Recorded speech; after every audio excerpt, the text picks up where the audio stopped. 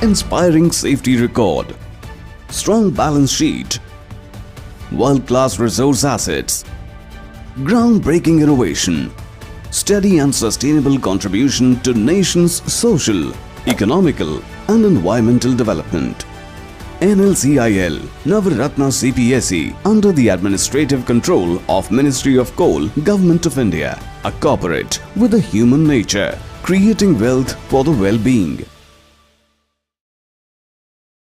Welcome everybody! My name is Jan Pomnishi, former world chess champion. Are starting a new course here for Chessable. A very special Chessable course. Master your chess with Judit Polgar. You know what? I learned a lot.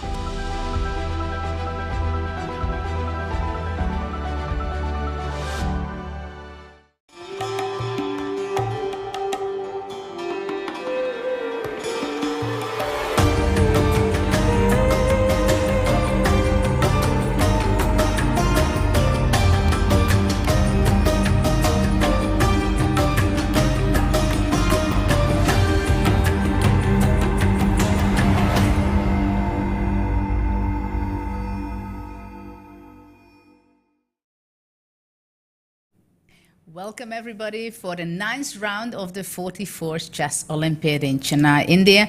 I'm Judit Polgar. I will be your host and commentator, joined by Mihail. As every day, we're going to show you the great games and excitement. Hi Judith, hi everybody. Let's have an interesting afternoon. Absolutely. We have a fantastic event, and we see how history is making here in Chennai, India, I think, at this Olympiad, because we have an amazing performer, Gukesh, for India too, who has a full score, and it's impossible to stop him. Let's see the standing of the 44th Olympiad right now here. Who are the leaders and what we can expect of today?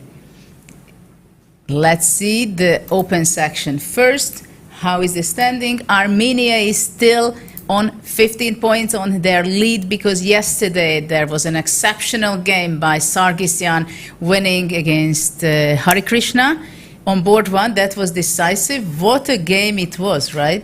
Yes, it was very slightly better for White after after the late opening, or let's say early middle game.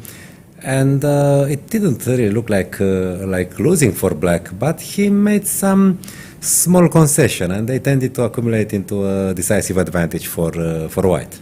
So that was an amazing performance by the Armenians. And let's see who are second and third. India too, with their victory yesterday, they won 3-1. What an amazing performance to beat the number one seeded in the Olympiad. Clearly, they are nearly 100 points ahead of everybody, but it does not show on the cross table now. India too is 14 points, together with the young team of Uzbekistan as well. They also have a 14 point for, well, right now this would be gold, silver and bronze would be right there, but we have still 3 rounds to go, and this is the finish line, which is the most difficult to hang on, to have your energy and to go on with good games, good performance. Then number 4 is Netherlands, together with 13 points. With Iran, also very young team, and Azerbaijan, finally they are there. I'm expecting them to play pretty well, because I know their team, they have youngsters, and also Mamedyarov, who is not so young, but more experienced than that. Always young. Forever in his young. Play. And then we have with 12 points, you see quite a few teams like India, Turkey, United States. Of course, they don't belong there normally, but they have to face the truth and reality. They do have only 12 points. Germany with 12 as well. Greece, Kazakhstan, Brazil, Serbia, Lithuania, and Peru. This is quite fantastic. And only after that, most of the European countries come, we can say. France, Czech Republic, Spain, Ukraine is quite surprising for me that they only have 11 points. Let's see the women's section. By the way, I think that Armenia, if they want to win, I think that they to win the Olympiad, they have to keep winning, because a tie, I don't think it favors them. For instance, India too is clearly the second tiebreak is clearly above them, so they have to keep winning matches with 2.5. Okay, 2.5 is enough. But this is getting very important, Yes. what you just point out, that if they have the same amount of match points, then there is the secondary calculation, which is a little complicated, and only the third one is going to be the board points, which would be quite good for them. Let's see what is the women's section right there. Also 15 points, but this time it's written India. They had a very tough match yesterday against Ukraine, and just about Vaishali could save the game. That was a very important save, because this way it was 2-2. yeah, it was strange, a strange match on the top boards. Indians were a pawn up, given away by the Muziciuk sisters without necessity, but okay, they ended in draws. And then Usherina had this ending, where she probably didn't play in the most accurate possible way. But then I don't know if she agreed to a draw just like this, or I mean, if she went for the repetition, or she was just careless allowing the threefold repetition. But anyway, she should have tried a bit, because it was important. I mean, Well, for sure, for Ukraine, it was quite a sad day. At least they wanted something more than that. They had to win. Georgia is number 2. Of course, they have their great image, the Georgian ladies. Ukraine together on the 3rd spot with Poland, Bulgaria, Kazakhstan, Mongolia, and only after that, on the 8th until the 15th spot, is Armenia, Spain, Romania, Germany, Indonesia, Sweden, Netherlands, and England. And India 2 has only 11 points as well. India 3 also has only 11 points. So today it was not only that we are going to see extreme excitement on the chessboard as round 9 Olympiad, but also there was a very special day for international chess, because at the FIDE Congress, which started from the 1st and it lasts until tomorrow, but today there was the elections. And we have a short coverage on that, how Mr. Arkady was re-elected. Number of voters 179. Number of not valid votes 1. Number of abstentions 5. Number of votes for the presidential ticket of Barish and Nielsen 16. Number of votes for the Volkovich and Anand 157.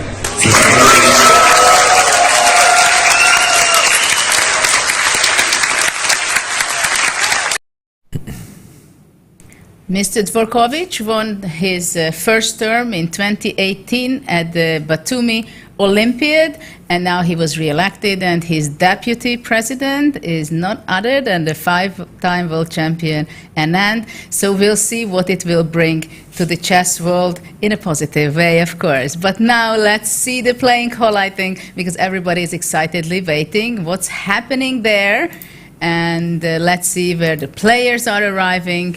And actually, they are sitting at the board already.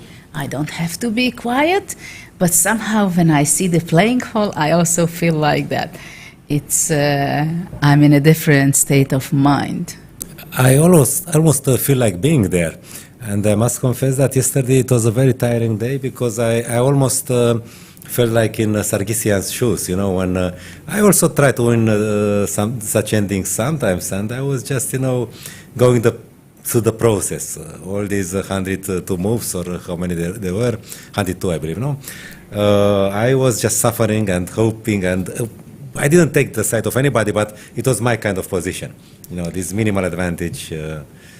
I can fully agree with that, because of course I have a big experience playing in Olympiads. Mihail as well has a lot of experience in playing the Olympiads. And we can recall it, even though I don't play. My last tournament of my career was in 2014 in Tromsø, the Olympiad. We won the silver medal with my national team. And it is very special feeling how it is, the atmosphere, that all the professionals on the highest level. Even Magnus Carlsen, the world champion, is here. Not to talk about all the rest, many of the top players like Giri is here, Aronian, Wesley So, Fabiano, and many others. At the same time, you will find also players who even have, I think, their first tournament taking place internationally, the Olympiad, representing their country.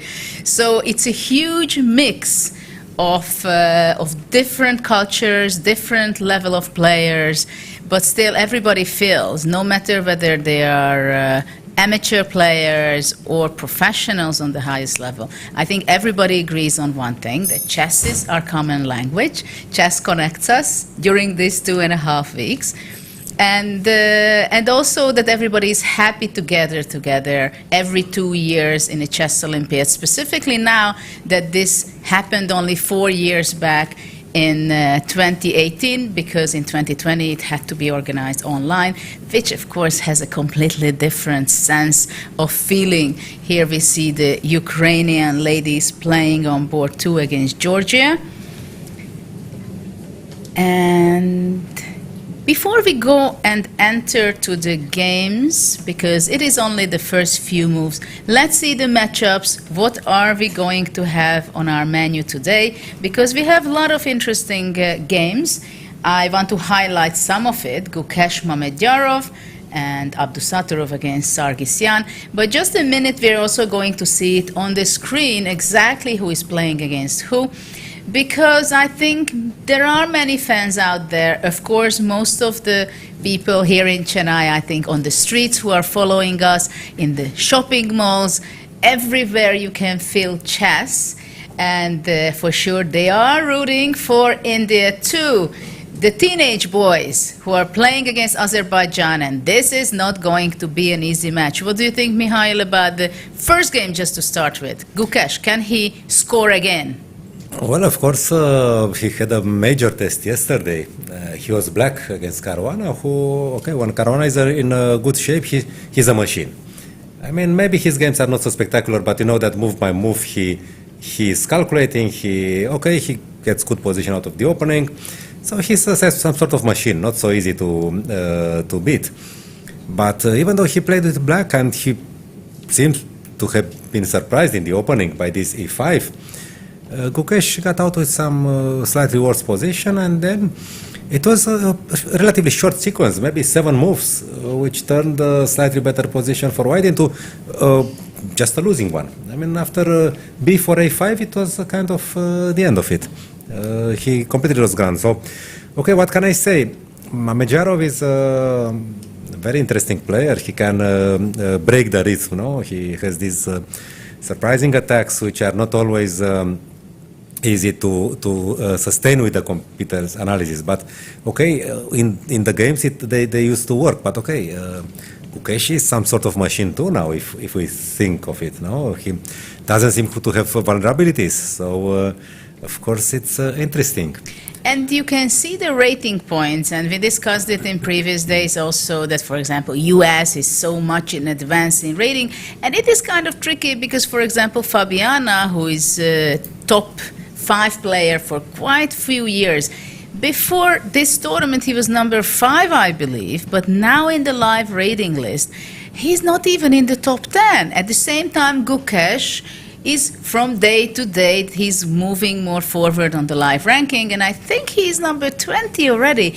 So the rating is misleading a little bit there next to Gukesh. I have the statistics here. More than 20. His performance, Gukesh, is okay. The performance is one thing. It's 3,366.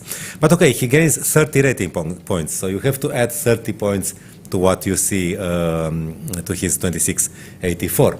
So and Caruana, his performance is 2540, and he drops 23 points. So that just to complete what you said.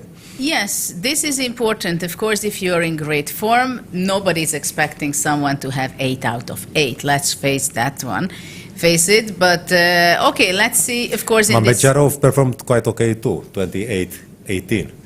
But okay, what is 28-18 in comparison with 33-66? Besides that, of course, psychologically already it's not easy to play with for Mamedyarov, because he knows exactly that Gukesh is a terminator already in this tournament, in this Olympiad. So it's a challenge. At the same time, you know that he is in incredible form. Yeah, well, but experienced players also, okay, it's a double, it's not one-sided situation, because Mamedyarov is experienced, and usually experienced players, they know how to approach games with younger ones. So, of course, the younger one, Gukesh has this fantastic shape. And it depends. You have to be tricky a bit. I mean, not tricky in a bad meaning. You but, should outsmart somehow. Yes. You should be smart in order to stop such a player. Okay. Well, it will not work by itself. For sure, Mamedyarov will have to do something about it, and he's playing with the black color. On the second board, Mihail is going to be playing. Actually, it's already started against Mamedov. Pragnananda is on the board, and Raunak Sadvani against Apsov. Okay, let's see board two, what we are up to. Uzbekistan-Armenia is also an exceptional, interesting. What a match is going to be. Uzbekistan, the young boys, Abdusattorov has an incredible score as well. 6.5 out of 8. He only Board lost one. to Gukesh. No, not against Gukesh. Hare Krishna. Against Hare Krishna. Yes, that was the only game. Yes. But now today he plays against the fighter of them all, Sargsyan, who won his game yesterday. With that, won the match for Armenia in 102 moves yesterday. Well, it's interesting because Sargsyan, okay, he had this slow start, only draws. He has these 2 wins against the big guys, Caruana and Hare Krishna.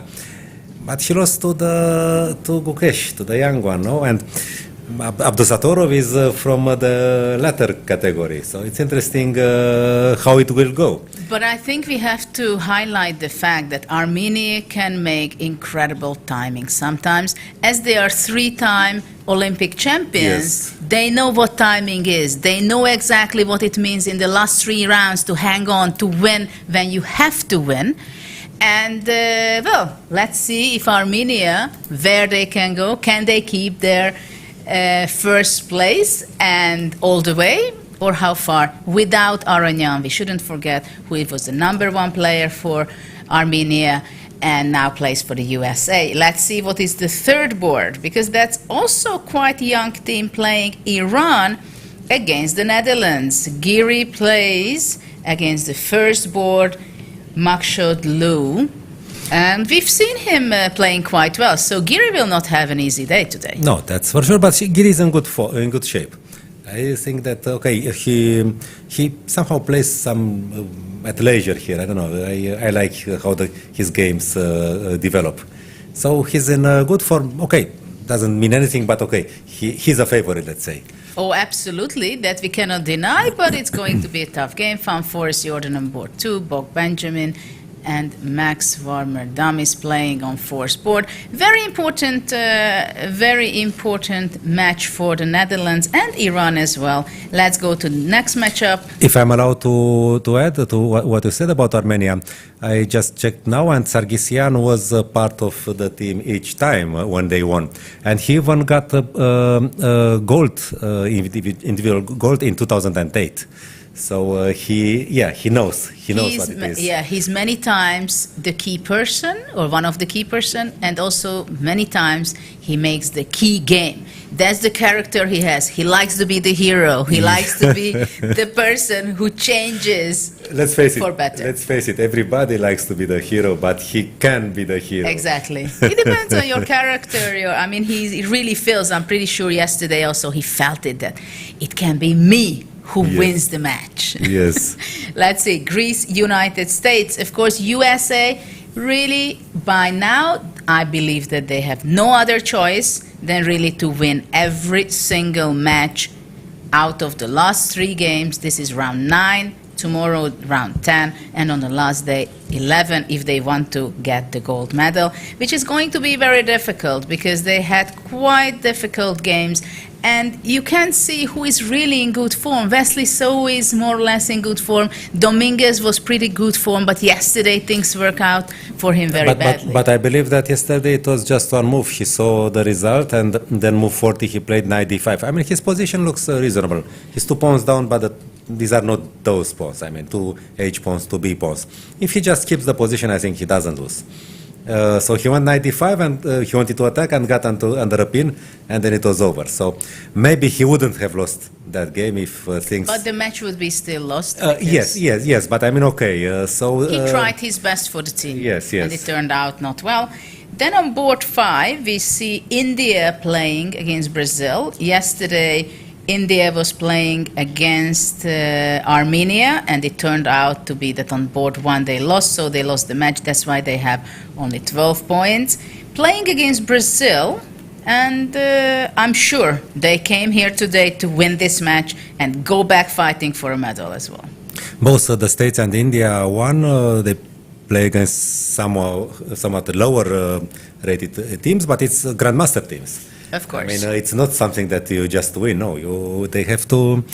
But of course, the Indian team, they were in good shape. I mean, they just lost yesterday. But the Americans, from the beginning, they seem to be. I mean, not the team. They are not balanced. Not the team. Softly. The numbers show. No, and Caruana was shaken, so they really need to start winning. Yes. Well, I think Caruana has worst tournament for 10 years. Yes, or maybe. One of the worst tournament of his life by performance, yes. And also some of his moves.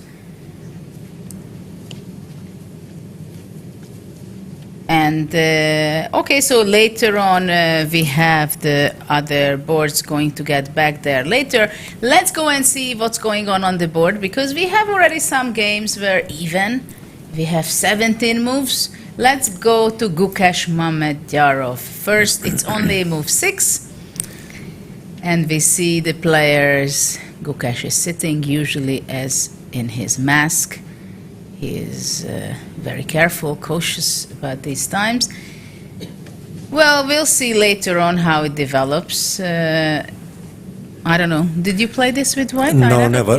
System. No, this is okay. E5. Yes, knight f3, bishop. Queen's gambit accepted. Bishop d2, bishop d2. Takes. So black wanted to have a direct piece contact at an early stage. But of course, there are no big tactics. There will be just some exchanges, and white will have kingside majority, which in the middle game can lead to can offer some attacking chances. In the end game, of course, you may prefer the queenside majority, but we are in the middle game. Yeah, okay, we are not out of the opening yet, actually. So.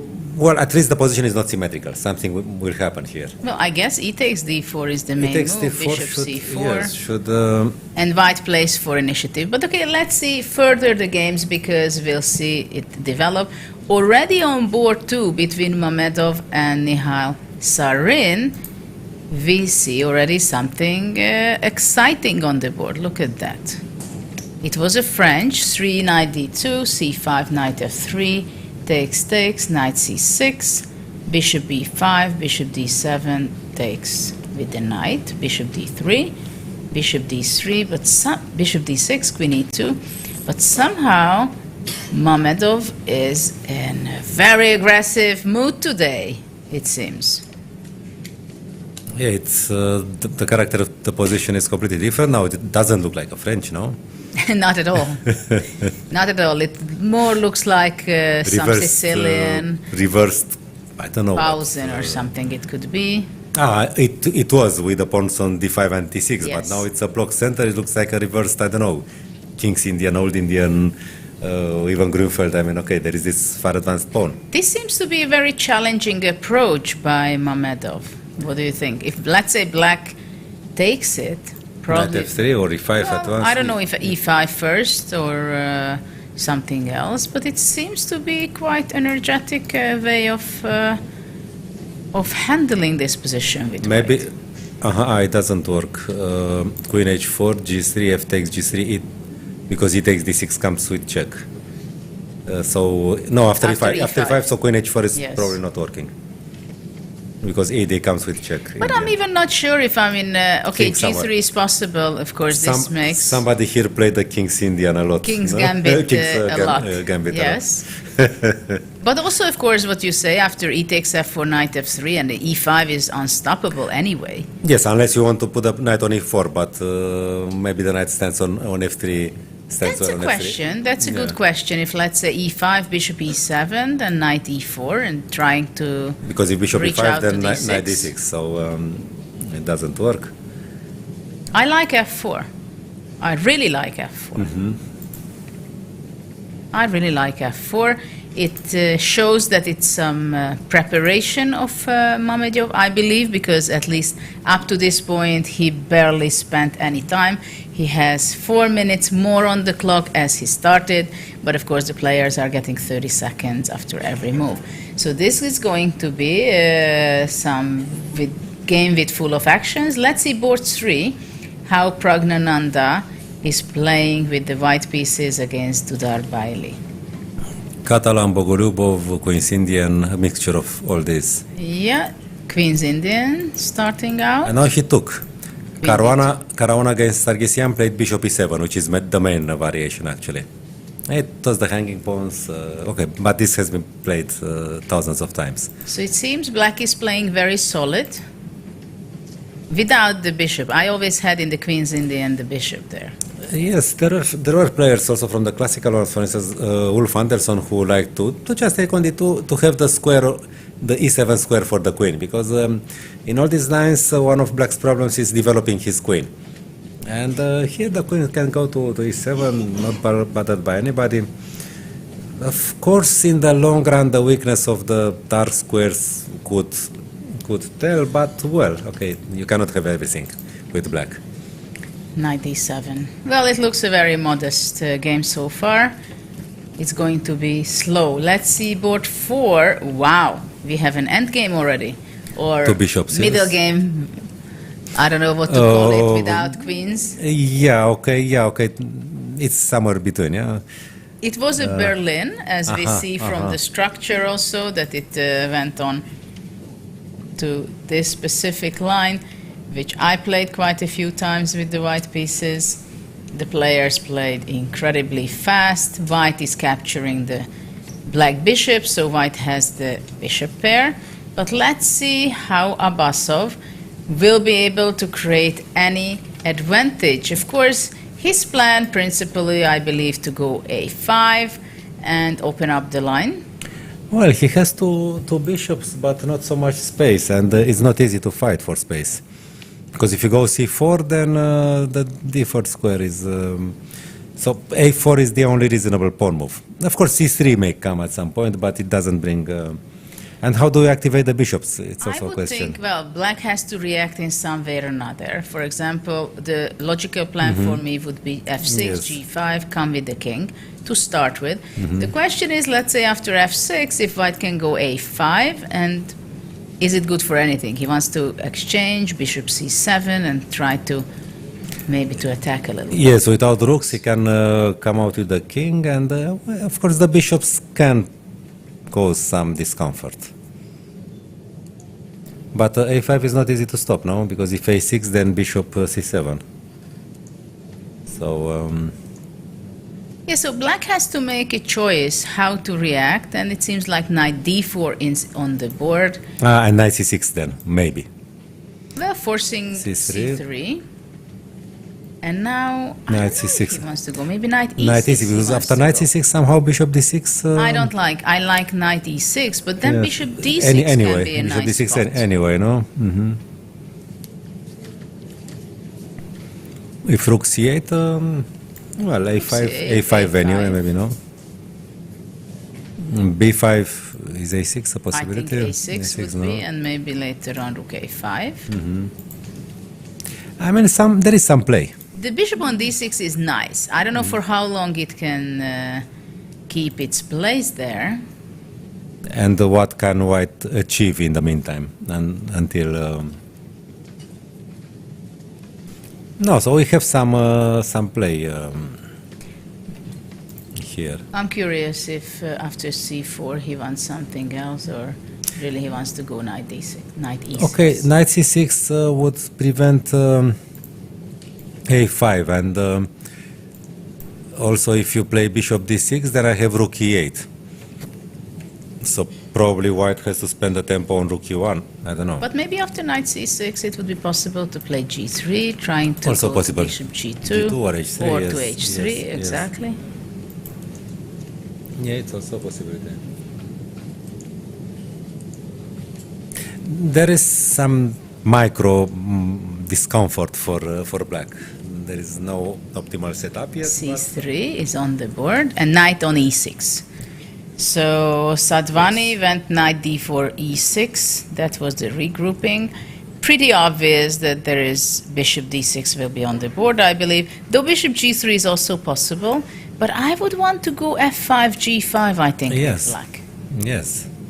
But if bishop d6, I would also say that maybe black should play maybe very quickly rook c8, rook Yes, rook c6, c8, a5, rook though c6. bishop b8 will be the Aha.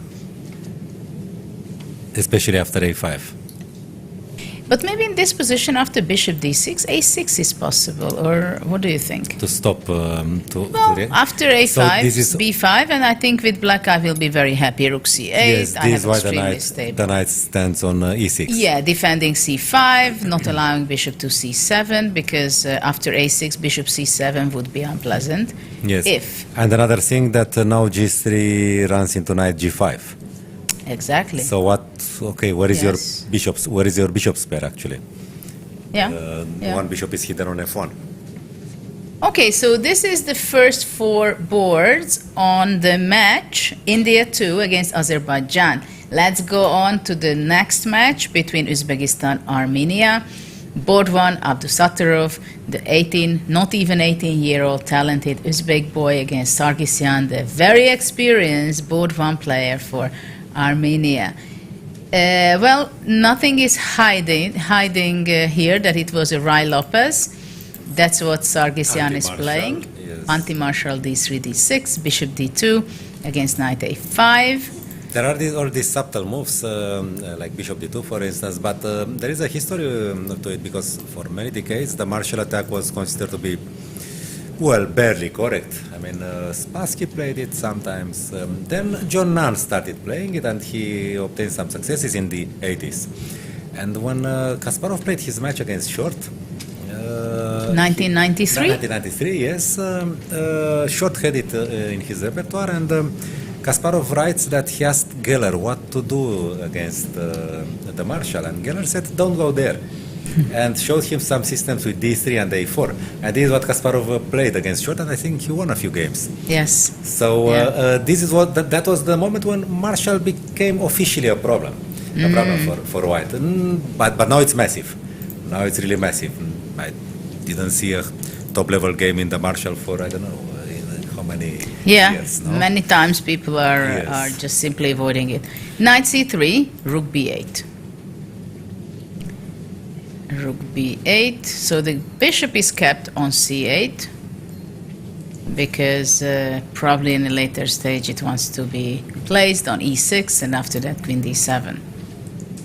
Yeah, the bishop on b7 is not really so active.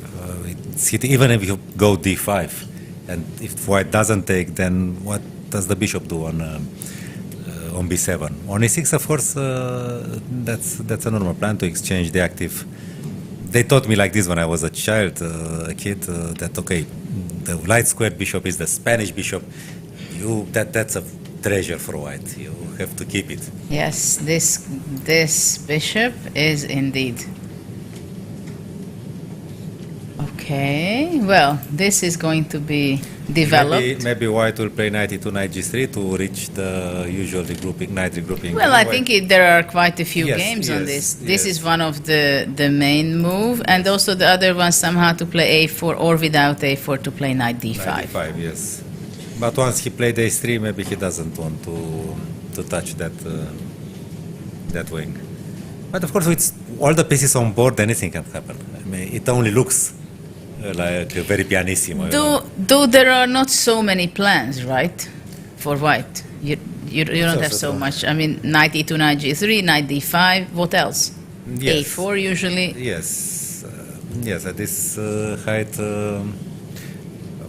I would play knight e2 probably. Knight e5 somehow simplifies, but okay. everything Okay, is we'll possible. see. Board 2, Malcolm Young plays with the white pieces yeah. against Yakub Boyev. Oh, this plan with h6 and d4, knight h7. classical King's Indian, and after castle, Knight h6. h6 now. Okay, because I know the plan knight bd7, queen c2, and then h6. Okay, that's a very old thing. Not h6 at once. Actually, this is Unexpected move. not so common, I would say. If back 20 years ago I would play something like this, they would look at me with strange eyes. I must say, I tried different moves myself, like queen e8, but of course the main move is knight c6, the classical. But knight a6 is also popular, knight bd7, c6 even. But yes, h6 without defending e5. Well, takes, and the good thing is that there is no bishop g5 here, so it makes sense. After knight e5, knight e4, this is the classical reaction if someone takes. Knight d5 probably a reasonable move, but h6 seems to be actually a pretty good move in this setup. So it d can takes be, e5 yes. cannot be so good. Yes, because yes. it's the most obvious. Yes. And he wants to provoke white to release the tension by playing knight h7, knight g5, exchanging. I mean, of course, after h6, white is not going to play d5 because that will give immediately the great opportunity for black to, that h6 was a good move, black goes h7 or h5 with the Yes. knight and then f5. So white has to keep the tension. He played rook e1 with the white, knight d7, bishop f1, knight h7, and after bishop e3, knight g5, eliminating the knight from f3, allowing to have a double pawn. But okay, in principle, if black, for instance, manages to take on d4, play knight e5, g4, you would have some nice blockade on the king side. That's That's- absolutely. So in terms of plans, it is very coherent. Okay, he lost some developing time, so that's the question. That's the strategic plot. Is it will he be in time to consolidate and reach such a position? And of course, if d5, then I think that the double pawns, even then, they should be okay. d5, f5, followed by g4. Oh, yeah. I Oh, mean, yeah. and if f3, then okay, there is always. Well, then knight f6 later. I don't know if this is possible. And knight f6, h3, and then h4 is very hardly. Yeah, that's possible one to make. limitation. That's one limitation with the double pawns. Yes. So this is the position we can say that white would be playing for this kind of. It's one of the possibilities, but I don't know. Maybe there is some g4 sacrificing a pawn one move earlier. I don't know. Or here, maybe now to force him. Yeah, to but take it with- seems like it's just maybe we call it a sacrifice, but I would call it a pawn up. Well, Sorry that's- about that. that's I my understand. question. Yeah, that's my question. I want to. Yeah, if black can go somehow with f3, that would be important. Yes. Well, that was my question because I know I have been playing the King's Indian and. But we can say that the Uzbek team is very young, very talented. They have a coach and a captain, Ivan Sokolov. Maybe once we can have him in the studio, it would be nice to talk with him. He could be telling us more things about their players and what are the prospects of the Uzbek team. But let's see if we can get him. But we have a few moves. No, knight g5 and white is on move. Okay, let's see on board 3 what's going on between Uzbekistan and Armenia. I'm sorry. Apparently, there was a game Pragnananda against Urazaev, who I think is from the same country, no? As so maybe there is some specialty of the. If we go back Yes, for the previous game. yes. Maybe this h6 they analyzed in Uzbekistan.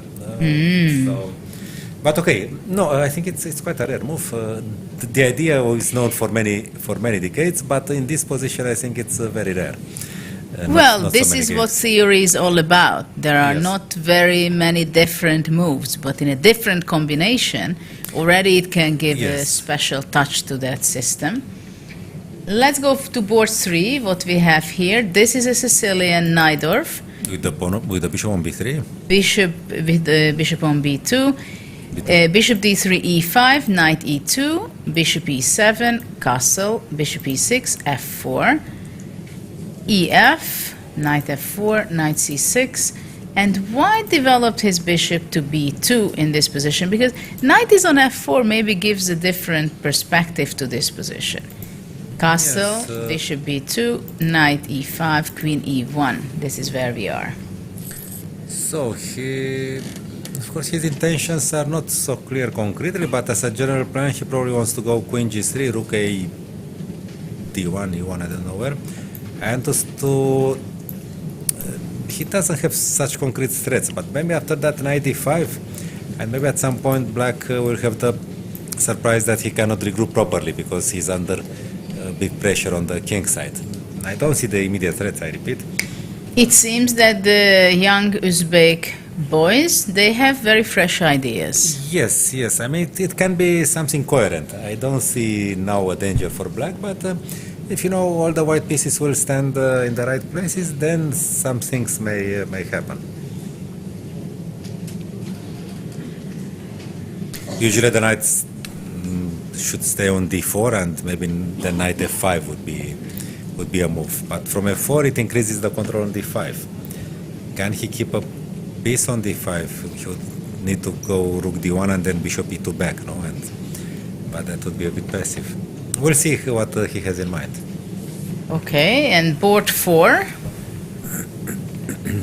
We see again a Sicilian. And the knight is on d5. And the knight is on d5. This time it's bishop e2 was played. Knight b3, the classical way. Queen d3, the place for the queen. Bishop e6, bishop d2. This is a strange move. That's interesting. It almost looks like an anti-martial, no? With the bishop on d2. Yes, strange. What do we have games on this? Bishop d2. So normally it should be on g5. But for now it seems that white is going bishop d2 for the idea that after knight c6 he has knight d5 and the b4 square is taken away by the bishop.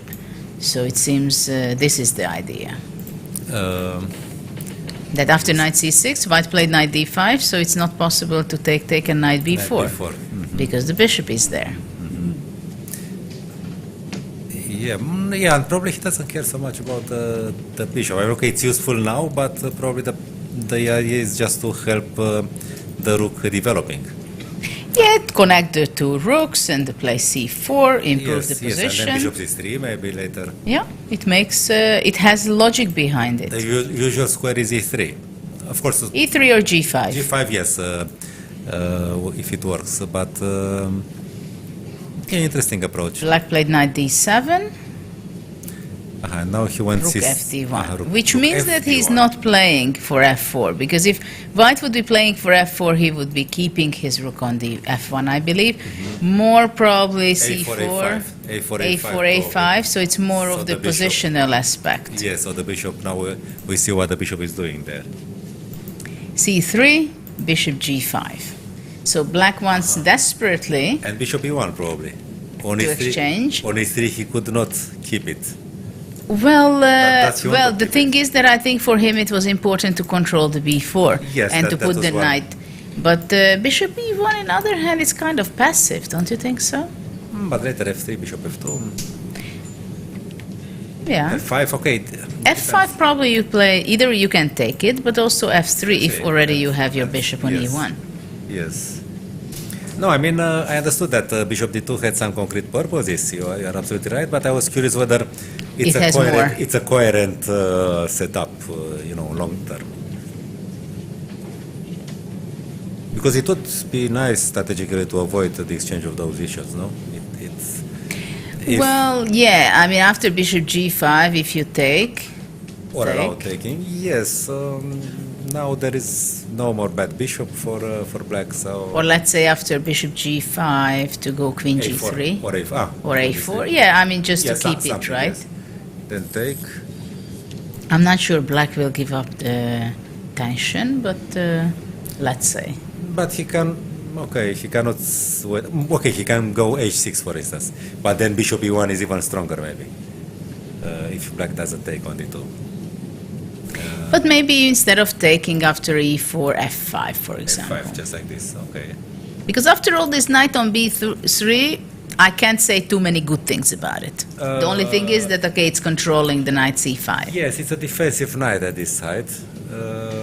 But In the long white run, it needs- would be much nicer on c4.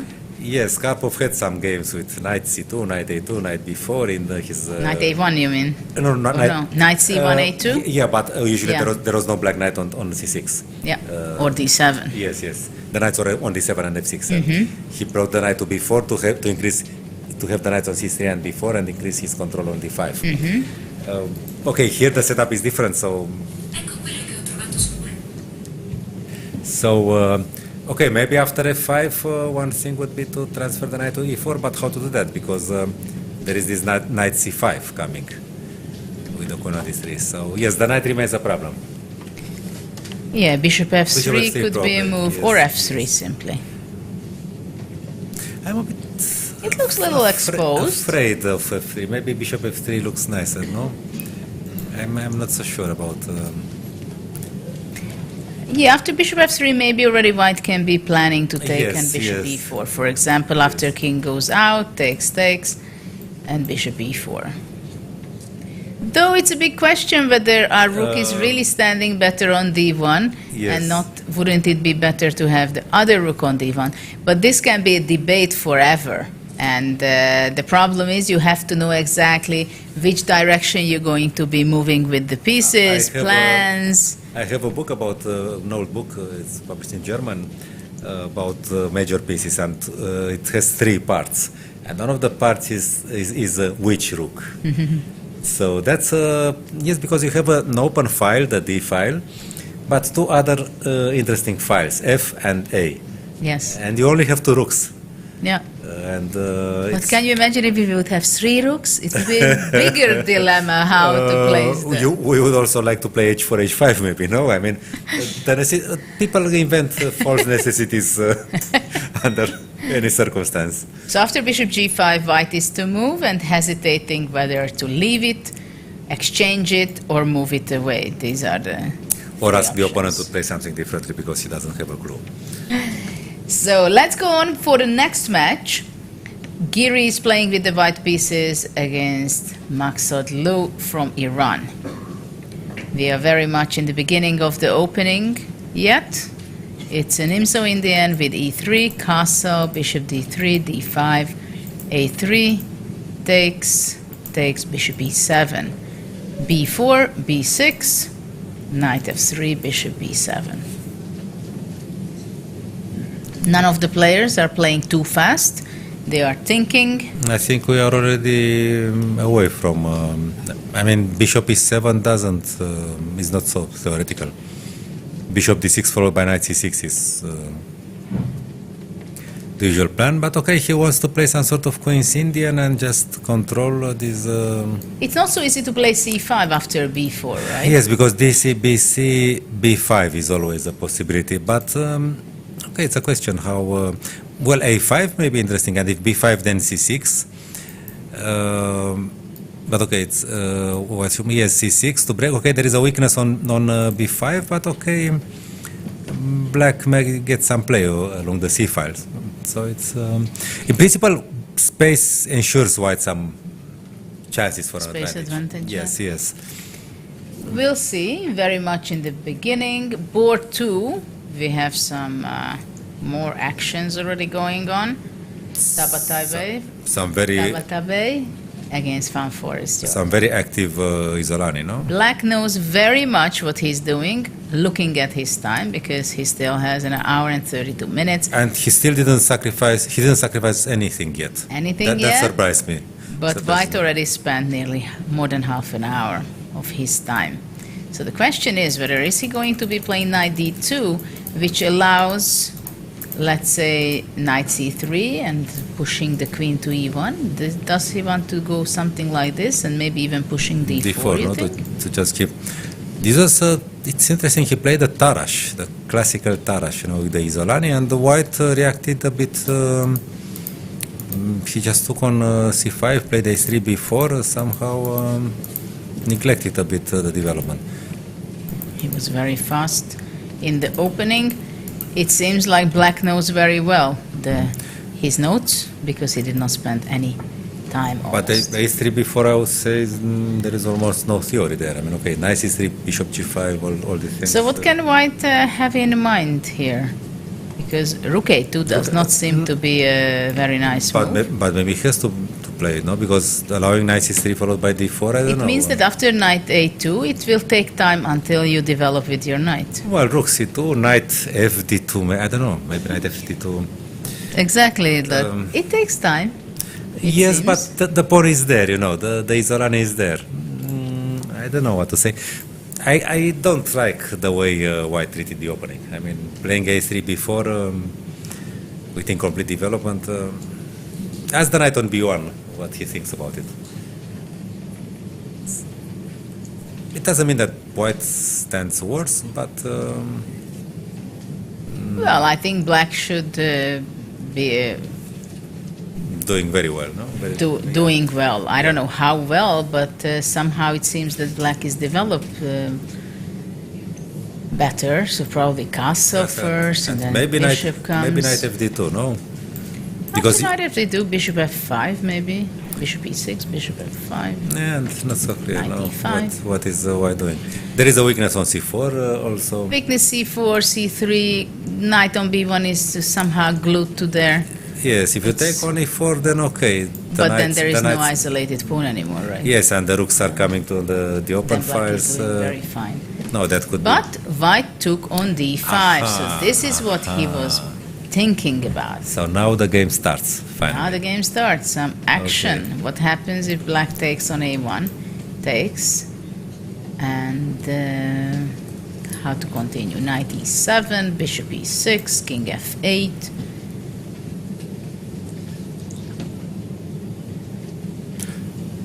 So we hadn't noticed it, but black kind of sacrificed the pawn anyway. Actually, it's not a pawn sacrifice because he attacked the rook, so white is sacrificing, but... white is sacrificing material, yes. No, this looks, of course, different than anything we had been looking at. Because probably if knight e7, then knight d4 could be.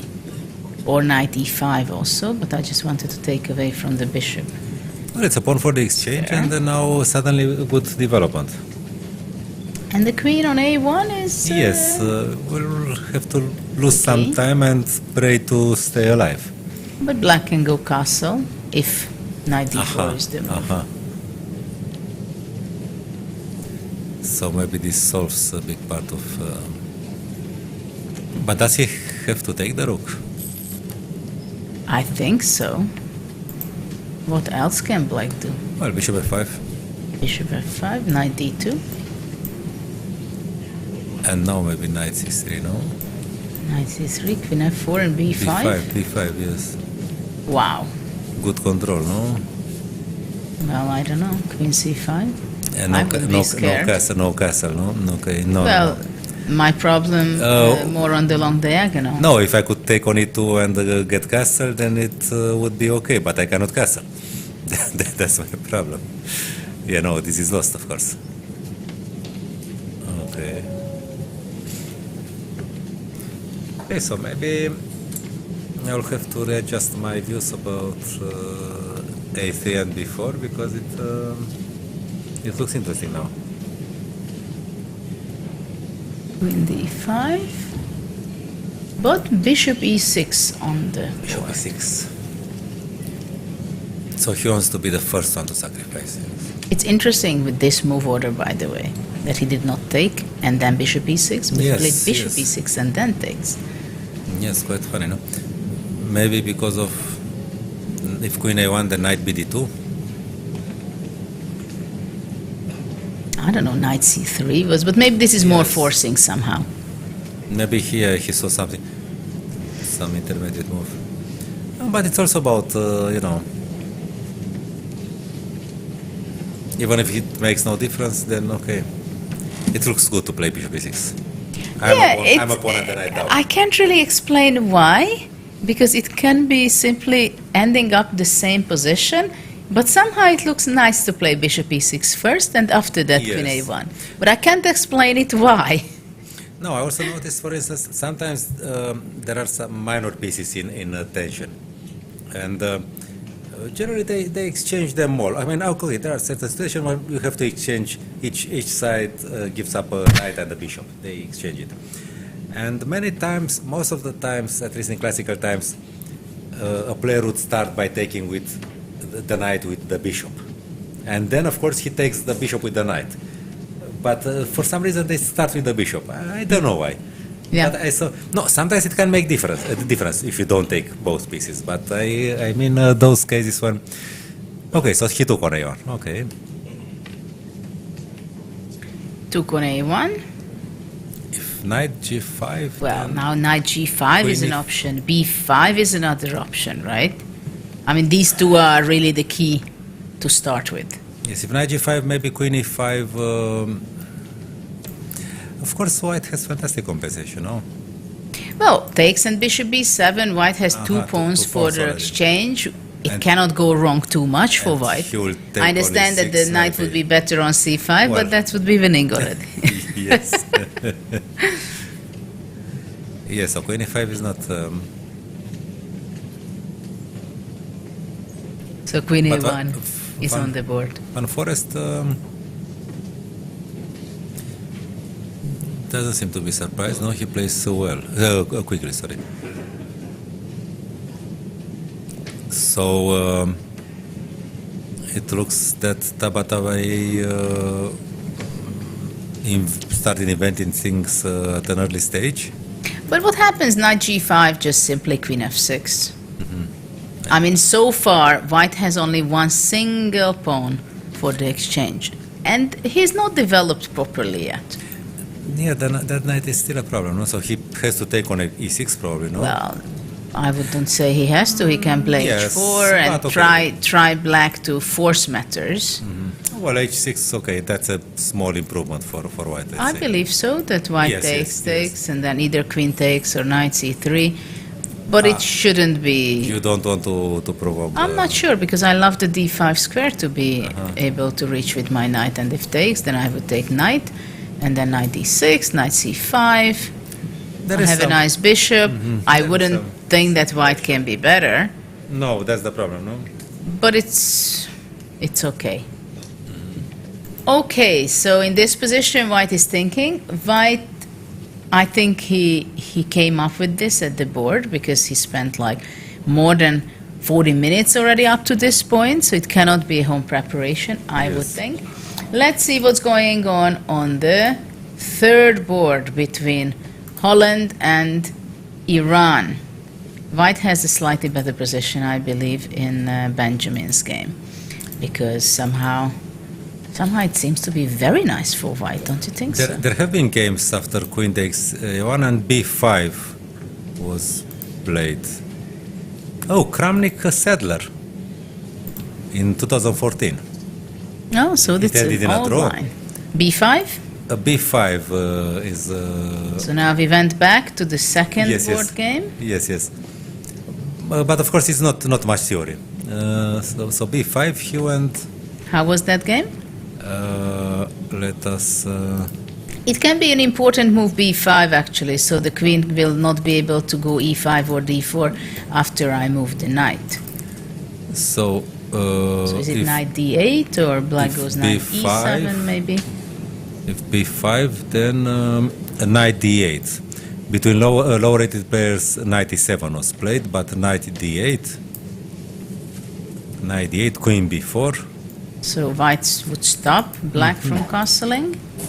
Queen b4, okay, I'm just still following the game. Queen f6.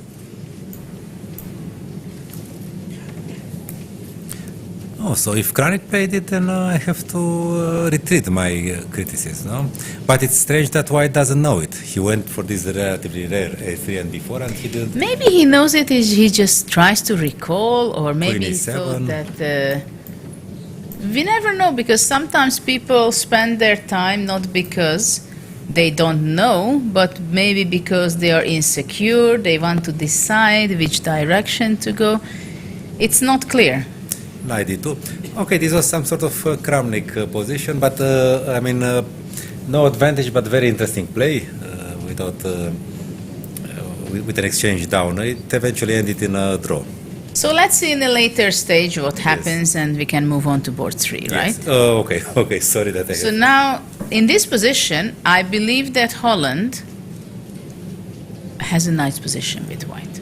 F4 will be coming, I'm pretty sure. I'm a bit worried about Black's development.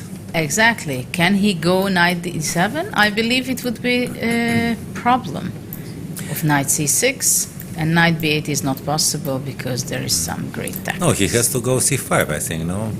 Oh, this tactics, you mean? Okay. So I just want to point out that Black has really problem with his development. No, c5. he If has to go. c5, which is the logical way, and only after that Black can go to develop, f4. Yes, somehow something looks a Something seems slow for Black. yes, and not so harmonious. It's what was it actually? It was okay. It was h6. It was the Queen's Gambit with h6. I knew there is a Queen's Gambit with a6, but now h6 with the bishop Some on c1. prophylactical move already Yes. in move 4 against bishop g5. I know that a6 is popular. I don't understand why, but now I see h6, bishop f4, and now bishop d6, because otherwise it would be just a tempo down with respect to the bishop f4 lines. So thanks. Well, we see once again this idea, no, exchanging the dark square bishops in order to achieve some freedom for the queen. But it was the bishop before bishop takes d2 line. Yes, mentioned. takes. And now he goes for the Tartakova. I thought it was a Tartakova because they exchange pawns and pieces like this in that case. And now he has to go c6. That's a bit sad. In the Tartakova, usually already have the pawn on c5. So it seems castle, rook c8, and knight occupied the e5 square. And now c5. And now Black is thinking. So c5. c5 doesn't threaten anything because of mate. Yes. I'm also worried because I don't know. Well, the problem for Black, he cannot go knight d7 because it's losing a piece, right? Yes, okay. It's also that. I don't see a future for the knight. That's the problem. And then knight a6 is not possible. Knight c6, I don't know. Looks. Knight c6, bishop a6. Ah, no, bishop a6, knight b4. Doesn't work.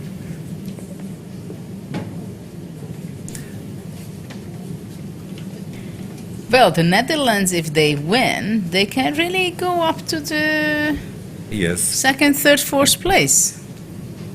Yes. So They are one of those teams which could achieve a medal if they keep winning, no? But well, many of the teams, if they would win 3 out of 3 in the last 3 matches, things would be another story for them. I think that the teams with 12 points, maybe, no? 12 match points. I think. Even those, they can win easily With medal. 12, yes. And Those with 11, I'm not sure if mathematically. those who have 12 is Peru, Turkey, Lithuania, Brazil. So there are some countries which normally, usually, in the previous Olympiads, they could never think of really getting a medal. But we shouldn't forget that China and Russia is not part of this Olympiad. So this now makes is the it. moment. Now is the year when you should Exactly, take a medal. Yes. exactly. So this is a huge chance for many of the teams who would not able to dream even of a medal that much, because there are quite a few such a strong team. We could But also now, add the fact that the states are not performing at the, because I mean, okay, with the states, if you see on the initial list, we said, okay, the first place is taken. yes. Don't think about it. Actually, to tell you the truth, I also thought that US should really win, because there was such a big gap between in rating that in so many games it should be inhibiting. No, I mean statistically. Yes, statistically you know it should that be, going to right? lose against them. Yes. Yeah. You're going to lose. But the problem is when a 27 or 2800 person is in bad form, then they are bad form. So they're really going to be playing and drop their level in the games. And if you play against hungry youngsters like Gukesh, Abdusaturov, then the Iranian board number 1, Maksudlu, so or the experienced Armenians. or Sarkisyan. Yes, I mean, you can, if you're in bad form, you don't know. Maybe you play against a much lower player, then still things can go wrong. Yes. Okay, so this was board number 3, and let's go board number 4 of this match. There, we don't have the queens on the board because it's a rouser. Long castle, bishop d7, f4, bishop e7. Did this come from the knight or from a border? Because I used to play like that when I was young. Yes. Yes, it was. Yes, I used to in the Najdorf. I didn't like the big theory with queen b6, so I went for knight c6. Okay. In principle, exchanging queens favors black in this structure. After f5, he went h5, king b1, knight e5, knight e2, knight c4, queen e1, and now queen a5 was offered. The only thing is that this loses some time, because the knight will have to return it to play. But in principle, the queen exchange makes black's life simpler. Easier, yes, right? So it favors black tempi. normally. Yes, it favors black, but he lost a few tempi, so this may also count.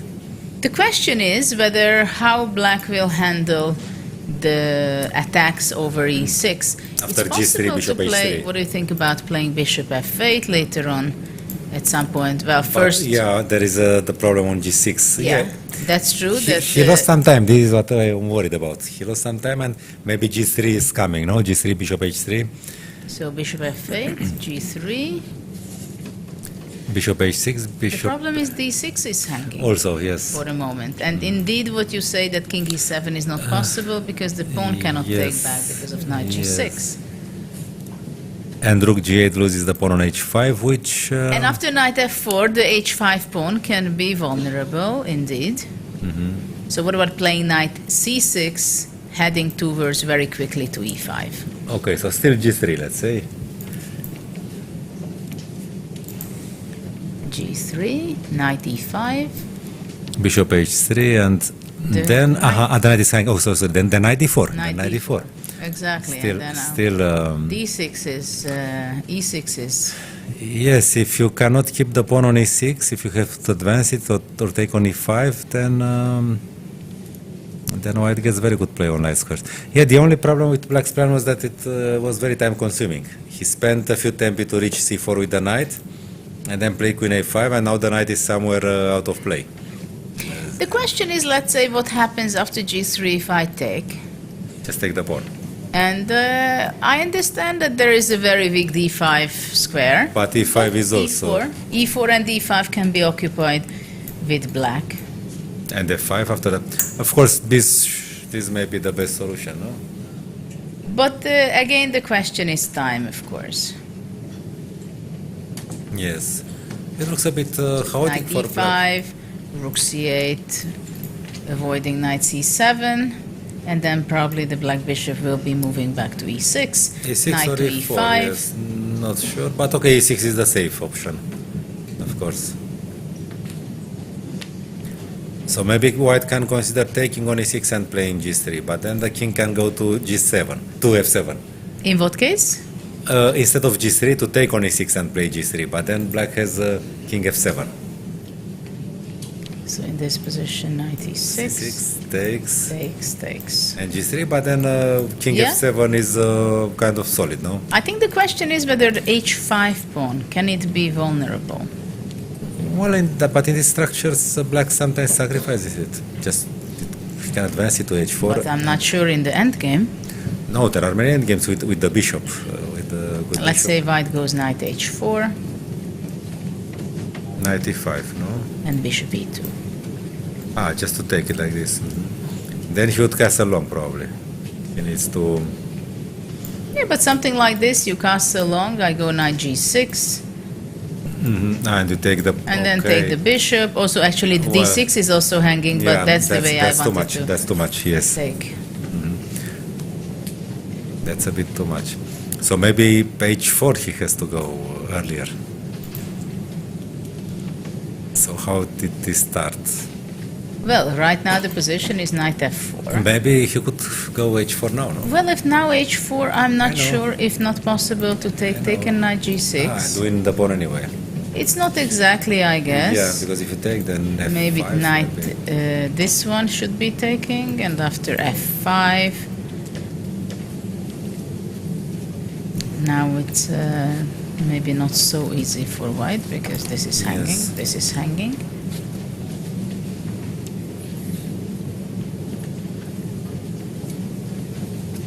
So black has to try to maintain his static stability, but also to find some dynamic things. Well, I think time will be a very important Yes, factor at yes, this point. yes. He has to do it in time, everything. So let's see, what about h4? Because that's important for black if he can manage to keep this pawn. Though after h4, maybe I would go bishop d3. Let's say. So maybe rook h6, maybe go- rook h6 just to... But I want to you go want to g3. Mhm. That was your idea, okay. I'm not sure it gives anything. h3 loses the pawn. If I take, then of course the h file can be a bit of a problem. So rook h6 may be too slow. I didn't understand your idea. Okay, let's go for the next game because we have so many interesting games. Let's go on Oh. Fabiano's game. He played the Sveshnikov against Greece #1 player, Master Vasilis. And it's quite some sharp position, no? White has this light squares, but okay. But this is all theory, I believe, still. I think it's heavy I think theory, it's, yes. Old theory. Yeah. It's some sort of old main line. Yes, it's somehow the classical. White just exchanged the pair of knights on b4.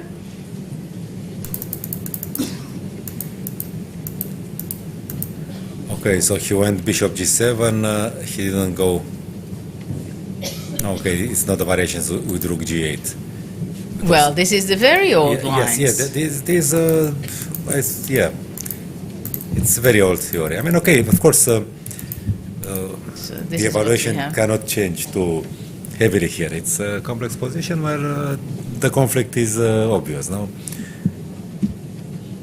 Black has some weaknesses, but if he somehow starts putting his pawns into motion, even by sacrificing one of them, This is the big question of these lines, right? Yes. Well, for now, actually, knight e6 is threatening, knight b6, knight c6 is threatening.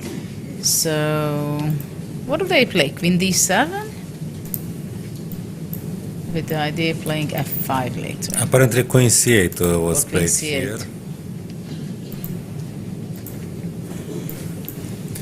Just to keep everything under control. Maybe not the best square for the queen, but okay. Bishop g4 is something to be taken into account, just in principle. But you'd like to play a5, no? a5 and then king h8, rook g8, something like that. Queen c8.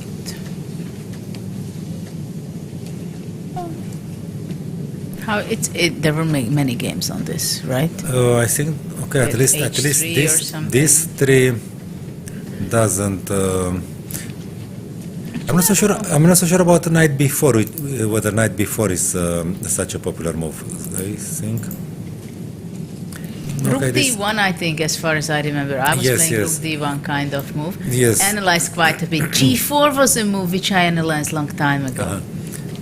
Also, what a nostalgic position. Yes, yes. I think that knight cb4 is somehow less. Less ambitious? Because after No, queen no, c8... no. I don't say less ambitious, less common.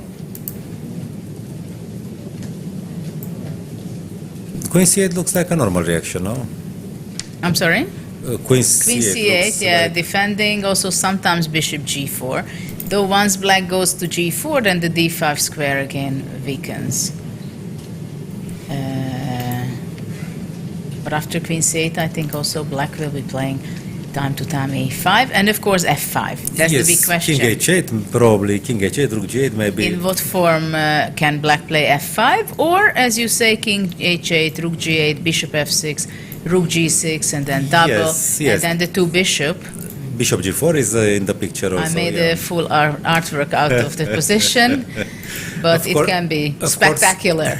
White can also think of a4 and also g3.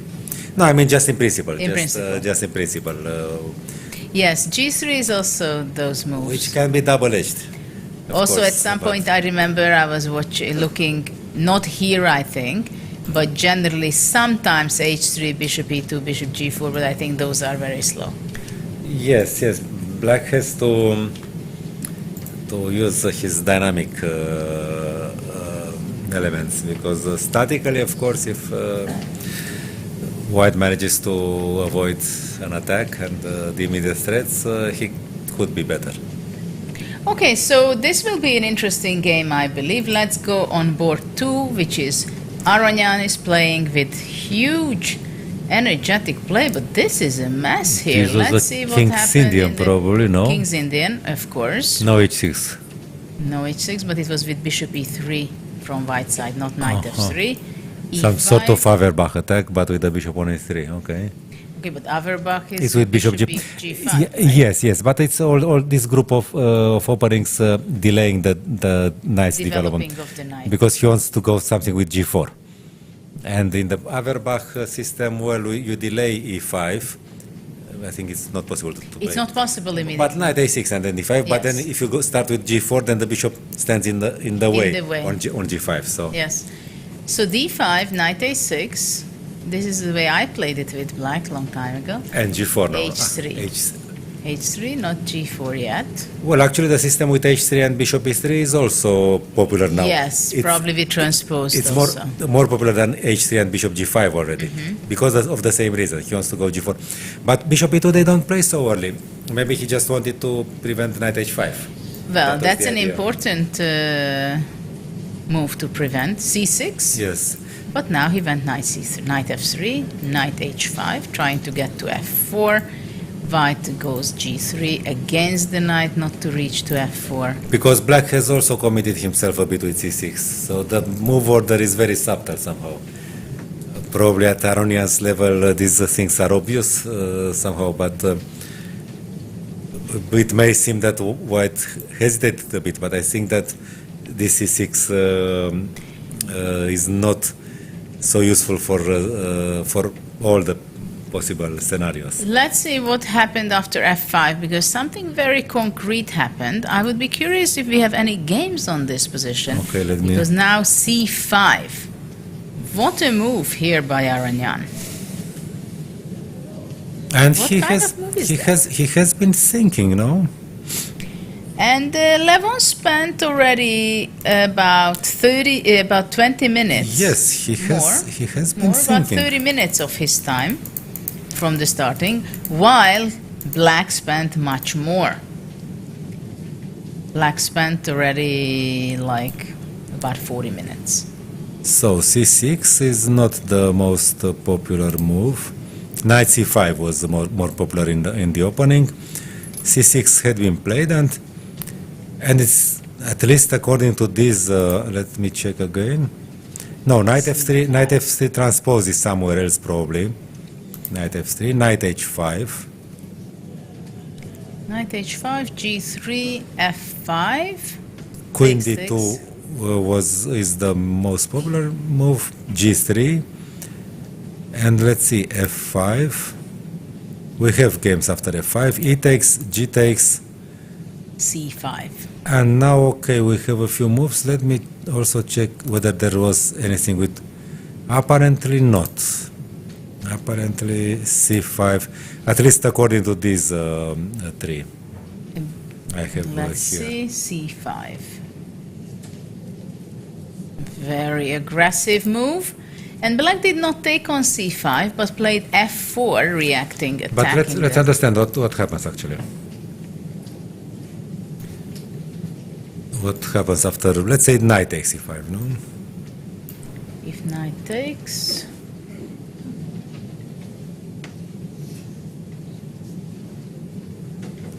Is it something with knight takes E5 at some point? But well, I think it seems like black had several options to try. you know, I think this is the Aronian kind of position with But maybe in this position, white just wants to take on C6 yes, and okay. free the square for C4 for his bishop. So if black would take, I Let's think say it would be takes. simply lost. Because takes, check, rook d8 and knight g5. Aha, or exchange queens and knight G5. Okay. Exchange and knight g5. Okay. This I can understand. And well, black has to go rook f8. But maybe, yeah, is it probably really check, winning, no? check and okay. takes. We can continue taking, no? Well, that's how it seems so. I don't, we're not sure that the position is so one-sided, no? Let's say knight e5, king h8. Yeah, it seems like maybe there can be some chances. I'm not sure. Maybe I should be going back and somehow And take. exchange. Yeah, but the bishop on d4, of Okay, course, let's black, say takes, black has the bishop weakness on e7. f4. I don't like the weakness on f5. But okay. Well, this is not clear. I mean, black always has some play. I'm not sure if it's enough or not, but there is some. Rook c8, maybe, no? The bishop c3, bishop yes. c3, yes. No, this looks a little shaky. Yes. I would probably not take on c6. Maybe just give it check. King goes out, knight d6. King goes back. And maybe just make a long castle or something. Yes, strategically it looks pleasant for white, but okay, the It bishop looks on more d4. pleasant for white. Yeah, the bishop on d4, that's the... Okay, but let's see how they played, because, okay, I can also understand black's reaction. f4, after all, you can only play with the bishop on e3. Well, after c5, f4 was played. Yes, you can play this only with the bishop on e3, because otherwise g4, so I can understand him that he wanted to carry out his plan until the end. And g takes f4. Knight and takes knight f4. And rook g1. Each player knows his plan. Rook g1. Nobody cares about c5, no yet. And now black finally took on Yeah, c5. this is a funny Yes, I mean, pawn. the pawns are there already for a few moves and nobody cares about them. Black took knight c5. Finally, after all. yes. And now b4. Oh. And black played just like knight this. cd3. So this is a really complicated game. If bishop takes, black, I guess, wants to take, rook takes f3. I mean, this can be also a huge advantage for black. Yeah, if white doesn't have something concrete. Well, first of all, black is a pawn up. I mean, he doesn't have to prove that much. Queen e4, let's say. Queen e4 looks, sorry. Queen e4 looks pretty strong, I must say. So if rook f7, let's say. Rook f7. Well, white sacrificed the pawn. Well, he can retrieve it with dc, but I'm not sure this is what he wants to do, no? It doesn't seem right. No, but I mean, okay. What about bishop h6, let's say? Queen f6 probably he has to play to just... f6 takes. takes. No, no, no. You have queen f2 Oi, and oi. I blundered, so I So have to rook, start rook with G7, rook G7. yes. Takes. Maybe the king, no? Also possible, I believe. I like the queen on. Because you want to go bishop f5. Yeah, somehow yes, and the king goes to h8 anyway. Looks quite okay. Knight bishop d3 was taken. Knight takes d3. King d2 can be a possibility, but I don't have a good feeling for white's position at all. Maybe there is something very subtle that we are missing because. Takes. I mean, the extra pawn is not so important, but I mean, black is not struggling to retrieve any What material. about queen c4, let's say? Queen c4, okay. Or queen c4, or takes on c6 immediately. Okay, so I would take, no? Well, the thing is that if you take, I want to go queen c4 check. King h8. And let's if you say. go away, then queen c6, and now double the rook. No, bishop b7, okay. So I have to go rook f7 then. Whenever you. So on bishop queen c4, rook f7, but I think now it's kind of tricky for black. Because it seems like things are falling apart. But bishop b7, no? Still. Bishop Queen b7, queen is e6. 6, and there is no queen f6. No time for There queen is a f6. problem. That's true. So let's say go So back. it's something very And dynamic, what happens yes. of queen d takes e6? Maybe he doesn't have to react, no? To this provocation. Well, there King are h8, quite King h8. some threats. I But must queen say. d5 is a threat, no? Queen d5 is a serious threat. Well, but maybe I take on e3, queen h4, then develop. I don't know. It can. I don't know. Maybe queen e4 is more powerful. But rook f7, then no. Yes, but there are some weaknesses, right? The weaknesses are mutual. I mean, and okay, black's weaknesses on light squares maybe are not so relevant because there is a bishop and there is no white bishop. And the knight will be blocking on d5. If queen d5, then maybe rook e3, no? In this question, in this position, maybe rook g7 Of course. And Takes, bishop takes, h6, okay. Check, takes. Yes. I was thinking of that one move earlier, but it's of course much better to do it after taking on c6. Yeah, now it's a an much extra better tempo. version than It's an before extra because tempo, still yes. white is having his pawn on c6. No, this is dangerous. Well, so maybe this will be a very interesting game by Aronia, no? Well, queen d3 is on the board right now. And rook f3 also, so we'll see how Aronian will be reacting, because I believe rook g7 would be not so dangerous. No, for it's black too early for it. yet, because takes, queen f3. Well, still, we have to think what to do with black. Maybe queen g5, no? Queen f8 check, there Queen will be a F8, possibility, okay. so I'm not sure if black Maybe is king h5, worried or not worried, because after queen g5 also knight e4 possibly. They cannot take the rook. Okay, I will get mated. But queen f4 then. This would be a nice mate, Yes, yes, I agree. which of course, well, queen g5 also. Queen g5 but was not bad either, but this is a a nice perfect mate. Yes. So after knight e4, But queen f4 maybe. queen no? f4 takes, and pretty drawish, I must say. Maybe black is better because this is Yes, and the bishop is active. Yes. Oh, long castle. Okay, but black doesn't have problems. I think no. What do you do? You mean development now? Takes on d5 probably. Probably. But then you take with the rook. Rook d6 will come. Some initiative this still, is, no? but still after this already black can take on h3, I think. And then. So black is having a good time. So after rook f3, Levon is thinking. So something And let's with see what he's going to be DC doing. probably is the most. Let's see what's going on board 3. Maybe bishop e6 after DC. I don't know. Where? Maybe after DC, bishop e6.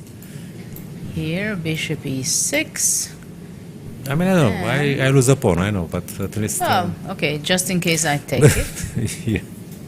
And then what about queen e4, let's say. Queen e4, I have to go rook f7. Though it's a question whether I can go rook g7 again. I mean, takes. And you defend Pawn it defended. just by... d5 you can do. Or queen g5 anyway, no? Or queen g5. But after knight e4? Queen f4 and I don't retrieve it's the pawn. I don't... Yeah. It's hanging there. Not easy to... I think bishop d6, bishop e6 must be, well, that's not a good sign, let's put it that way. Yes, no, I wanted to... I would go e4 in some way, but Maybe. but with such a king, it's impossible that g4, e4 can Rook go. takes g7 followed by bishop h6 is a permanent threat. Yes. And something is missing in the black position, probably the knights, no? A knight would be good to keep... Okay, so let's go for the next game and see what we're going to come back to this. Okay. Board 3, Vasily So is playing with the black pieces. I like it. I think pretty good position he has, very positional. It was an IMSO. Something on knight e2. Let's see what is this position. Queen d6.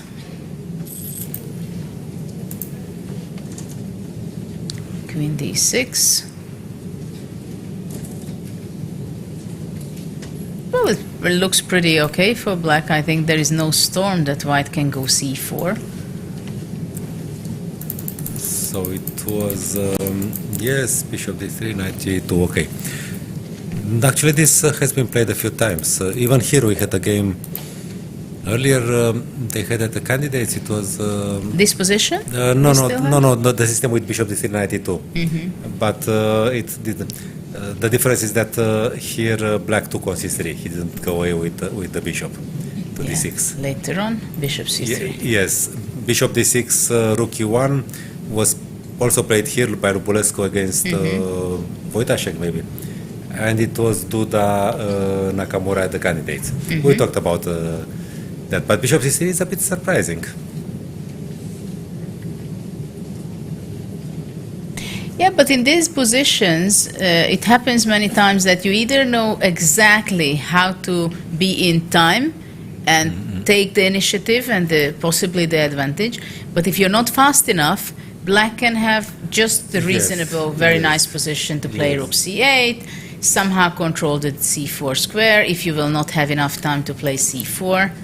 Somehow, I mean, okay, from what I remember from the times I was playing this kind of thing with knight e2 with white, the knight on f4 is not doing much now, is it?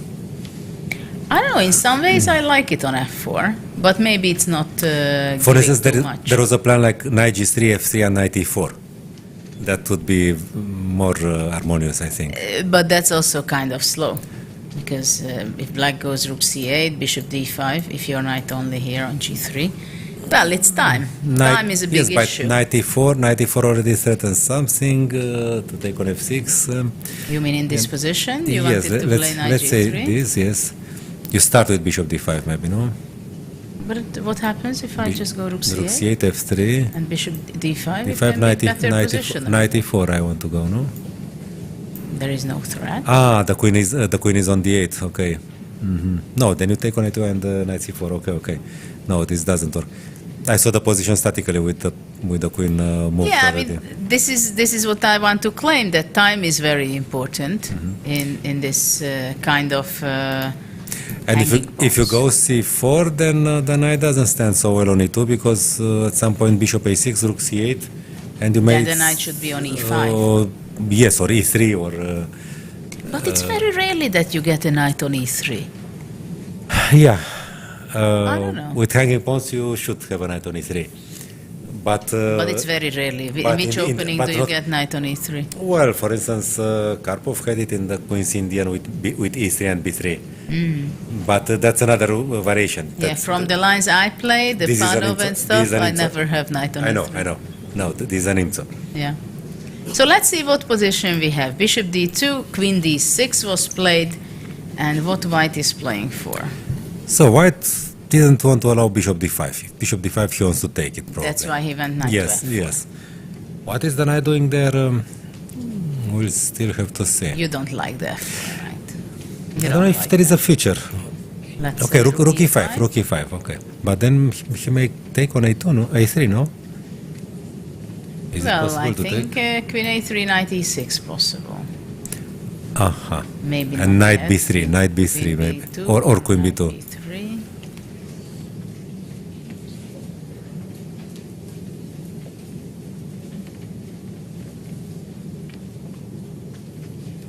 Yeah, it seems tough. Seems to be tough. I don't know if knight g7 makes any sense or any. Well, it looks like Reality. a bit of something, no? It's not clear where black should take now. Not on d2, that's clear. Okay, let's. If takes on g7 and queen g3 check, no? Maybe or. King g7, my plan was to go here. But maybe you just go king h7. But bishop b1, no? Bishop b1. Bishop b1, yes, yes, no. I didn't see my So power in this so position. probably there is a lot of play with white, huh? It's not easy to. I don't know, with the computer check, I'm sure there are great surprises. I'm not sure this is so good for white. Rook g8, for example. Knight h7. I mean, maybe it's just lost. It can easily be the case. It is a possibility, of course. Queen h4, no? Well, rook g5, rook g5, it's And then take and on. knight a1, queen c1 is threatening. Whoa. Black has two pieces up. Yes. So it's still a lot to be done. So queen d6, and white is to move. And we discussed rook e5, and you pointed out that maybe queen a3 is possible because yes. this is hanging. And I think black has to take there because if he allows rook a1, then queen a3 would be nothing. Bishop b1 and suddenly. white Yeah, has that crashing can be a attack, great no? attack. Yes, so. So maybe white should be looking for some other opportunity to double his rooks. To prepare somehow, no, all this thing.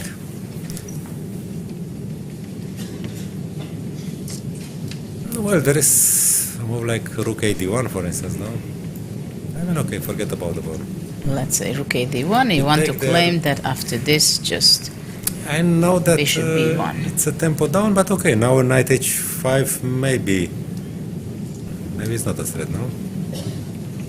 You just take it. But okay, rook e5 to get some things going on that side.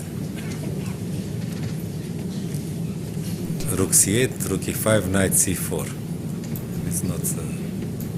trying to go to c4. Yeah, knight h5, you just take it, no? Knight h5 is just not enough yet because checking It's just a check. effect. Just a check, yes. Yeah, check is not enough.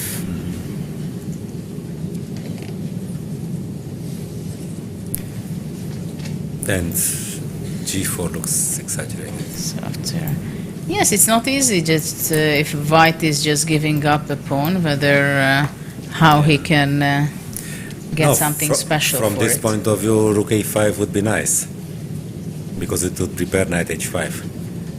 But how to get Yes. it? Maybe to start with bishop b1, but with the rook on a1. Well, with the rook on e1 who does is want to have such a position, no? exactly. So maybe things are not very clear for white. I don't like it with white that much. And black is ready to play also in some cases e5, for example. Yes, white is yes. going Yes. c4. If c4 maybe rook a8 and then but if c4 then he can take on takes on a5, takes on a4. I think this is the problem, that immediately black is going to attack Yes. in some way. And if the bishop takes, even queen f4 is possible immediately. This was what I was worried about. Bishop c3, still. And then knight d4.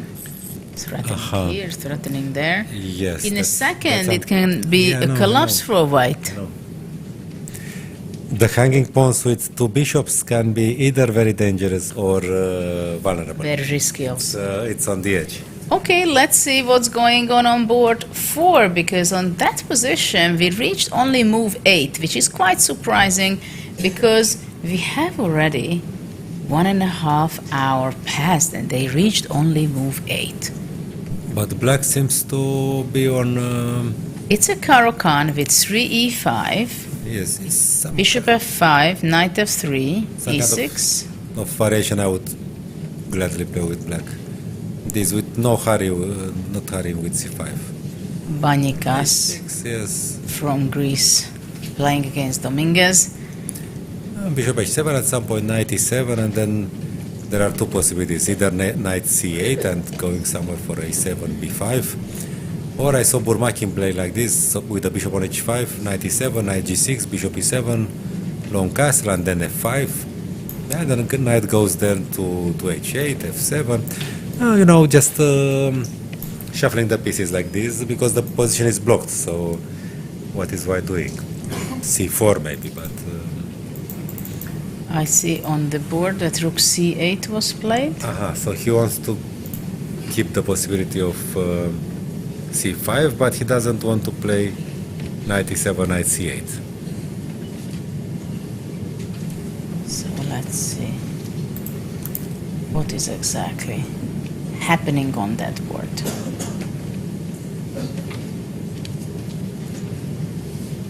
This game a5, rook c8.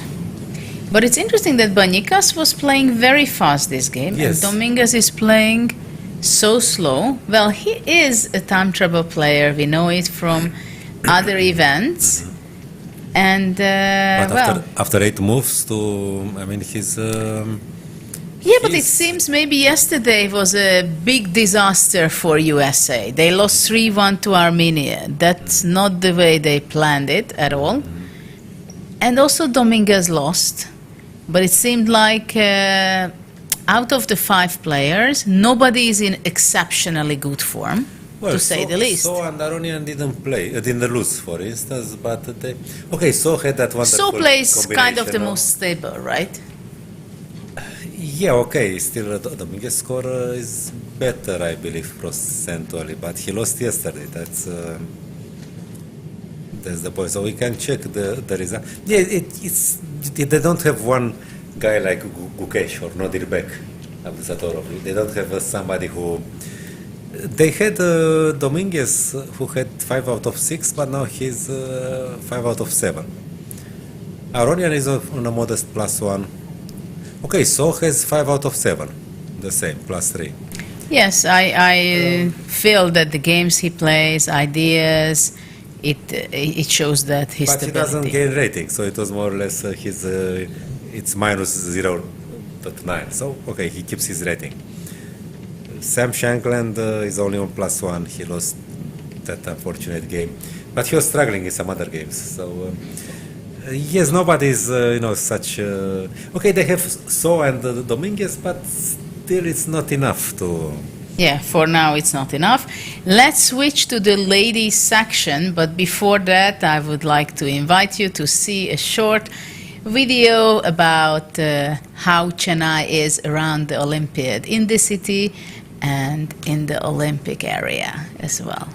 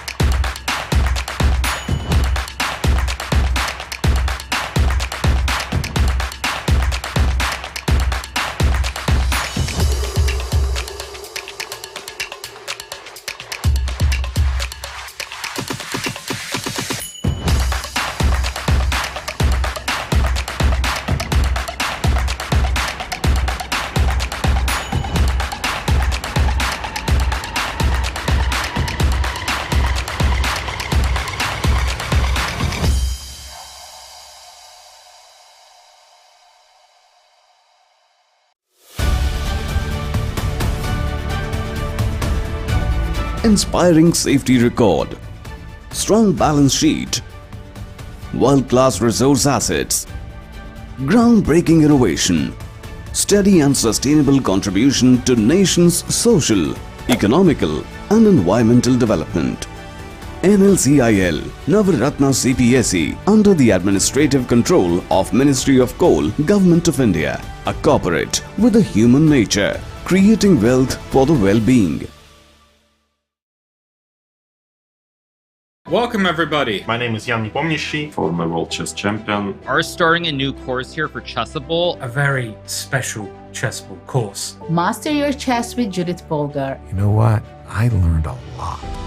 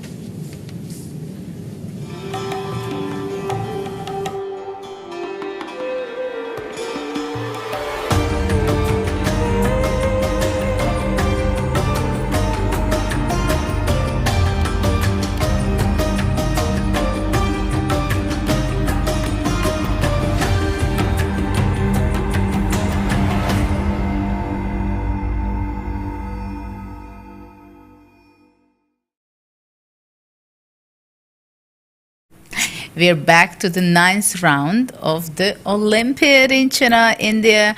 And very exciting things are going on in the open section. But still, we are not entering exactly to the middle game. We are just on the edge of the getting out of the opening, going into the middle game. But let's see now the ladies section. What's going on over there, because there are some tension as well around the first place and for the medals, because 3 rounds together with the today's game and the Olympiad is over.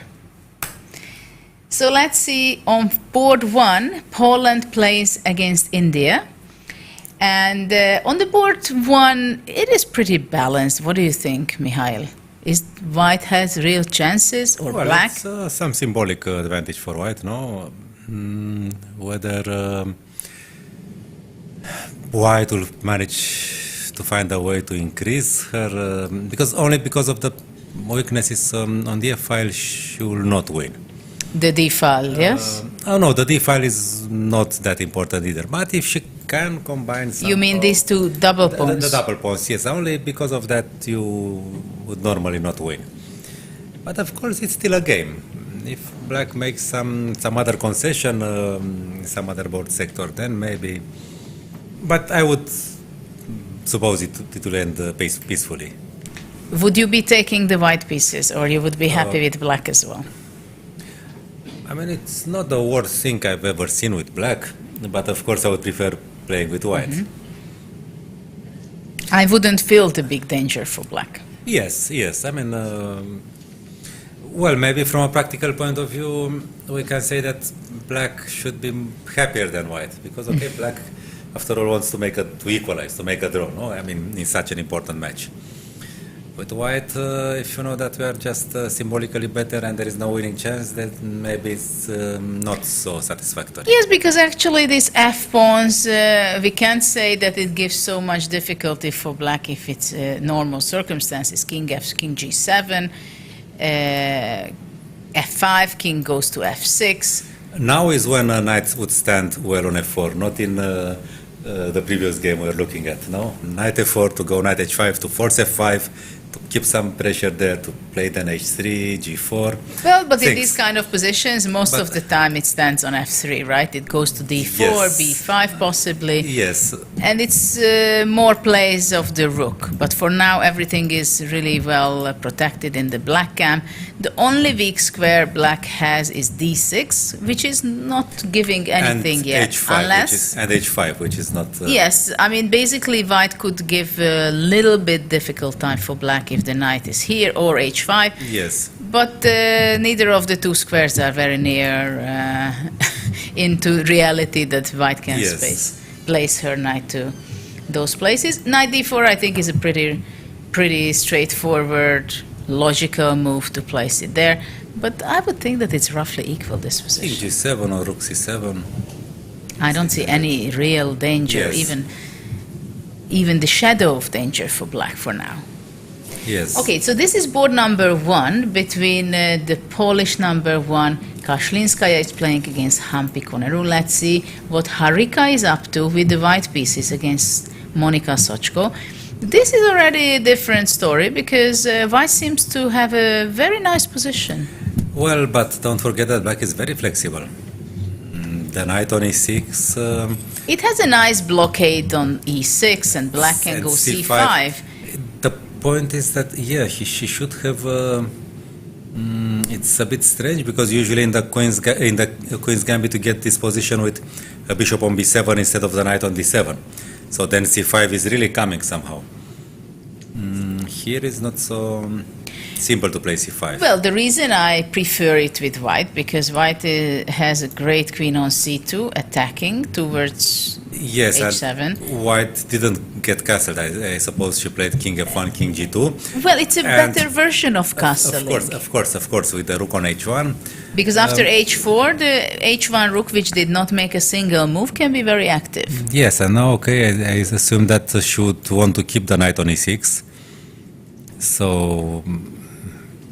But now black has to react. Bishop G5, then H G5, G6, and there are some dangers. No, I mean, this would be the most desirable for black in principle to keep the knight, but first of all, F4, But I'm not sure White needs to Or play rook f4. H- or even rook H6. H6, Isn't it yes. a big problem for Black? The rook h6, first of all, yes, she has to go rook e8 and knight df8.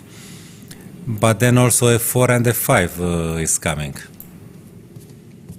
Somehow I have the feeling that there is a huge... Now still, C5 now still I'm C5 not sure f4 would be the Yeah, move. maybe. But then Maybe- c5, knight e2. Maybe knight e2. So and c5. c5. I don't know if knight f4 is possible. Knight f4 and, okay, maybe take on Take with d4, this. no? I think I should hurry with... Maybe I'm too fast. I don't know. Maybe I want too much from White. Yeah, it's a bit on the edge. At I least don't Black know if has knight- managed knight e6, knight g6. Well, I don't know. Something I want to attack. Sacrifice. If you take on e6, Well, take on e6. You have to take with the rook. f takes is also possible. Ah, no, rook h7 then. Okay, rook. If bishop d4, then queen g5, and suddenly... Yeah, it seems like Black got away. Well, I won a pawn, stable on light squares, no mate. So... Well, still f4. I would F4, still yes. pick White because you have to go back with your queen to e7 or d8. And the bishop on d4 is not easy to challenge. And I don't know, somehow I would be pushing f5, I believe. Queen f5 is probably exaggerated, no? I thought that after king f5, White can take and play rook h5. Yes, you retrieve the pawn and this structure and after will be that very... already Yes, the I know, pawn I know. can be pushing I know, yes, f5 will kill. forward. I'm not saying this was the best the way I did. I'm just saying that if Black has to play g6, rook h6 possible. I know, yes. I think, and what you suggested that eventually either now f4 or at this point, so no, the other other one, night, yes. to play f4 now and be ready for f5. It's always a question, yeah. It needs to be calculated. f5, because if you But ignore it it... looks huge advantage for White. Yes, because if c5... Just knight b5 or knight or here. knight b5. I'm not sure f5 if- we need it so fast, Because but maybe it's winning. If knight d4, then e6. I mean, takes and maybe e6. I don't know. The Well, Gukesh... what can I do? I go for it. Yeah, okay, maybe it's not so clear. But okay, there are such ideas. So take on f7, take with the king, takes on g6. It looks a bit funny, no? But Well, it looks quite dangerous, I must Yes, say. I know. But Maybe White was too straightforward and there is no need for that, right? yes. No, I also have the suspicion that white is better, but she also needs some accuracy to. But would you take on g5 after knight g5? Okay, this is my question to you. Where? No, in the position we Still have. back Yes, in yes, the very yes, beginning. yes, Let's see yes. what other options is for Black, because this is not tempting at all. Knight g5 looks deadly scary. No. Knight g5. Now you don't have anything. Now you don't even have the knight on e6. So g6, you mean? Yeah, but g6 doesn't. You take and h4. I'm not even sure that this is not even possible. even that, okay. Even that is very dangerous. I believe that White has just a huge attack. So bishop g5 looks like The only move. not only strategically but also concretely. And in this position, already concrete things matter a lot. A lot. So let's see later on what happens. I think here White has a huge advantage. Let's see how Vaishali is doing with the black color against Jolbasa, who has 8 out of 8. 8 out of 8. Yes. Wow. So let's see if Vaishali can stop. Let me her. check her performance. It's modest, 2984, the rating performance. Wow. Well, if you perform 8 out of 8, no matter against what kind of opposition players you're doing, you're going to have a great, very high performance. That's for sure. Yes. So let's see what is this position. f6, I'm not so happy with black playing that move, giving this weakness on e6. The question is, how can white really take advantage of that? Let's say knight d5 or bishop f7, maybe that was her idea. Yeah, and the idea is to neutralize a bit the bishop on h4. Which is going to be on g3 probably, but black wants to go knight f5. Maybe Yes. this is what she's hesitating, whether is it possible to play knight f5 immediately, because if these white squares not giving difficulty for black, then that's the best Well, move, let's say right? rook e6. Now that you mentioned it, let's check Yes, rook rook e6. e6 is crucial after knight f5.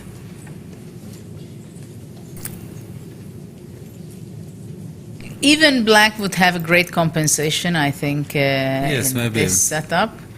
If black goes bishop f7, let's say. Don't you think so? It's true. Takes. I believe I don't want to do that with black because d5 is not possible to rook d8. Yes. And I think black is fine. But after rook e6, the question is whether can black go somewhere to better place, because after queen d7, d5, then yes. seems to give some trouble for Well, black. king h8, but then at least the least you can do is take on c6 with the bishop, win a pawn.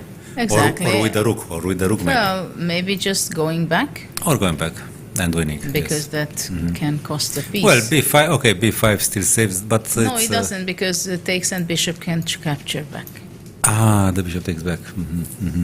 Okay. Not even that. So queen f4 is well, queen d8 is passive. So queen f4 should be the answer. But she went bishop g3.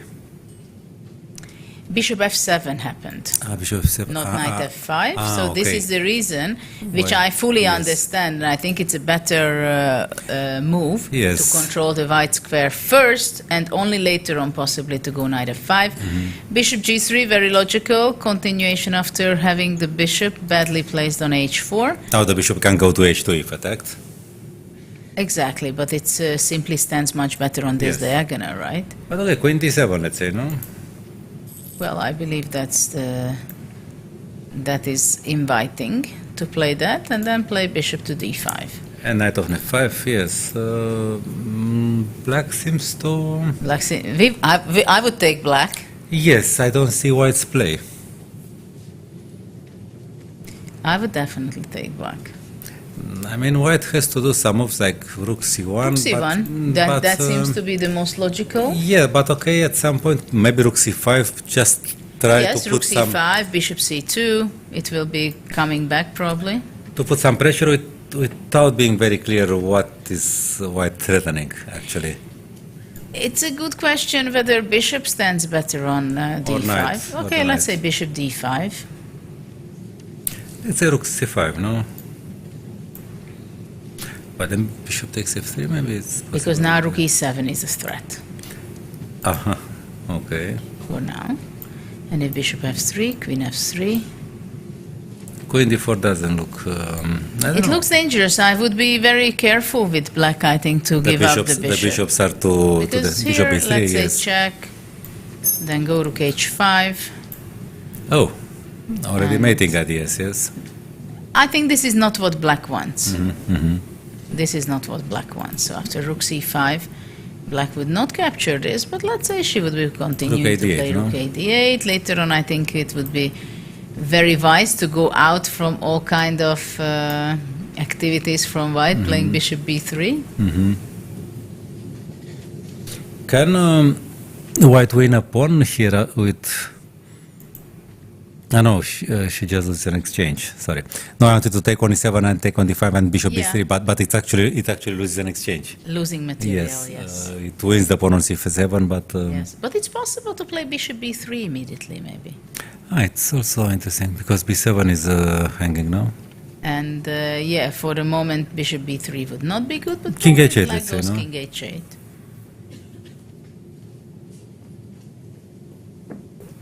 Yeah, maybe bishop b3 didn't achieve that much.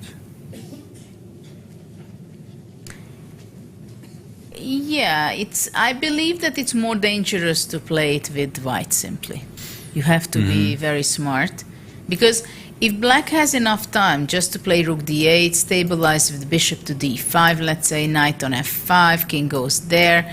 Black has a wonderful position, and after Yes, that very already, stable. at some point to take on f3 and eliminate the pawn on d4 and Yes. get material up, right? Let's go to board 4 and see how they are doing. Tanya Tsachev plays with the white color, and Malichka Maria is playing with the black color. So far it's balanced, equal material. White has more space, but the knight on c5 looks good.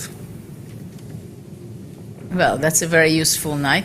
The only thing what white can give danger to black if she Something can with get the knight to h4, g5. yes, yes. But it seems that white is not so Yeah, fast. Queen g4 somehow. Queen g4, queen e3. And also the other one, if white can go replace her rook to d6. I think this could be improving her position. Because the e6 square, the e6 pawn, can give trouble for black in some cases. Yeah, I would say that maybe black still has to equalize, no?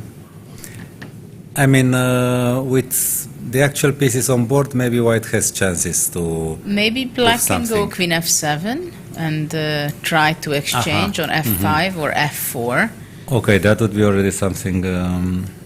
Because if white would not be able to get avoid the queen exchange, then even black can get a better position if, let's say, they would. In the end game, of course, that queenside majority and the beautiful knight on c5.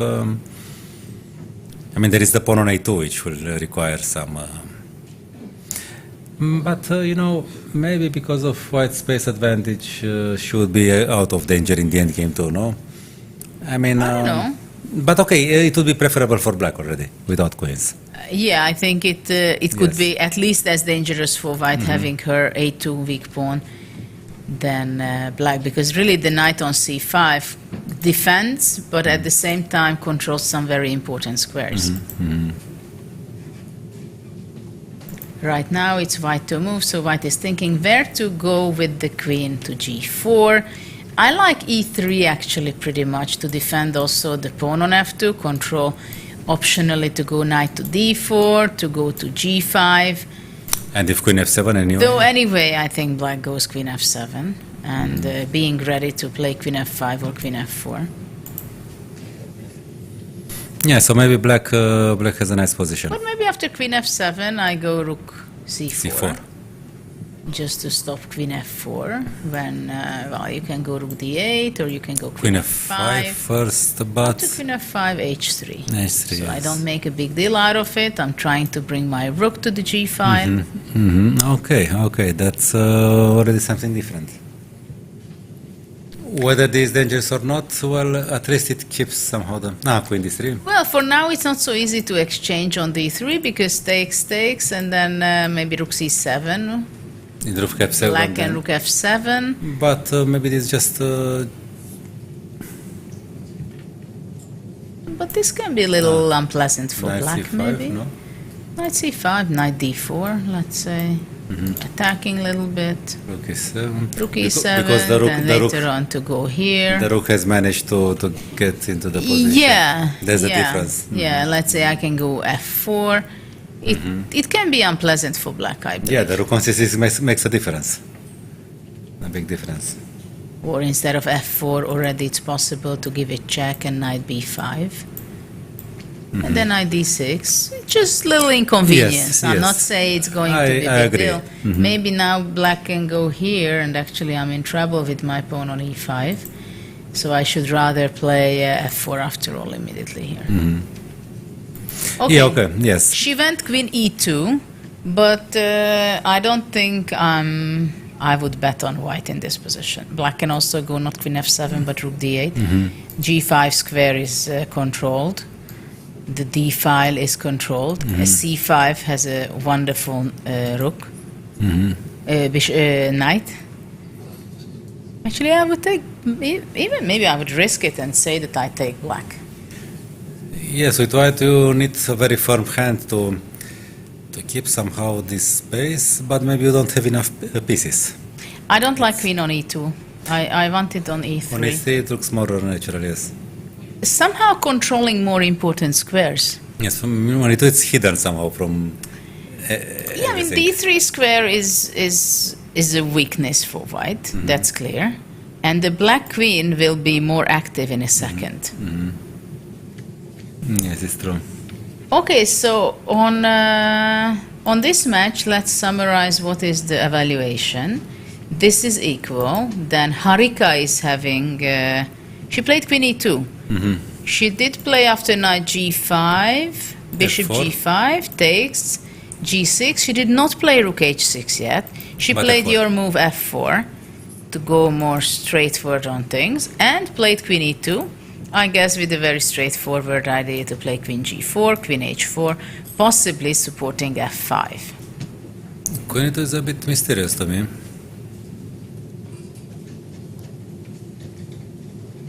I would like to have this rook on h6, because somehow I believe that eventually if the rook on h6, even after knight f8, it's possible to Yes. sacrifice, right? While if you have your queen in so the front, maybe she wants to go rook h6, rook h1, and then queen g4, queen h4. yeah, but interesting that she brings her queen first, because yes. I mean, after some time, black will have to break the center, right? So let's say knight df8, Knight df8. It's also possible that she wants to go rook h6 and then f5 and queen h5. So to sacrifice the pawn on f5. But c5, okay. Since you didn't play rook d1, I go Okay, c5. c5, but after c5, c5, I think maybe it's possible just to play rook d1. Rook d1 now. And after takes, and this d5 pawn Yes, will and be if the so knight, vulnerable. if the knight gets to d5 or e4, it's over, because then next step Well, the f6. f6 is deadly if the white knight reaches out to f6. So I believe we can say that here white has a huge advantage. The only question is whether she will be able to convert it into victory, which she should, because it's a very unpleasant position for black, very unpleasant. And on board 3, we see that black has a very nice position. So for now, it seems that the match is for the Indian team, for now. Yes. This is what we can say. Then let's go to see the Ukrainian ladies playing against Georgia. Very big match because Ukraine is behind Georgia, because India is leading with 15 points while Georgia is on 14 points. And after that, there are 4 teams, Poland, Ukraine, Bulgaria, and Kazakhstan, who would want to fight for the medal as well. Of course, the other teams who only have 12 points, they also still have opportunity and chance to win a medal, but they have to win all 3 matches, I believe, or there's a good chances. by big scores, no? Because Exactly. And let's see what's going on here on board 1. We see Muzichuk, Maria making a draw already in move 19, because they had a move of repetition at this stage. White sacrificed the pawn, and here somehow they agreed to draw. Let's see what's going on board 2 between Batsiashvili against Anna Muzichuk. What is this? An exchange was sacrificed by white, I believe. So let's go back. It is a Grunfeld with bishop d2. And let's see how the exchange was sacrificed. Wow, very energetic play by white. Yes, this is somehow how Batsiashvili used to play earlier. Now she became more positional, but for today's game, she seems to... h6. The Jobava style. Knight d4, knight f3, and after bishop g4, she captured knight d4, bishop d1, knight f5, bishop g4. Of course, it looks a little scary for black, but it's an exchange up after all. Pawns are equal. Bishop d3, and white is looking for the compensation. The h7 pawn maybe at some point can be vulnerable after queen c2. f5 square is a weakness. And maybe possibly the d-plus pawn can give a little difficulty for black. But it doesn't look like full compensation, no? I mean, I like sacrificing this change a lot, but white would need to have a pawn an extra pawn to... I think it can be enough. It doesn't seem to be enough, but I see some scenarios where I can imagine that it's enough. For example, if white can exchange the white square bishop and then the pawn can reach out to d6, knight to f5, having an active rook, that I can imagine. Yes, okay, something like... So let's say I go d6. Yes. Invading, yeah, just to... But just white controlling the squares. White is a bit far from that. It's not immediately that... It's black to move now, so black That can makes go, it- let's say queen c7, for example. Or also at some point, maybe c4 can be given away for some activity. Because we shouldn't forget that white does Yes. not have even a pawn for the Yes, exchange. pawns are equal and the king is on c1, which may also Well, it will require... be probably going to be one, But losing it's the another tempo. tempo. It's another tempo, and you need somehow a few moves to reach what you said. Bishop f5, Yes. takes, I don't know, d6, queen c4, rook e7, okay. So in this position, we think that black should be better. White does not have enough compensation for the moment, but it's not so simple, I believe. Board numbers 3. Let's see what's going on between Yushenina against Yavakishvili. We have on the board rook c8. Well, white is a bit better, no? White has a little advantage, I bishops. believe. Nice bishops, yeah. The question is, can white play at some point maybe f4 to be more active? Yes, she should prepare that. But it seems like they are going for a repetition because already what happened, rook c8, bishop a6, bishop b5 second time, and interestingly enough, white played bishop b5, did not claim the draw yet, but I believe it's going to be repetition. Shenina Yes, is the arbiter is there. looking the position. Maybe black was claiming the draw. But white If is... she goes rook ac8. Interestingly enough, yesterday also it was Yushenina who it was had an a huge advantage, Well, it was an extra pawn in the final position. I mean, and it's, she went on to make a repetition of not moves. so clear whether it's winning, but it's an extra pawn, and the match depends on that, no? So, Well, Ukraine is 13 points right now, and two teams have more. India 15, Georgia 14, and four teams on 13 match points.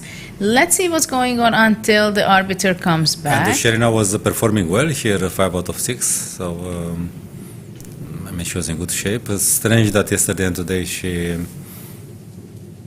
But now they're still sitting there waiting for the arbiter to approve it, because that is the method when you claim a threefold repetition, and the arbiter is back. Yes. And what happens is when it would be the third time with your move, if you make your move, it means like if in this position Yevakishvili would play rook c8, then she would not be able to claim the draw if white wants to play something else. The official claiming process is when you would be playing rook c8 and the position is for the third time appears on the chessboard. You have to go to the arbiter, say that my plan is to go rook c8, and it would be the third occasion. I think you have to write it on the score sheet without making it. Stop the clock, write the move on the score sheet, Maybe. Something like that, and show to the arbiter that you want to play that and repeat. So we have a draw over there. And, well, what do we see on the next board between Georgia and Ukraine? This is board 4. So the match, Ukraine-Georgia, is 1-1 already. This looks bad now. And we see the Ukrainians left with 2 black boards. Okay, in one of them they are an exchange up, so there is some chance. But here, I don't know. Maybe queen b6 now, no? Because if b4, b5 are coming. But I'm sorry, I come up with my usual question.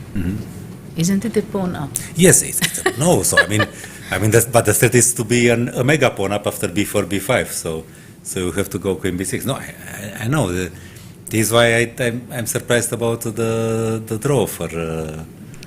This is not the attitude what the Armenians have in the open section, right? Look, you see that your... this should be lost, no? Well, I think this is gone. Yes. This game for black. Yes. So Ukraine has a huge problem on board 4. They have an exchange on, yes, here. But Well, this game indeed should be on favor of Anna.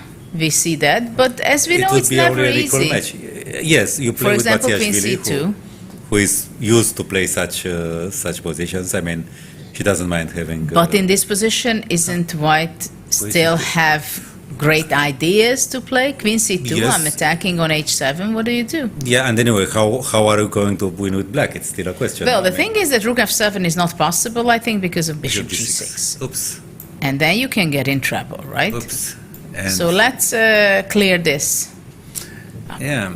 So this is something very clear. Rook f7 is not possible. In that case, you have to go queen e7. After queen e7, I think bishop f5 makes a lot of sense. Rook d1 is a move. Rook d1 is To a move, threaten but what d6. about knight f5 also?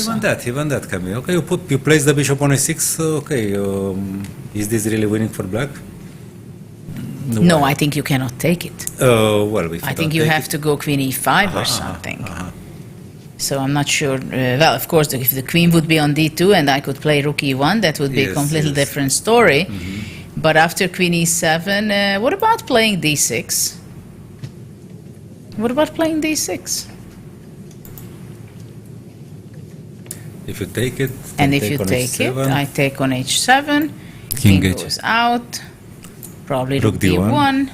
Of course, Queen e7. it's very much a game, no? And let's say come back with the bishop somewhere. Well, I'm afraid that, well, I'm not afraid, it's just objectively. Yes. I guess white is worse. Maybe she shouldn't give up the d5 pawn. So after But queen e7, let's suppose, okay, let's suppose black wins this. Let's suppose, which is not sure.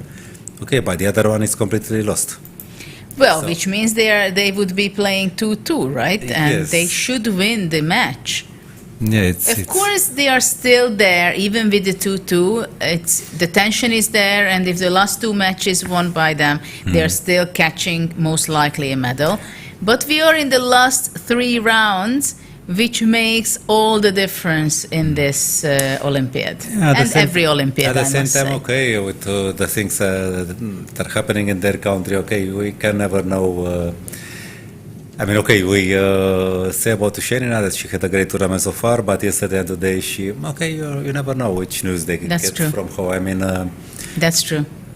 That's absolutely true. maybe Shenina, which scored 4.5 out of 5, is not the same with Shenina from yesterday and today. Maybe. Yeah, that's a So, good point there. Okay, so for now it's 1-1, 2 games to go. Danger for black, looks very bad on board 4, on board 2. Anna should be winning. Let's go on to the next match. What's going on? No game decided between Bulgaria and Kazakhstan. Still 13 points there. Abdul Malik is playing from Kazakhstan against Salimova on board 1. Salimova, by the way, she also has good results. She has the best result on the top board. By performance, she's on the first place. She played 7 games and has a performance of 25.94. So Just let's evaluate maybe this match, and then we can go back to the open section, because I'm sure there are a lot of things happened since then. Before, I think black is quite energetic, I must black say. has everything in the center, I no? think with these 2 knights, There is no blockade on d4. There is no bad bishop. well, and this knight will not bother me much, because anyway yeah. I will bring it to attack. This game, seems not much. Black has a nice knight on d4.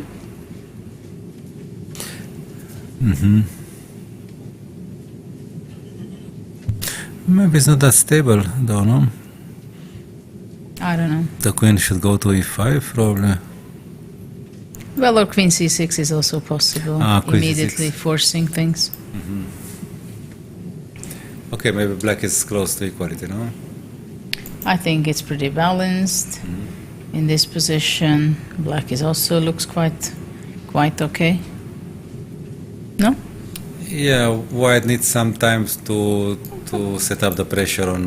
But eventually, if black is able Yes. to, let's say, to make this Well, plan. the bishop on g7 is not. Unless black plays c5, which I don't think she wants to. No, c5 would be a big problem. Yeah, I know, but then the bishop on g7 is passive. Bishop c8, bishop f8, maybe regrouping to b4. No, the problem is that, okay, yeah, white has to try to play bishop d1, a4, knight b3, something like that. Maybe first rook c1. Okay, let's go back to the open section because we have quite a few games where we moved on. We have already end game between Gukash and Mamedyarov.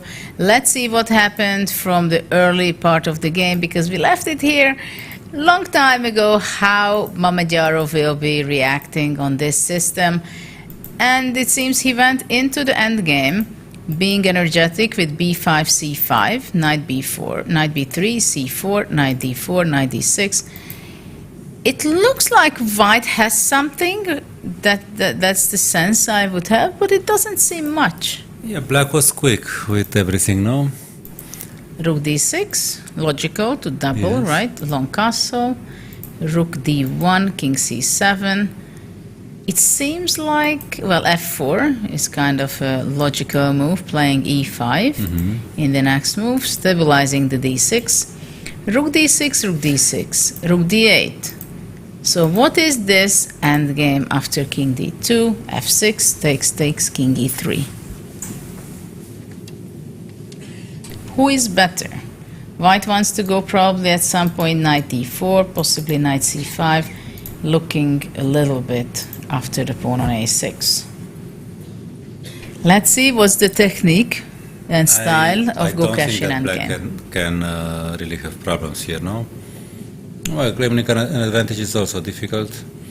I mean, knight e4, knight c5, then the bishop can go to c8, no? Well, at first it doesn't look bad for black at all.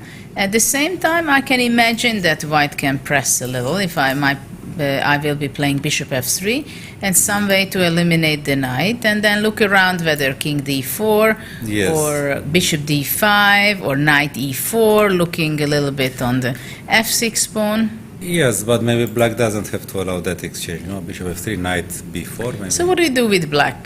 King e7, I d7, think. king e7, King let's e7, say. I think you should. Bishop f3.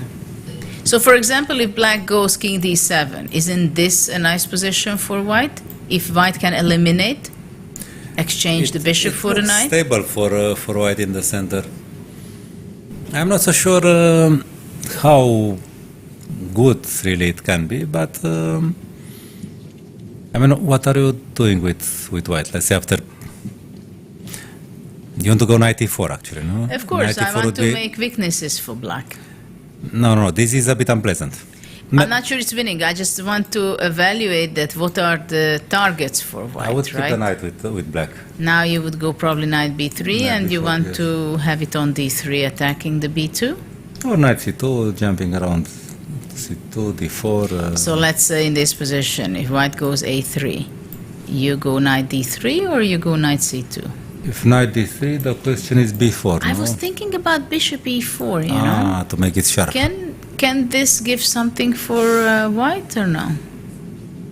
But I have another idea, and maybe that's much more useful. Maybe bishop b7. Mm-hmm. So maybe it's better to go knight c2, no?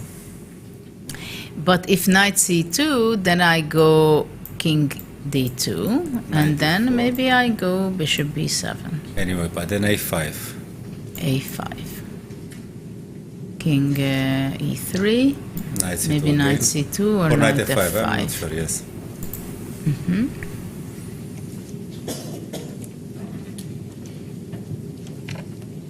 Somehow for black it's not so easy to centralize his king, no, because of this knight e4.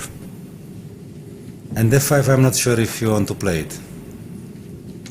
Well, now the knight on d4 seems to be very well placed. So Yes, let's say after king e3, you go king e7. What about playing, starting with a3? Okay. No, you know what I do? Then- I have a very, very nice idea. After king e7, I go bishop here. And after knight b4, I think it's already problem. I go bishop e4. And if I can provoke f5, then I go a3 and it's winning. Yes. That's unpleasant. Okay. Okay, so white is better, yes? Probably. So this is a important idea. It seems that Black played f5. f5. Maybe he has to. And what is his plan after bishop f3? Is it knight b4? Knight before, yes, probably, no? So now white cannot play bishop e4, controlling the d square. And black wants to go knight d3, or, as you played before, knight c2, knight d4.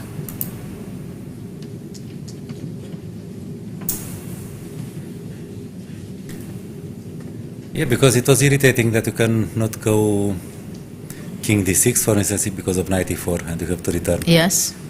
So f5. So maybe f5 was kind of a must to control this square. But if king d4 after Where? king d4, because now the king Knight can- d3. This is hanging. This is hanging. Okay, if b3 you take on f4, okay. No, you cannot take on f4 because of king e5. So it seems like this is a problem for black. But okay, you can go king. But you can go king E7 or- e7. Let's say king d7. no, b3, after b3. b3, yes, b3, king e7. King e7, you go g3. Well, it still looks, but knight e1 maybe, no, and take on b3. Well, the knight is, I don't know. Bishop d5. Bishop d5, okay. Yeah, it's there is always a bit of play, no? I don't know if Knight b4, C2, for knight example, C2. what happens. Or knight c2 first, maybe. Yeah.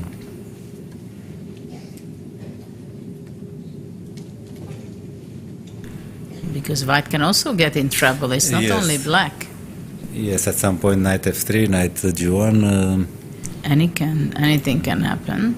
So we have f5 on the board, and white has to make a move. Maybe a3, just that the black is not jumping around with knight b4, knight d3. And the king is not in time to d6, because if king e7, bishop f3, knight a5, king d4, knight b3 check, king e5. Sorry, after a3, what do you do? I'm not in time to get to reach d6 with my king.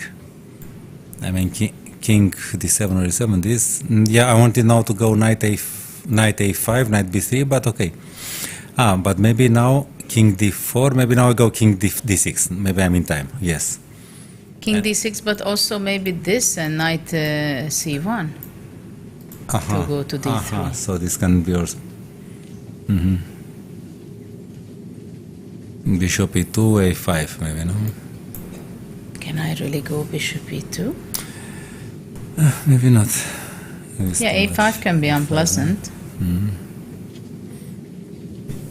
Yeah, at least okay, not bad for black. But you can also go king d6 and keep knight b3 in reserve. Yeah, maybe it's a much better option. If bishop d1, then knight c6. So bye-bye. Yeah. I mean, what do you want? At this point, maybe even black is better after the king is on c5. It's a lot about kings. a5, b4, knight d4. It's not a one-way story. So after f5... I think f5 was a good move. I also like f5. Taking away important squares. Yes, because without f5, black could not activate his pieces the way But he... Mamedyarov is one of the greatest players. And his endgame technique is not bad. Actually, many attacking players have good endgame technique. I noticed this is a paradox. Because many of the attacks, they players who played the Benoni, for instance, like, okay, from the older ones, Velimirovic, he just knew two things: how to attack and how to play slightly better endings. I mean, okay, of course, he understood something from strategy, but in principle, he was just an attacking player. Just go for it. And they tend to have good endgame technique. I don't know how this happens, but probably this is what you many times get when attacking. The opponent defends, and then you transpose to an ending from a position of force. I mean, okay, I leave you alive. I don't mate you, but okay, let's go to this ending. So. Well, let's see how Gukesh is going to be playing the endgame. I'm very curious, I must say. I would actually probably think h3 and g4 could be a way of playing it, because white should be active and play on the side where he has his majority. Let's move on board 2, what's happening, because that was a very interesting position. f4, it was played. The King's Gambit, yes. Well, yeah. Pseudo King's Gambit. Black played knight f6, h3, queen e7, so Mihail was playing this way, how he accepted the pawn sacrifice, and then white played c5, bishop e5, knight c4. A lot of complications, and now g5, because he desperately wanted to defend his pawn on f4. Otherwise, yes, he has to do that, yes. Bishop b2, now let's see where white is looking for the compensation. But this position seems to me that black is better. Am I wrong? It's an extra pawn.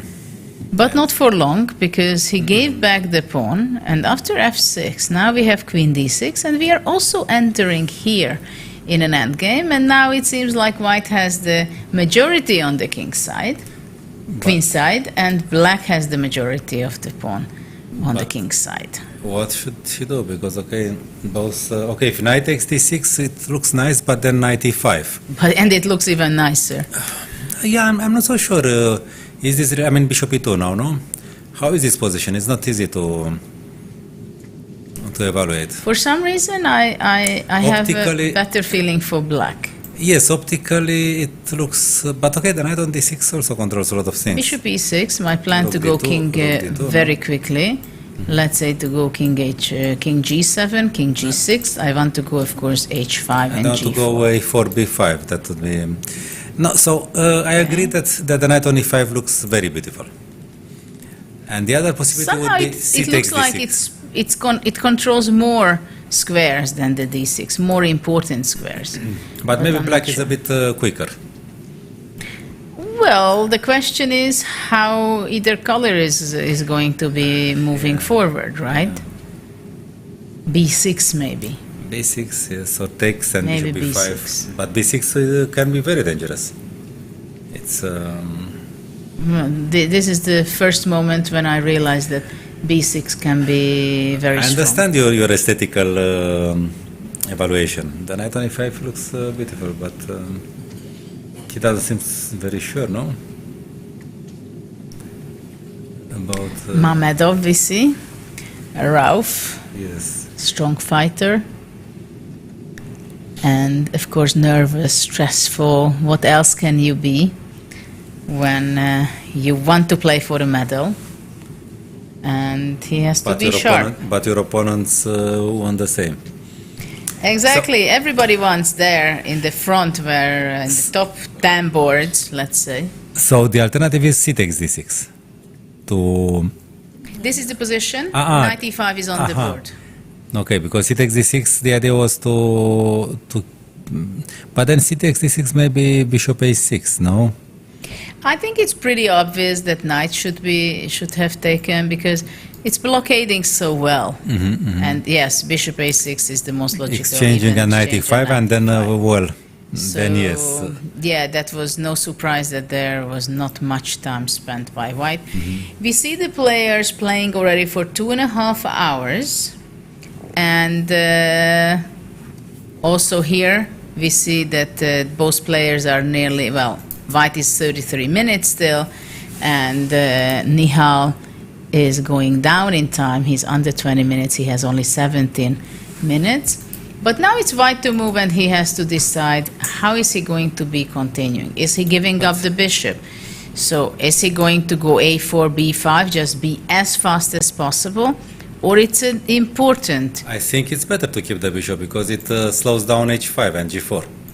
Though after h5, He played bishop e2, yes. after h5, g4 is not possible for some time being okay. because of the f4 is hanging. But I think after knight e5, f3 is something which could be something which bothered him. So bishop e2. Bishop e6, very fastly played by Marin. Yeah, and now I start thinking that white may be better, no? Really? I mean, so rook d2 or a4? My question is why not a4 immediately? Maybe bishop b3. If white wants to be fast and play b5, and after bishop b3, simply go rook a1. Oh, it's also a question, no? Somehow I feel that rook d2 should be the move, but I cannot explain. Maybe knight f7 is possible to eliminate the knight? Yeah, my pieces went somehow astray, no? I don't know, I lost a bit. I like to have a rook on the So instead of a4, you prefer rook d2, which we were looking already. If knight f7, then I continue my plan, I don't know. Well, you can just double, right? Double, for instance, yes. But a4 is on the board. A4, okay. a4 is on the board. Well, maybe after bishop b3, white wants to go rook d4, for example, with the idea that if black takes on a4, just rook a1, and capturing the pawn on a7. Which also looks nice. Yes, of course, knight on d6 means a lot. We'll get back, I think, to this game, what's going on. Let's move to... It's interesting because he plays a lot the modern and the King's Indian, Rauf. And usually with black you are happy when you have such a knight on e5. But he felt that, okay, the knight on d6 may be even stronger because the knight on a5 is not doing anything active. So, I mean, he's playing a bit up against himself, but probably he evaluated well the position, no? I don't know. I'm not sure, White, if we go back for a second. No, I mean, I'm not sure White has who some is initiative. better. White has some initiative. Black doesn't have that much play. For now, it seems like he is slower. Yes, yes. Indeed. And it's important because it's a pawn race, after all. Of course, in some scenarios, the knight on e5 would be killing, but okay, it will take some time to prove that. No, I just wanted to say psychologically because this looks somehow like his position with black. Yeah, but in the for King's Rauf. Indian, you have very rarely the knight on e5. I think. Nobody allows. I mean, yeah. I mean, in your. I mean, if by that time, if you reach the knight on e5, that is already something amazing. But in your dreams, you have it. Yes, but usually yes. the white Not in does the game. not have his knight on d6. Yes, it's true. It's true. So, I mean, it looks, if you look at the king's side, it looks like magic and dream for black. If you look at the queen's side, it It's looks a like a dream, nightmare, yes. dream for white. Yes. Okay, let's go to board number 3, how Pragnananda is playing with white against Durar Bailey. What is the evaluation of this? No, white has the blockade on d4, but okay, black is also very stable. And actually, why is the knight on c5 weaker than the knight on d4? It's also stable. The question is whether the isolated pawn is going to give any difficult moments for black. But somehow it's not attacked now. It's just blocked. Not for now, that's clear. But then, and this b3 pawn It's not has something to be that makes- protected. Yes, and c3 is a bit weak. You know, if white wants to do something. And by the way, black also has some g6, king g7, h5. He can also display some activity. So, can we say that g6 is the next move, which possibly black will do?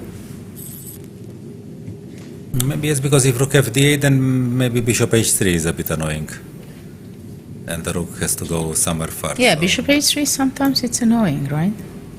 So I don't think that rook fd8 is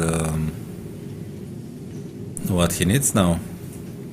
At the same time, maybe black can keep his option to play queen h6 and let's say play rook e8? Do you think it makes any sense to put little pressure on the e-file?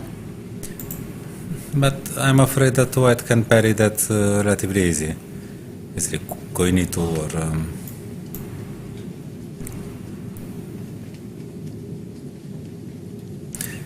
I mean, and white is stable. I'm not even sure that the sacrifices really work on f2. No, it's a long term that it's Yes. more a threat than actually a real. Yeah, and if you go queen execution. h6, I'm afraid that you are losing a bit the coordination. No, Somehow the I queen- wanted queen h6 only to keep it in mind if white will go bishop h3. That's So what that- okay, okay. I was. Well, maybe rook e8 is normal. Or. But if rook e8, bishop h3, then nothing happens, no? Bishop Well, h3, rook c3, d8. knight c7 and nothing, no? Rook e7. So far, nothing. Yeah, knight c7 is nothing. I would say that it is some sort of static equality, no? The question is whether, let's say, knight here, queen e2. Does it make sense to move away anyway the rook going out from the c file? Yeah, I'm not sure what the rook is doing there on the c file. I'm thinking to go maybe with the bishop to c8. I mean, these two rooks are here, but what do they do? Yes. B4, the AB, A5 is a bit too much, probably, no? Well, b4, a4. I mean, as a principle, no I big think threat, bishop no big a6 threat, and stuff. no big threat, no? Some danger can be also Yeah, of for course, white. of course. So rook c8, yeah, especially after g6, h5, bishop Even c8. g6, your way. Yeah, for the time being, it's the most flexible. I mean, Yeah. these are moves that you make. They don't spoil your coordination, and then And it doesn't give real danger for black to weaken the king, so yeah, say. actually it controls the knight. The knight on d4 has no active possibilities. I guess it's important that white cannot regroup his knight to f4 because of the f2 attack. Yes. It seems like black has just a good game, I believe. Yeah, not an advantage, of course, but it's some static equality. Well, and maybe black has better possibilities of just, such moves like king g7, h5. It seems it's easier to play for now. Yeah, he has a flow. He has a flow. White has reached a good position, but okay, how to continue? Because h4 is not so unsided. If you answer h5 Yes. with h4. Well, there are g3 sacrifices, g5. Bishop c8, bishop g4, maybe then do more. Yeah, maybe from practical point of view. Okay, Black so is- let's see again. With the Mamedyarov game, we see something. Bishop 92. f3. Wow, king c7. So they consider that bishop c6 is nothing.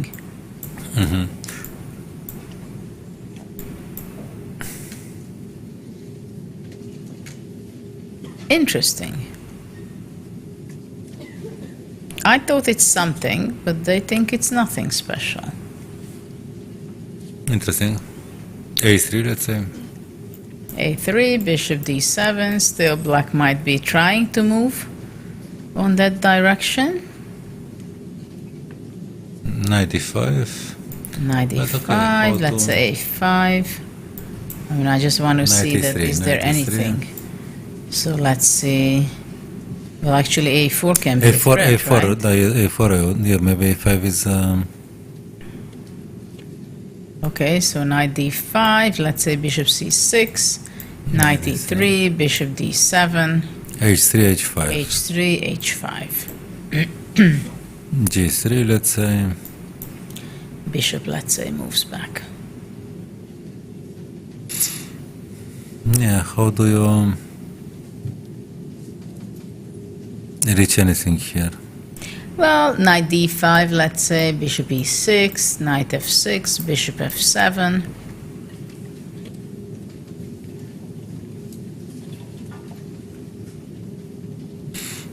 Yeah, doesn't seem so threatening, no?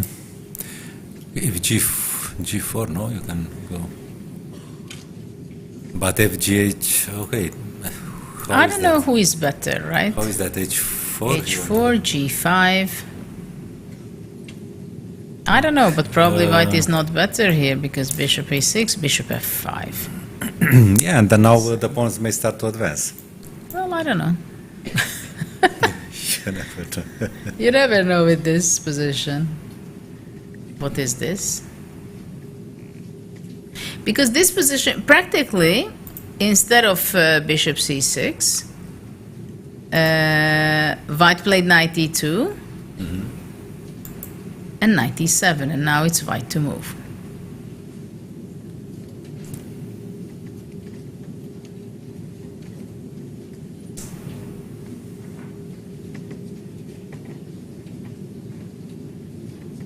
Not so easy to see how white will improve.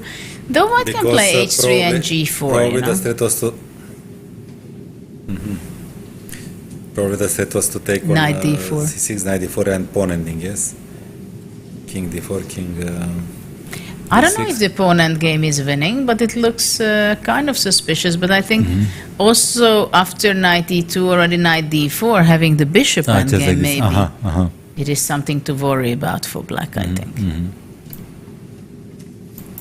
So this position equalish, then this position is,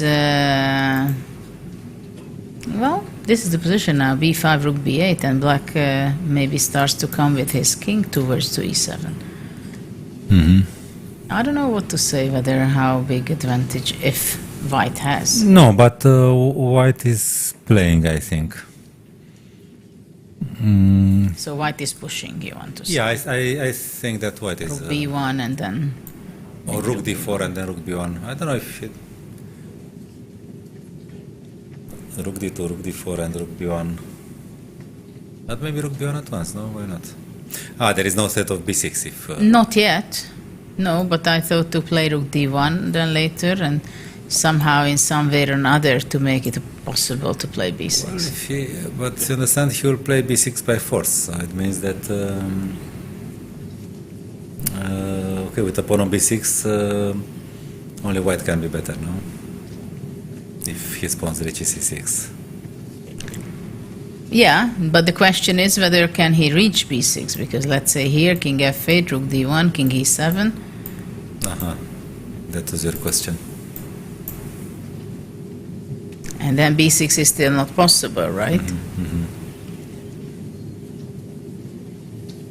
And then maybe f3 is a possibility sometimes to get some play with... I'm not so sure. Well, in these positions, for example, also rook c7 might be provoking b6 and then takes and going back, because then d6 knight is not necessarily perfectly placed. So it's a debate, of course, and then on board 3 we have queen f3 played after g6. Yeah, actually I was thinking that would be a possibility. And maybe black... I wouldn't exchange queens. Yeah, I would maybe try black... to go queen e5, Yes. queen g7. On e5 it looks nice. Somehow. I don't know if white queen wants f4. to go queen f4. No, he could go queen e4. Because actually if takes, then he takes f4. Well... But I think you can just go back after that. Instead, this knight d3 can be quite annoying.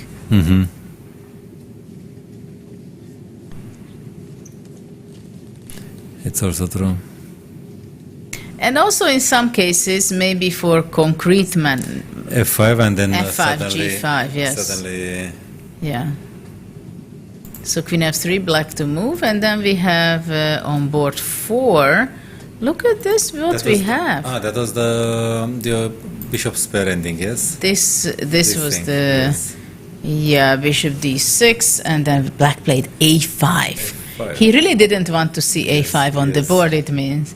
Bishop e2, f6, f4, g6, g4, rook c8. Interesting solution by black. I'm not sure I would choose this one. Yeah, it's an important decision. Okay, white doesn't have breaking point. Knights, so maybe But okay, in the long run, those pawns, if one of them falls, then the game is over. If b6 is lost. So Takes. Rook f4, rook e8. King f2, rook e5.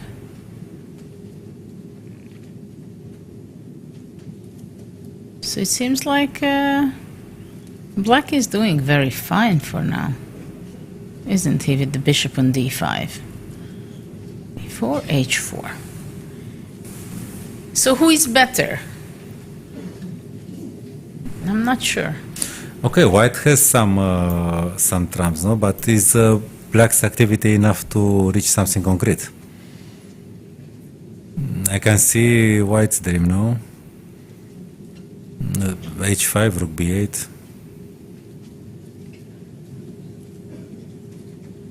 Yes, this pawn on b6 can be vulnerable at the end. Yes.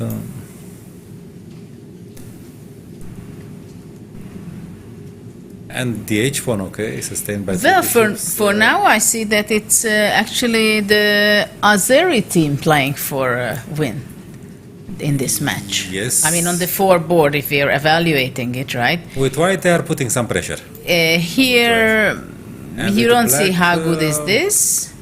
With black, I have the suspicion that they are both playing for a win. So let's say here white is playing for a win, No, right? I don't think that Mamedjarov is playing for a draw. I think he's just playing and...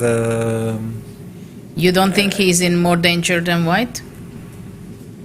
You think it's I believe equal? that... I would think I that white is a little bit... yeah, but it can go either way. So I would think that this is like plus equal, little something for white. Maybe I'm wrong. but it's double-edged. It goes for 3 results because black also has the majority, and if the king reaches c5. No, the only thing this d4 square I like for white. That's the only thing. It's true. The question is whether c5 will offer black the same comfort. No, if king there, then maybe... g4. g4 he wants. g4 is played because I think after He king... wants to make it simple, yes, g5 he wants. Probably he wants to go g5 and he simply wants to push these pawns. Okay, maybe actually white is a bit better, no? I mean, symbolically at least. King c5 is not played yet. Now black has to make a decision to capture or not to capture. Well, if he captures, then already Yeah, but if you white's go structure is here, better. even white g5. can go knight g3, knight h5, and knight f6. It's a kind huge, of. yes. No, So- white's position is more pleasant. Yeah, okay, so let's say this is here white is playing for a win. Okay, On I board agree. 2, Also white. probably also white is pressing. On board 3, Maybe this is black's best position from the whole match, no? It doesn't seem that much that white is pressing. yeah, okay, but it's Mihail who was playing with black before. So Mamedjarov is little worse, we can say. Mamedov is little better. Yes, and also Okay. the So bishop's here pair. black is doing fine. I think this is the best position for black in the whole match. No, I mean here he... For India, you mean? No, for black. For black, for the players with black. Ah, okay, no, but I'm now trying to figure out as a match who is standing better. Well, the Azeris have 2 pleasant whites, and the Indians have 1 pleasant white. And that one, the Isolani, is probably equal. That was my evaluation. No, so there may be a small plus for the Azeri team. Yeah. Because I'm not sure that white really Yeah. has. I mean, Yeah. this is No, of course it can go either way. I mean, okay, maybe Gukesh wins and these 2 Yeah. Indian players with black they draw, and then all our evaluation is pointless. But just theoretically, white is pressing in all the games with the exception of that one, of the Isolani. Okay, let's go what's going on between the leader of the Olympiad, Armenia, and Uzbekistan. Wow, there's some strange things happening since white is completely winning. So think that white is winning. No. It's I thought it's an exchange up, but no, white it's two pieces. is a rook. Let's evaluate this. White has 15 minutes, black 22, move 30. And it's not as easy as I thought at first, because black has a bishop and the knight against the rook and the pawn, and two pawns. Well, I would think that black is doing fine. Queen a5, no, to defend e5. Queen a5. The knight on d4 is... No, okay, the king is a bit exposed, so maybe white is not really in trouble, Rook but... g4. Why would white be trouble, really? I mean, in the long run, okay, two minor pieces, I don't know. Well, I have two pawns and the rook. Yeah, I know. But generally, I would... You would prefer with the... I like the minor piece. I exchange the exchange, sacrifice the exchange many times, so... no, of course, you have to be careful with the king, but are there real threats? I don't know. Bishop d5 or something just to get out of... Let's say bishop d5. Maybe I would go bishop g6, trying to regroup it to e4. Yeah, I would have to avoid the exchange, probably. Yeah, somehow the black king side is a bit... but with the knight on d4, I don't really think that it could be bad for... maybe bishop b3 now.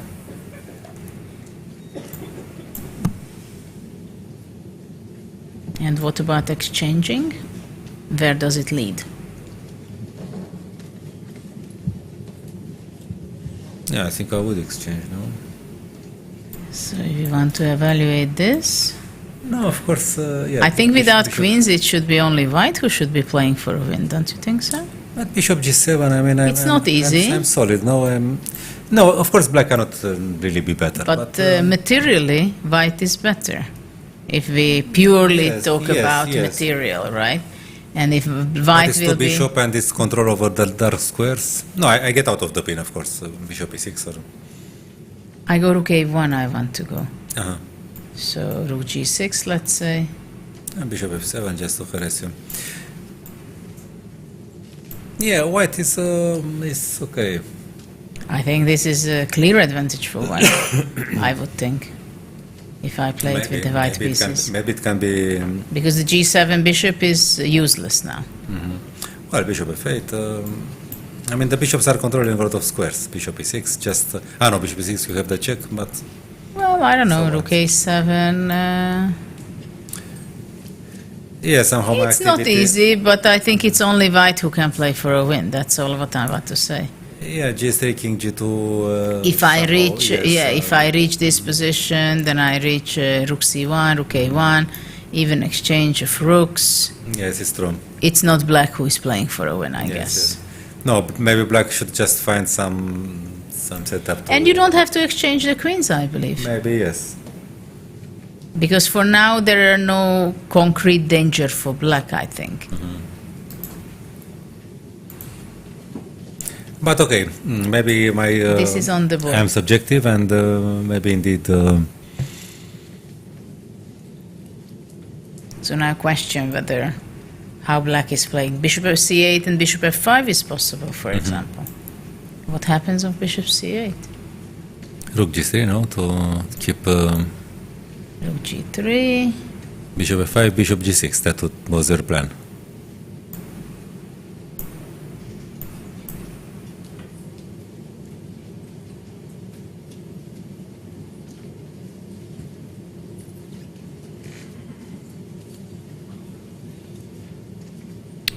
Rook g4, what can black do?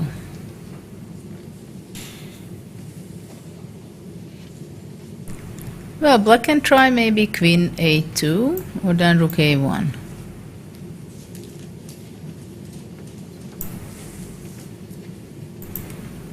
Rook g4. Yeah, somehow the rook stands well on g4. It sustains this idea. Bishop g6, defends g2. Yeah, this is an important regrouping. I underestimate, yes, this of course casts some different light over... And for now, e4 is not possible because takes and the d4 knight is under attack. Yes, yes. Yeah, it's probably more pleasant for white, nevertheless. Let's see board 2.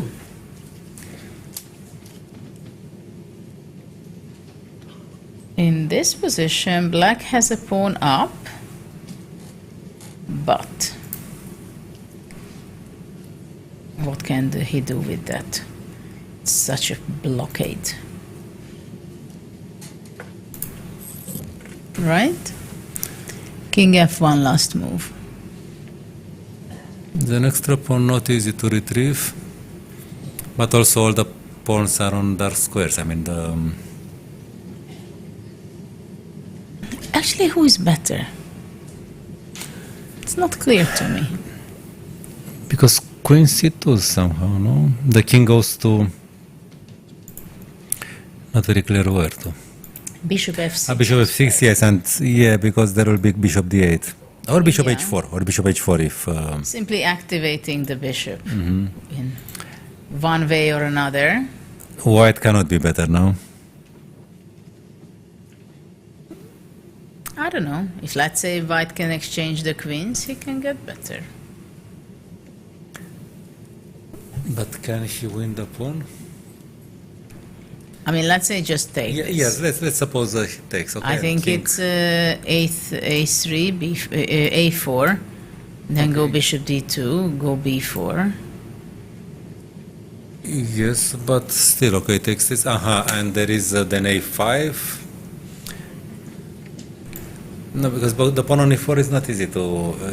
maybe it's impossible to win, no? Why? I'm going to go, let's say, bishop d2, you go king d7, and what you want to say takes bishop g5. Yeah, well, but maybe if I go with the king, then you go bishop h6 and king e3. But first of all, after bishop d2, you go anywhere. I go g3, and I will go h4. And if bishop g7, then g4 and g5. And it can be promising, no? Well, let's see what... but it's only white who can play for a win, right? Yes, no, So because... we can agree on that. I win the pawn on e4. This is very I dangerous. play b4 and everything you said, and then I bring the king to g5. I mean, okay. It's still not an easy story. It's not clearly won, but Takes here. there can be problem. Okay, 5, let's say, no? Do it. Takes. Let's say king Okay. g7. And now king f3, no? King f3. Maybe it's nothing, no? King there, here, there. h5. H5 takes. Not so King clear goes whether back. you have to take, yes? But maybe you have. Well, I think you have to take. If h6, if you are rolling h6, maybe it's too much, no? Well, then that's strange if you can't do that. I was just curious. I think it's just simply winning because I go with my king around. The bishop on e3, and then you break with Yeah. b6. Yes, okay. I agree. So No. just a long journey. There's no fortress, okay. Right, here. Yes, and b6 and go to c6. Or just go to whatever. Maybe b6. b6 here, yes, b6 and... b6. Yeah, cb, takes. it's winning. Here, king there. It's bye-bye, yes, okay. Okay, so this is the position of the game, just to go back to the starting point. So what I wanted to say that maybe it's white who is playing for a win here. Yes, King g1. but he didn't go... Though what happens if just black goes queen f5? Yeah, that's... Even after queen e2. Sorry? Even after queen e2 in the previous... Yeah, queen Yes, f5. yes, and, if black keeps his queen on f5. But okay, queen e2, let's say, anyway. Okay, but if but then bishop G4 g4, then bishop g5 is possible. Aha. Okay. Then bishop g5. So it shouldn't be danger for black, I believe.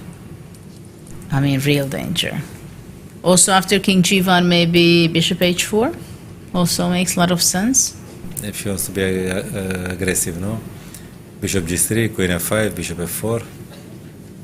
Well, of course, black has to be thinking about this pawn. So after queen c2, that's the question, whether the two pawns, how it can be defended. Bishop g3.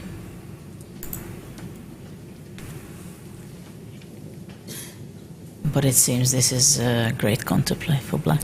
Yes. Also, bishop g5 was actually possible. But I think bishop g3 is better. Yeah, okay, we are passing from one extreme to the other, no? But in principle, black should have no problems. First, we wanted to see whether there is a win for white under certain circumstances. Yes. And now, yeah, but okay, still, black should be doing fine. Not enough. I elements. also believe the only At question least- I at have least. after bishop h4 if g4 can give any trouble for black. This is why maybe queen f5 is more normal. To have the queen on f5 and Yeah, because in this position white can go maybe here, g5, king g2, but so this may be some trouble for black. yes, he cannot move the queen, no? Yeah, because this is hanging and this is hanging at the same time. And yeah, no, okay, this is a bit of a trouble. Maybe not Yeah, so- really, but After king g1, queen f5. This is what from a we- practical point of view, queen f5 is just It's a good spot for the queen. it's defended, defends e4. And after queen c2? Well, there is bishop d8 and probably there is also bishop g5 Exactly. Exactly. if he wants to go Okay, for a so perpetual. let's go back to the Abdusattorov game. Bishop c8 is played. Then we have this game, which is probably going to be a draw. We have this position, very the- complicated one on board 3. The bishop on b2 reached Reached G3. G3, no? This is funny. But it's a very complicated position. This is really anything can happen. Players playing already 3 hours, and black is under 10 minutes. Move 27, while white has 13 and a half. There are too many knights for one square on e5. There are 2 knights for that. By the way, I just noticed that Aronian seems to be lost Okay, let's go. completely. You remember the very interesting opening? Yeah, let's see what's happening with the US. On board 1, Aha. let's see, board 1. So Fabiano is just completely winning. He has a pawn up. And the queen. Pawn up, sorry, queen up. and, That's the, what and, I the, wanted. and the pawn. Yeah. So it's just winning. Let's So- see board number 2, where Aronian is in huge trouble, it seems. He doesn't have anything here. I mean, to compensate for. Okay, the rook can move somewhere. No? There is one pawn down, and it seems The like black. bishop dominating. D3 is some sort of threat. Now black has to be. Yes, moving okay. away. He has to move. We I will don't go know, with rook f8 probably. f4 is hanging. With check. Could he play taking immediately on f4? Take and King. okay. Yeah, the problem is black, white has no good pawn, king moves, right? Knight e3 is maybe the move, no? All right. I know it looks funny, but maybe it's the only move, no? But after knight e3, I believe that But I think maybe that- takes. And okay, it's not so simple, right? Because after queen g8, white can go here, takes. Yes, and then okay, the take knight and f5, knight knight f5, e4. knight e4. A blockade, okay. I mean, at least this is no. Okay. This is. So after queen f4, knight e3 is the move. But maybe he doesn't have to hurry with queen f4, no? So if rook f8, what can white do?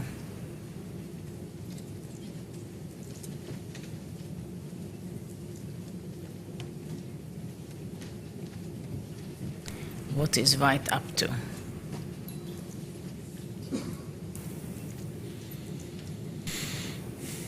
Well, it looks Queen extremely c7 or dangerous. what? Queen c7 to... But queen takes Queen f4? c7, queen f4. No, this is not possible. I mean, okay, still struggling. But okay, if not this, then... Well, f5 is possible, but I guess just d3 and some big stuff is happening. Yes. King d2, you can try. But then... No, of course, this is just trying to No, but survive. after this, I think... Takes. Well, first of all, black can go anyway, queen a1. Okay. But knight c3, queen b2, okay, doesn't work. No. Knight Well, e3, I don't know if knight e3 is possible. check. Try to survive this one. But maybe just simply black goes away, mate. D2 is, and D2, yeah, with a little bit of accuracy, it should be... Okay, so this looks very bad for white. So this could be, let's say, 1-1. Then we see this position where B pawn, which is much space- better chances than And space A. advantage on the other wing. And White was not in yeah, time to play h4 and exactly. reach them. Exactly. This is good chance for black. Yes, I was surprised if black doesn't win this. And we see, I Caruana think, a won. victory for Caruana. I mean, he had to win. Yeah, there mean, was no way out. I mean, it was. We have the last 3 rounds going, and the USA has only 12 points, so they needed desperately to win today as a team. He had to win. I mean, okay, because without him, of course, the Americans are not so impressive, and it. But now, okay, now things. Yeah, they have to fight for a medal. At least. I don't think they have any mathematical chance to win the Olympiad. No. Well, why not? I mean, USA has 12 points, so if they win, they're only 1 match point behind. No, sorry, it's 1.5. 1.5. It's a lot, and there are several teams ahead of them. Yeah, mean, yeah. it's, But there is a little chance. I wouldn't say that there is no mathematical chance. Yeah, okay. If you really arrange the results the way you wish, then of I course. remember when we missed, Hungary missed the medal completely in 2000, Istanbul. Yes. when I thought I played the best possible. It was the best performed Olympiad after the first one where I played 12 and a half out of 13. And of course, when next time we repeated, but in the open section, I can say that by far, that was the best You won a lot Olympiad. of games in that I second won like half, no? Almost in a row, no? Yeah, like 6 games. I made +6, which meant that I won, I think, 7 games in that Olympiad, and in a great style. In my collection of my game collection, I put quite a lot against Fressinet, against Marin, against Van der Van der Sterren. Sterren, yes. I have. Ending, yes. Yeah, so I have many games I played there, which was nice and very original. And you got a nice pair of shoes, yes. Well, I thought that I'm going to be. I was all the way well, not all the way, but when I started to win many games, on board result, I was the highest. And in the last game, the team captain thought that there is a very big importance that I play also in the team, though he thought that 2-2 will be enough to play against Slovenia. And Leko was on board 1. I couldn't win, unfortunately, on my board. I think I played board 3. And there was 3 draws, and then Leko was completely winning. But there, some very accurately, he should have played against Belyavsky. And I thought I will be making a gold medal on my board. And then I thought, well, maybe... Well, I didn't bring a nice shoes with me. And then I remember while waiting also, of course, I was waiting all the way until Leko finished and got pretty upset that he could not win. And not only that, but also every other team which had to make some special result, They made it. they made it. So I knew that we are not winning a medal as a team, but I said, okay, I still win a gold medal on my board. So I was going from shop to shop to buy some shoes because I thought, okay, I go on stage and I got a very beautiful red shoes. And then I go to the closing ceremony and they start with number 3, number 2, and then someone else is called out for number 1. So you are not even number 2? No. No, I so just you didn't thought- win a medal after all. So you thought it was gold and you didn't... Yes, but okay, with my okay. draw, I made Yes. a full disaster in the performance aspect. So the only thing I won in Istanbul 2000, The shoes. few beautiful games, which I always show, and I of course selected into best games of mine, and the beautiful shoe. But no medal there. That's not little, sorry to say, but it's I totally... have a lot of medals myself, that's true. But in that was a painful Olympiad from this respect. And I can say that, of course, if you play so well, it's not only that I collected the points and I played very well in winning many games, but I really played like against Fresineia. Up to today, I believe that it's one of the best games I played ever, and also against Marin. So I really played so powerful in that event, but no medals. You can't have everything. I also remember when I got the bronze medal in Thessaloniki. Actually, I should have got the silver one. I had a one ending, and John Nano had a lose. He was 2 points down against Van der Sterren. And then I do something. I trick myself. Instead of winning a tempo, I lose a tempo, and then I don't win. And John Nano saves the game. Only like this he gets a better result. So I get the bronze, yes. Yeah. But the two results needed to. I mean, he needed to save, and I needed not to win, not to win. Yes, and they both happened. So I got bronze. Well, it happens. Generally speaking, it's not a primary goal to get a board medal for the teams who are playing for a team medal, but of course it's a good feeling if you can't get a medal with your team. It's still great to have an individual 34 medal. years later I can talk about it. So what happens with the black pieces? King F1 is played. I think it should be objectively very good chance to win, don't you think so? Yes, it's a lot of space, which means that when at some point white gets counterplay, I mean winning some, black will have to abandon his... So something like that, right? King goes, let's say, King F6. But maybe he asks himself whether Rook B2 makes sense. To prevent King E2, I the don't last know. few moves, it was King E2, G4. Aha, so the king... White went Rook B8, H4, Rook B7, Rook B5. And the king went back to the... because The now thing is that the he threat wants is to check threat and Rook go is... Rook E6, I guess. Which is still not the end of the story, because you have to put the rook on f6, get out with the king, but f7 is still... Let's see a little bit. No, I mean, it's not easy So Rook E6. to be sure that, okay, king f6, King F6 or King G6 I would rather okay, play. I pass, okay. F6. Okay. King F5. And then rook H7. Rook H7. Okay, so after all, this is not right. Probably black goes here first. Okay, king E2, let's say, no? Let's say goes back. D2, okay. So probably black should be playing F5, let's say. Rook E6. And abandon some of the pawns. And somehow go King F6, yeah. To abandon the... And if Rook H7, just go for it.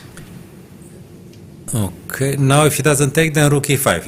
Rook B7, Rook E5, and well. Probably some improvement, right? So after Yes. this, let's say B4. Though it doesn't seem to be a win. Yeah, it's a good question, no? I mean, what about if H3? Somehow it looks like the king is too close. Mm-hmm. H3, just to simplify a bit, and... The position is rook. So white went King F1, which I'm not sure is a good decision because now black can go rook b2 and cut the king completely. So after king e1, king f6, king e6, let's go. We can go b5 already, okay. Let's go. Yes, because if rook b6, the king advances to d5, it's that is the meaning of the space advantage. Instead That, of b4, actually also maybe already f5. Okay. Because now rook b6, this is just dead, I believe. I mean, for this, white has no time for sure. No space for black. I mean, for white, until he creates a passed pawn. But I think here black should be win. Yes, I was King thinking on that, f1. Yes, I was thinking that he should. Yes, so rook b2 is maybe not a bad move, no? I would be surprised if rook b2 is not the next move of Wesley. So this black, I think, will win. And what about board 4? In the meantime, Aronyan has to face with rook f8. Rook f8, okay. So this is a very bad news. Okay, this black will win, I believe. And let's see what Dominguez is up to with the white pieces. Well, he's better. He has a nice advantage. He has a very nice advantage, and the b7 pawn is gonna fall. That's maybe the main problem, no? Well, black is kicking, looking for counter chance, but it's not real stuff for black. Can't white just take on g5 and after knight e5 to go bishop e2? Yeah, it looks that white should control the So position. US will win. 2.5. US will win 2.5. Let's see what India is up to. India won against Brazil on board 1. Hari Krishna is, what does he have? Rook c3. Well, black is going to be taking this and it's equal. So this will be a draw. Board 2 already drawn with it. Then board 3. Well, white has an exchange up, so Erigaisi is again in the play. It's not over yet, but it should be a victory for white. And on board 4, let's see what we have. Diamond is playing against Shashi Kiran. Queen f2. It looks nice for black, no? Whether it's an advantage, not sure. Okay, so India most likely going to win, which means that they can go up to 14 points. Also, US will go up to 14 points. Let's see what the Giri is doing for Holland. Let's see the match of that. Anish, very complicated middle game. Everything blocked. Everything rook takes is e7. blocked. Rook takes e7, maybe. That looks dangerous, Perhaps don't the you queen, think no? so? Takes No, I'm takes and sorry, bishop rook c5. c3 was the move. Rook c3 was Wow, look at this move. the move. So he's really into Look it. Yes. at this He's really move. into the sacrifices. He already played 2 exchange sacrifices in this Olympiad, what I've seen, and he plays rook c3. I mean, probably black just fainted for a second. It's Okay, not the but- most obvious move, let's face it. No, but I wonder whether it's such a good move, no? Would you play rook c3? I'm not sure I what... would think bishop d2 somehow to eliminate the bishop, but it seems like he Or considers rook b4 threatening rook rook b3 b3 with threatening... rook b4, yeah? Yes. And if bishop c5, then rook c3 and... Already the idea is amazing, but I can't approve it yet that it's good. I don't think it's... I mean, rook b3 was a more effective way to do it, I think, no? Yes, but maybe he thinks that actually there is no threat, I think. Rook Yeah. c7 is takes 6 and bishop c5. Yeah, I don't think it's... But okay, it's- let's say black takes. Yeah, let's take it. But it's definitely it's very confusing. No, it's nice, of course. It's move 35 only. Well, probably, I mean, white has no risk, most likely. That's true, but... Yeah, and then bishop a3. But okay, I go h5, let's say. Yeah, that's the... But can you take it? e4 is hanging. Okay. I don't In know this if moment, yes. you don't care about no, this. No. Now, of course, it's not that one-sided. No, I don't see any winning chance for white. I mean, I would think that it's exaggeration to play rook c3. and I think that white can lose this. I mean, it's not. No, but I would have sacrificed the rook. And bishop c3 on the board. Bishop c3, bishop c3, queen c3, h5. This happened. So this was an unexpected turning point. Queen d3 on the board. I'm not sure he's happy already that he went But I this don't way. think that anybody forced him to play rook c3. I mean, I wonder why he did it. Black has not so much time either. maybe he had Let's see. a bet for something very important with somebody that he would sacrifice. That he has to sacrifice as well, a right? determined number of times. I mean, the sacrifice is not really that bad, but it puts white from a slightly better position into probably a slightly worse one. No? Somehow he was thinking differently. Queen d3.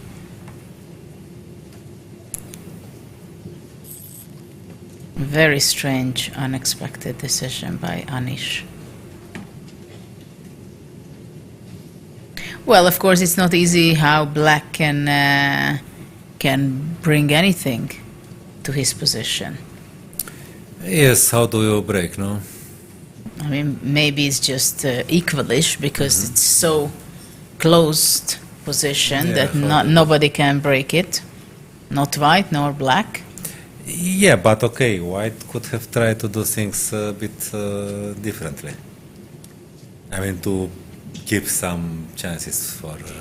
Yeah, to exchange the bishop, black bishop, right? or play rook b3 and take on b4 and get a pawn for the exchange.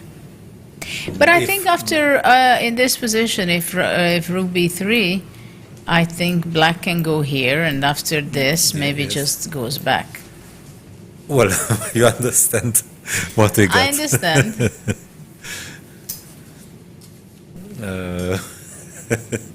You understand it's an extra tempo. Not Yeah, that but I'm it not was- sure you can do anything with I it, know. right? Yeah, I know. So let's see what we have. Queen d3, h5. We have h4 92 is on board, okay. h4 92. I guess g4 will be. But black is not going anywhere. So bishop h3, the knight navigates to c4. So you want to say that maybe even bishop e8 is interesting to go bishop h5. But then bishop rook c6 at some point. So bishop h3, the knight goes to c4. I don't know. Okay, maybe let's say bishop e8. Bishop h3, I have to go. Bishop a3, bishop h5. Knight, let's say to c3. No quick trajectory. Okay. Knight b1, let's say.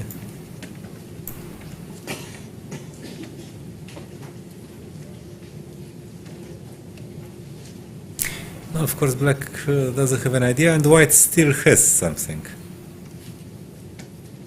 Well, I don't know if you have more than black. Black will go, let's say, queen g7, go here. Knight I don't d2, know. no. Knight d2, I want to go. Knight d2. Let's say queen g5. So you don't want to allow me this pleasure to go away with the rook, because then queen f4 and h3, no? Something like that. We have queen h7 on the board, not bishop e8. Maybe at some point, if the rook is going away, black wants to go h3 and maybe take, Even things, yeah. sacrificing something. And we see g4 on the board. After knight c3, g4. I would be scared with white, even though it's very close position. Maybe he thought he was worse already? Anish, because otherwise he wouldn't do something like that. You think there was such a possibility? Maybe he thought that he's versed in that position. I mean, that's the only thing I can think of. And here you can't be serious about it that white is better. No, I was just trying to understand.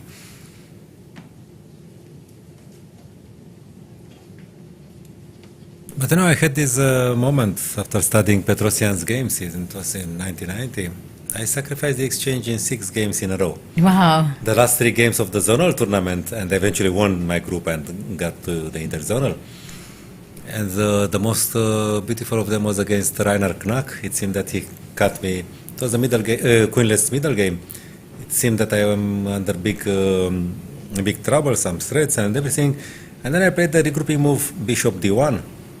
If the bishop reaches E2, then everything is slightly better for me, allowing knight D3 to attack to fork my king and rook. And I took on D3, and I'm not worse. And actually, he went down very quickly.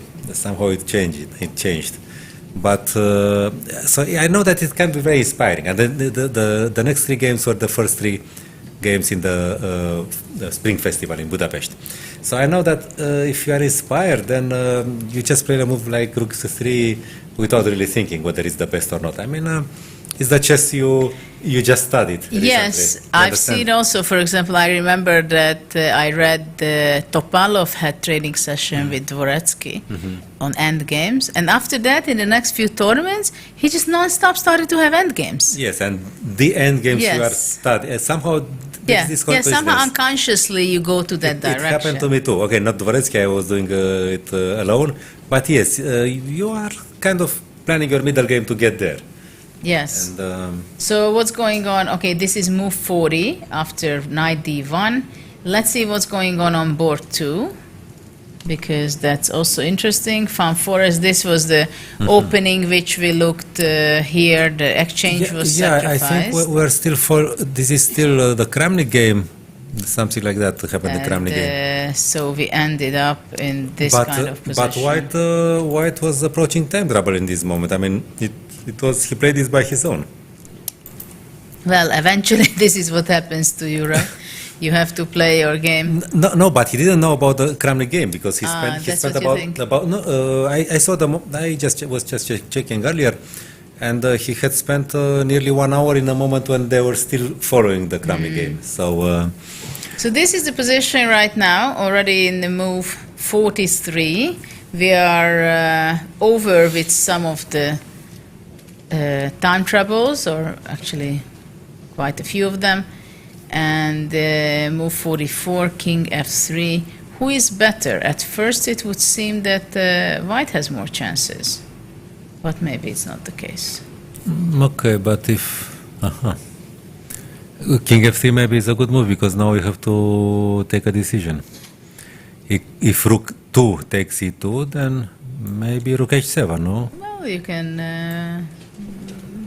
I mean, it seems more dangerous for black, I believe. Yeah, because rook takes e6 is no possibility. Rook e6 is not working now. No.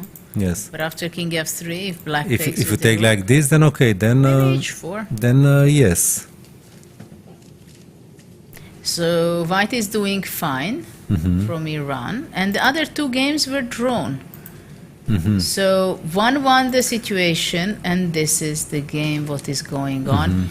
Maybe it was also the case why Anish played rook c3, trying to provoke things, don't you think so? So maybe it's already a decision not of his own for individual performance, but because of the team, that he wants to make it a little bit messy. Yeah, maybe. This is knight d1, and here, well, white has more chances, I believe. Yeah, I would be worried with black. Maybe it was a fair play gesture. I mean, okay, you are an exchange down on this board, then okay, let's play on equal terms, no? Okay, so this is the match between the Netherlands and Iran. Aronian lost in the meantime. Let's see has happened there. He got Fabiano won. Yes, and Levon lost with the white pieces, so the match is 1-1 between USA and Greece. But they win the match, nevertheless, yes. Let's see what happens on board 3. If so wins, okay. If Wesley gonna win this game, and let's see what's going on between Dominguez and Banikas, because he also had a very nice position. And still, I believe that he has a very promising position. But with it's the slightly white less, pieces. no, than earlier. Yeah, earlier we thought that in this position, somewhere after g5, that white is doing really well. So but what- it seems what that happened? b7 was not taken. He Yeah. played the secure rook a2, Okay. queen g7, bishop d4, takes, and rook e7. And now there is no dark squared bishop, so the rooks can And defend. black defended the No, of pawn. course it looks a bit on Queen the edge. g5. Of course it looks a bit on the edge for black, but okay, king g7, he wants to go maybe f6 if he exchanges queens. Well, it looks very seen worse. dangerous. I've seen worse. I mean, okay, but But how to win this pawn, right? That's what you want yeah, to say. that's my question. Yes, I agree. Well, it's a question. What happens? Let's say if simply h4. Okay, I would have to take, no? Though I'm not sure. Rook c5. You know what? I go rook c5.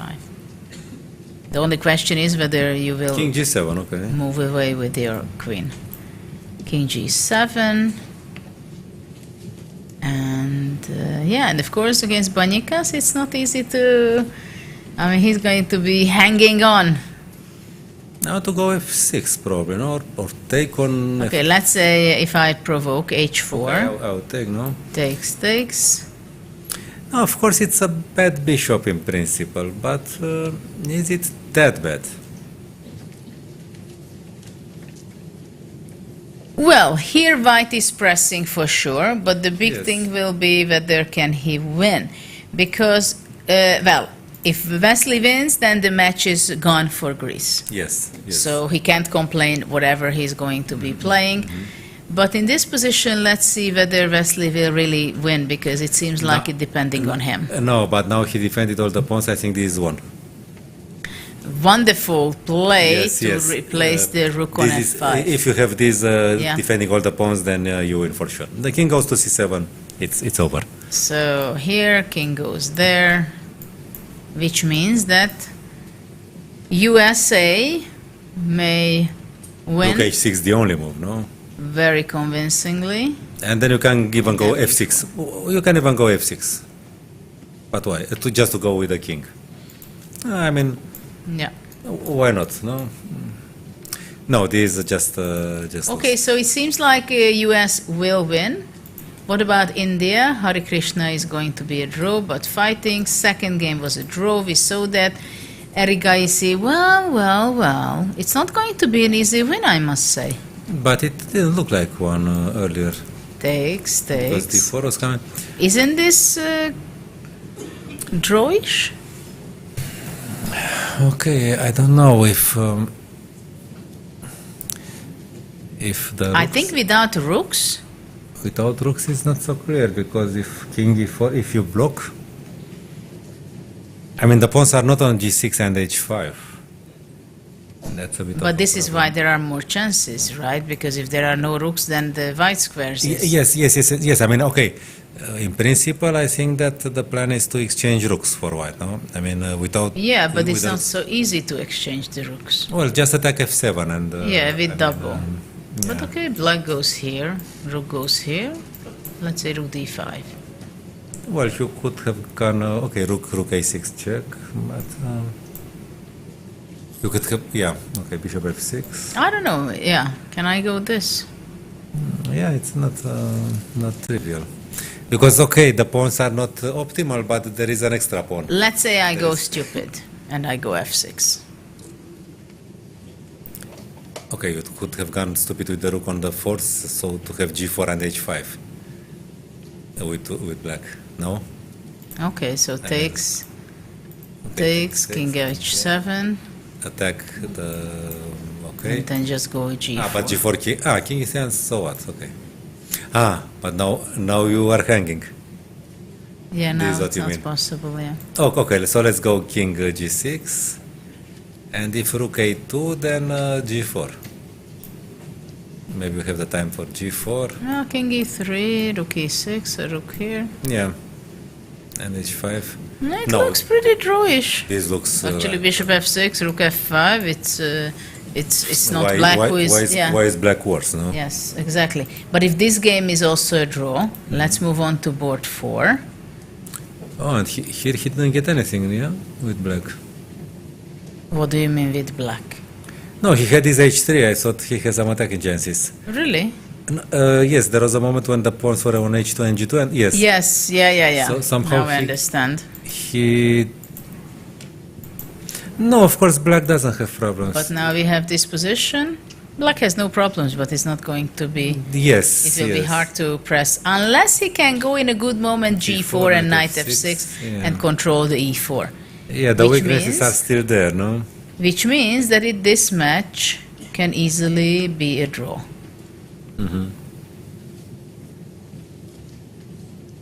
Gukesh game finished in a draw. Since then, let's cover this one. What has happened? So after knight e2, knight e7, h3, king d6, g4, took, bishop d5. So that was the simplification. This direction Mamedyarov went. Knight b4, knight c3, knight d3, b3, knight f4, knight e4, king c6. So Mamedyarov is the guy who stopped Gukesh today with the black pieces. And he didn't have, let's say... He didn't have really serious problems. Really big problems. No. Yes. Then on board 2, Mamedov also made a draw in the meantime. It is interesting what they had. After b5, rook b8, we've seen this game. Rook b1, king f8, b6 happened. Takes, rook takes. Wow, this was possible? Probably because after takes, then white would go b7. And there is another pawn coming or what? But I don't understand. I mean, after knight d7, a5, a6, and nobody can stop that? This is how things are, but how is it possible? And after rook d2? Rook a1. Look at this. Look at this. This seems a lot of fun, especially from white side, I must say. Yes.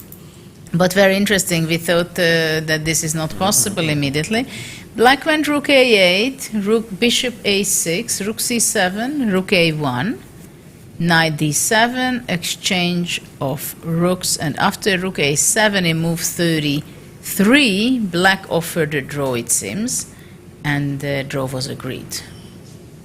So bishop c6, knight x5. It's not clear to me who is better actually at this end of this game.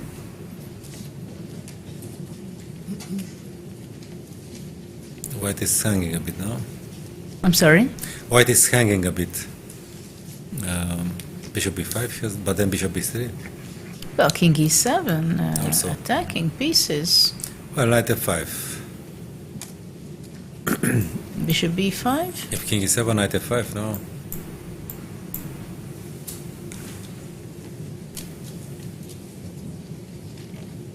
Well, still, I was a little bit surprised to see that they agreed to a draw. Yeah, well, it's not easy to understand what happens. So first two boards drawn. Let's see what Pragnananda up to. We haven't seen this position for some time. Move 40. So black was ambitious after all, no? He took on b5. He has those knights, but of course, it's a good question whether his initiative is going to last, because he has made some concessions. Yeah, what is this position? Is black better? Because it seems like some interesting stuff. If black, what about playing g4? F4, yes. I mean, look at this. Maybe he's right, because he's well Look at this. Look at this. But if he takes f4, then... well, then also I think maybe some things well, GF is not bad may happen. to start. GF is not bad to start with. Because if rook c3, fg, yes, and it should be bad. Well, takes. G takes f2, then knight x3, this should be winning, no? Very dangerous. Also, queen e7 attacking this. No, but going just wins, no? Because rook e1 and okay, it's you just want to take this. Take and yes, and rook e1, whatever, yeah. So maybe he has to go g4 after e takes f4, g takes f4, g4. Because knight g5 doesn't win at once, or because of What would you like with e that? takes f4. Yes. I mean, just not to resign. G takes f4, g4. Okay. Knight g5 is not winning. Actually, this knight can be in trouble. I know. So maybe f4 is not so obvious at this point. Maybe it's too early. Yeah, maybe.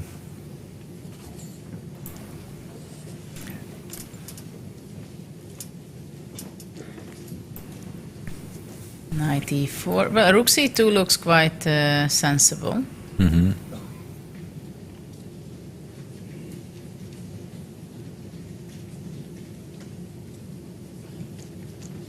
So okay, this is a So game. this is board 3, and board 4 is actually Azerbaijan is having a good position here. So India too is in danger right now. Yes, well, it depends on how the previous position is, because it can go. It can go either way, but here white is better. White has a White- pawn up. He even won a pawn. Okay, and the h pawn is still alive. Well, it's not only it's still alive, No, it can be dangerous. That was the pawn. This is why I mentioned it. That was the pawn. So after b5, black is really fighting for his life. Well, maybe the teammates were not expecting to drop half a point by Kukesh. What is this? What is the guy doing? I mean, what do you mean, draw? They would never forgive him for that. No, and I start to be worried about Kielbasa. I remember when I was winning one game after another in '88, and that time there was only 3 boards in the women's section, and I was playing on board 2. So Madel was also saying, and my sister says, okay, it's great. And in those times it was not match point, but board point. Yes. So they said, okay, well, it's pretty good to start with the 1-0. And it was good that they both saw it happening. Yes, and I was in the middle. Yes. So they were not worried much. Even sometimes I had like a bad position. They said, okay, we knew you're going to be, because, okay, that you just have to win your game, right? But you know that the legend can be kept alive, because Kielbasa has an extra pawn. It doesn't look like winning really, but okay, the legend, the legend of 100% still has a chance to. We'll get there. Even though Gukesh did this thing. So his performance is 8.5 out of 9 games right now. So in this match, we'll have to go back to this one where Pragnananda is making his next move. I don't know why I see 0-0 on time here, but I'm sure. Maybe after rook White c2, black should try rook a8. I mean to. Yes, I think f4 simply is too early. But it's permanent. No, of course it's like this. It's on the edge. Black has weakened his position a bit, but okay, he has some things going. But the queen is For instance, cannot move. rook a1 followed by knight d1 can be some sort of. At the same time, what happens if knight e2, Knight trying E2. to rescue the queen?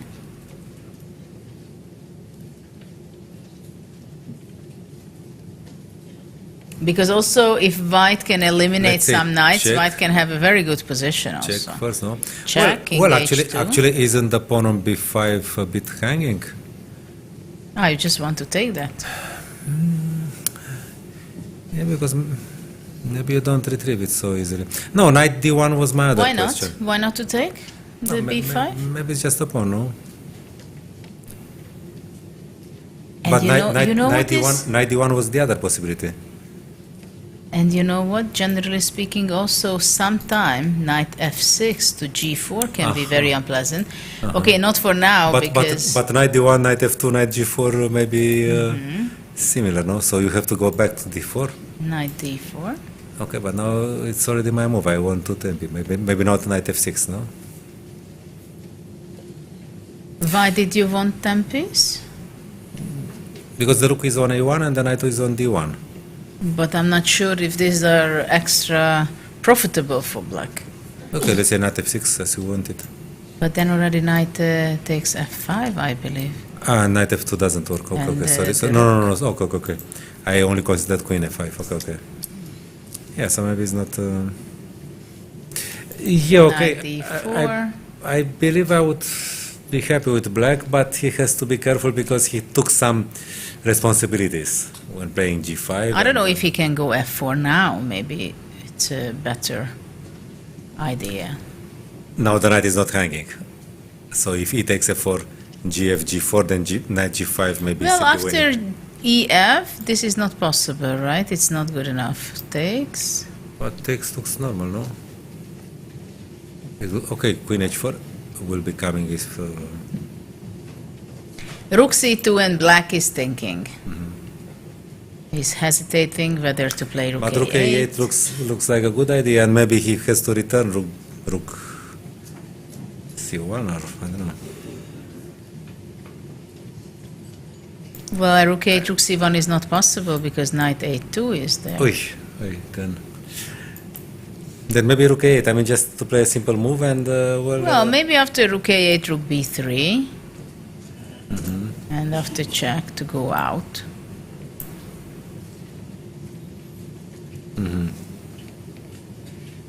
Because it can, I'm not sure about this completely. yes. But you know what's possible also? That instead of rook a8, maybe to go with the queen to f7 I would just want something very brutal like and g4. maybe just take it at some point. It can also But be if you do annoying. this, after rook a1, king h2, I mean, So you can leave it hanging there. That's what you want to say. yeah, I mean, rook, That's yes, rook yes, a1 check, here. this, and now queen f, And queen f7. because I understand this is a big threat, g4. Rook c3 loses material, no? Because you'll have to go. Well, G4 maybe. also we shouldn't forget that instead of queen f7, maybe g4 immediately, and queen f7 or queen e8. to avoid twice g4, no? And now game is over, isn't it? Queen h6 still. f6. Rook f6. This is why we want queen e8, yes? Wow.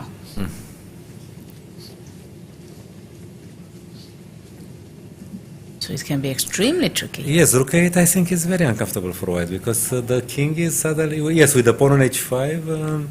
But the thing is that white cannot save himself, right? Rook c1 not working. So yes. maybe rook a8, is it winning? It's very unpleasant, especially. Okay, it's not very clear what the. Because even times after are. knight e2, I think black goes check here. And And you want can something black go similar. anyway g4? Queen Queen f4, f4, queen e8, no and queen queen e8. no queen e5 check. You cannot clear the space. I mean, this is disastrous. It's a mate. I don't know if it's a disaster, but it looks like a mate, no? It's yeah, and this queen h6 rook. Well, f6 queen is, h6. and sacrifice something, no? No, but it's white cannot sacrifice. I thought he can sacrifice. Because after rook takes h6, queen takes h5, all the major pieces are. Rook a8 is on the board. Exceptionally difficult position for Praggnanandhaa playing with white. Well, now looking at this position, seeing these ideas of rook a1, g4, queen e8, and the h5 pawn is hanging, it Yes. seems that white is very much on the edge of having huge trouble in Yes, this game. if he's not in time to question the stability of the knights, then he's in trouble. And the queen doesn't have moves. That's very. But don't forget annoying. that this match, White is having a better position. So this means that Azerbaijan may be the winner of today. And if Azerbaijan wins with their 13 points, they are passing India 2, who has 14 points right now, and Azerbaijan goes to 15 points. And what Armenia is up to today, let's see and go to that match. We haven't seen this game for a while. Sargsyan is fighting hard.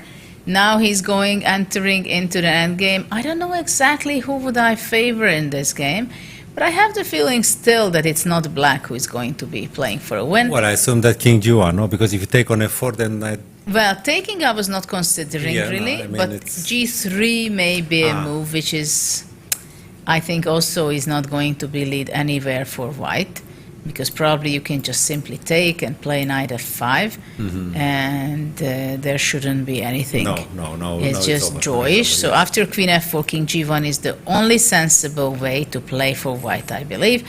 But then, what happens if just takes and knight f5? And bishop h6 then. With an idea to play bishop h6 and block this, and if White has to go here, knight f4. No, bishop h3, actually bishop Ups. h3. Sorry? Bishop h3 wins. What I wanted to make check first. But well, I understand. Let's say here, e4, black goes e4, here, bishop f4, bishop g3. f4, and black has for sure no problem at all. No, he cannot win. Well, with some bad play, if the black king can come around, I would even bet for black. But generally what I want to say that White is not going to win this game. Probably. So this is a draw. Let's move to board 2. This is the position we've seen before. The e4 pawn disappears, which means that White has chances. White has chances. Move 41.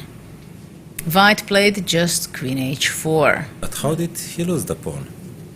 Let's see what happened. Was he over ambitious? It was somewhere here. Bishop f6, queen f5, queen c1. Okay, yes. And the White played king h2, king g7, queen c6. So he started to play over there. Queen b7, king g7, queen c8, bishop f6, a4. So queen g4. So it was kind of a zugzwang. Really? That's what it seems so. If king h8? If king h7, h7, sorry. then queen g4 may be a move and takes on c7. And then grabbing on b6, maybe this is what he was worried? No, but you understand that the guys are really playing for a win. I mean, well, Armenians, they do have this incredible. I mean, would you be sure that you can go like this for a win with White? I mean, queen c6, queen b7, queen c8, and then finally leaving d5 undefended. And finally, black goes bishop h4, and then you make a double attack with queen g4. What a queen play! Look at this, c2 going all the way. After taking on e4, of course, you would you would think of playing for a win. Now I think that you would. But this is a very serious pawn, right? But at the same time, and now g4, but now bishop c5 wants to be with black, I believe. So let's say here, check, king goes out. On the other hand, it shouldn't be something special so bad, for no? White.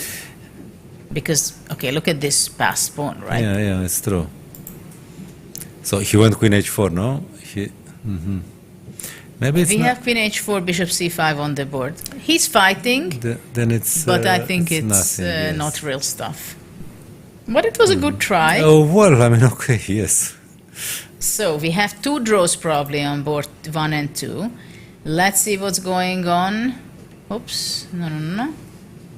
What's going on? Okay, hold on. I got confused. You're right. Okay, Uzbekistan Sargsyan, board 1 draw.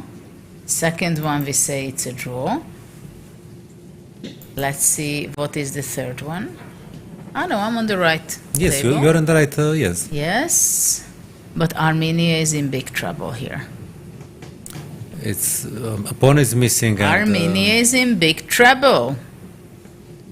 And Uzbekistan, if they win against Armenia, they are going to have 16 match points, while Armenia will have only 15 no, after this that. is completely lost. This is completely lost. And let's see what's going on for the Uzbek. Wow. And here also black is better. So Uzbekistan is very much standing for a victory against Armenia. So the Uzbek boys, with the leadership with the captain Ivan Sokolov, they are playing for a medal after this game for sure. After this match. I'm sorry about that. But of course, then everything gets complicated, no? If Uzbekistan wins, because there will be a tie for the first place, and then the game points will count. Oh, absolutely! What a match! What a match! What is really going on? It's very stressful for the players. You can see also, I think, see and feel that it is very stressful there. And of course, the players are watching each other's position. And still, all the 4 games are running after but this remains 4 hours. You know, this position. I mean, is this so clearly better for... I mean, f6 is a threat, no? And bishop g4. Okay, so maybe I misjudged it at first. I mean, okay. I don't know, but what about rook d2? Rook d2, okay, I have to advance, I assume, no? And you pin the bishop or what? On but king then g3, g6, my but then plan g6. was to go here. But then I have g6. Yeah. No, I mean, maybe you're right. Okay, rook g2, king h4, nothing happens yet.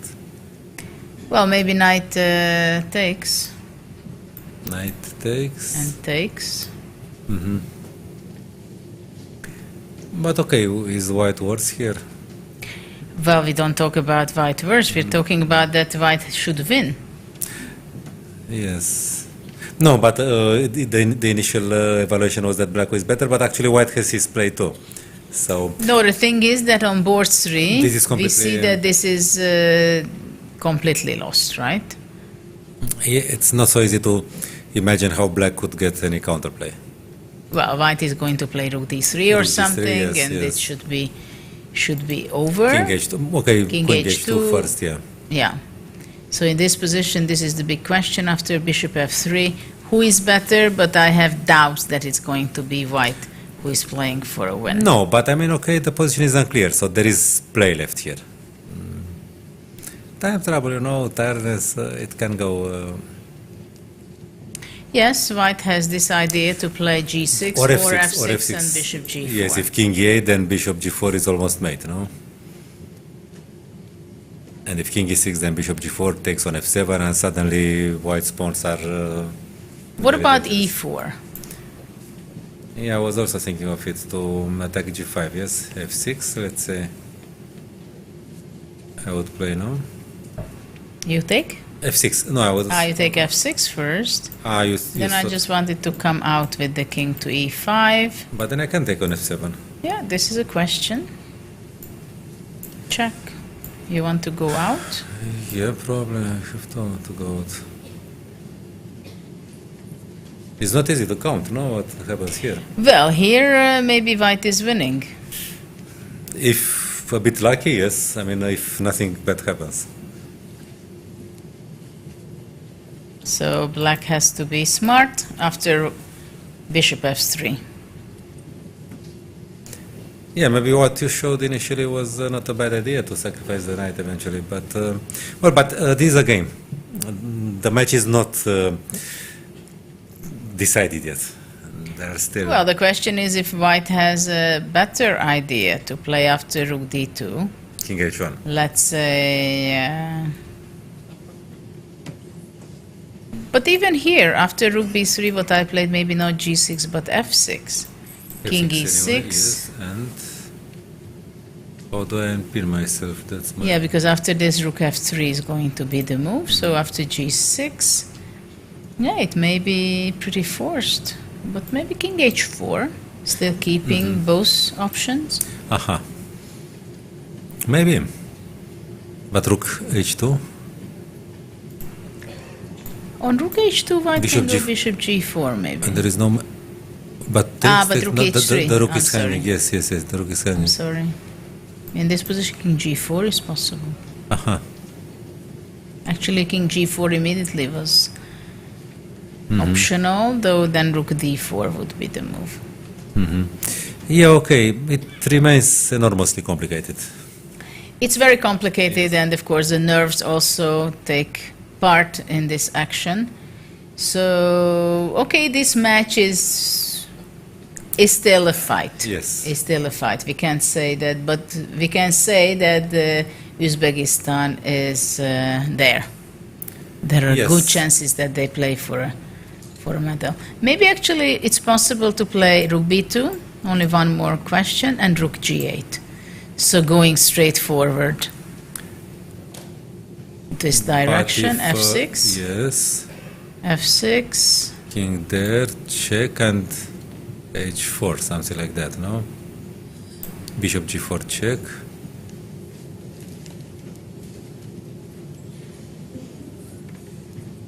yeah, king e6, Bishop g4. bishop g4, king d5. Maybe one more check on d1, I'm not sure, and then h4. Yeah, and even you may take and just move away, right? So not even Yeah, sure that h4 is necessary. The f pawn is still... Yeah. No, I mean, it's something very difficult to evaluate. And white's play may be simpler. Well, I for mean, sure. White knows what he wants, g6 or f6. Yes, He's simple-minded. but this too has to be taken in account. Yes, and black For has black. to count, all the possibilities. Black has one extra pawn, but there is a huge danger getting something in those. Yeah, and the a pawn can count at some point, but not so quickly, because this is a mating attack. I mean, something which looks like a mating attack also, with f6 and g6 and... No, so this is still a match.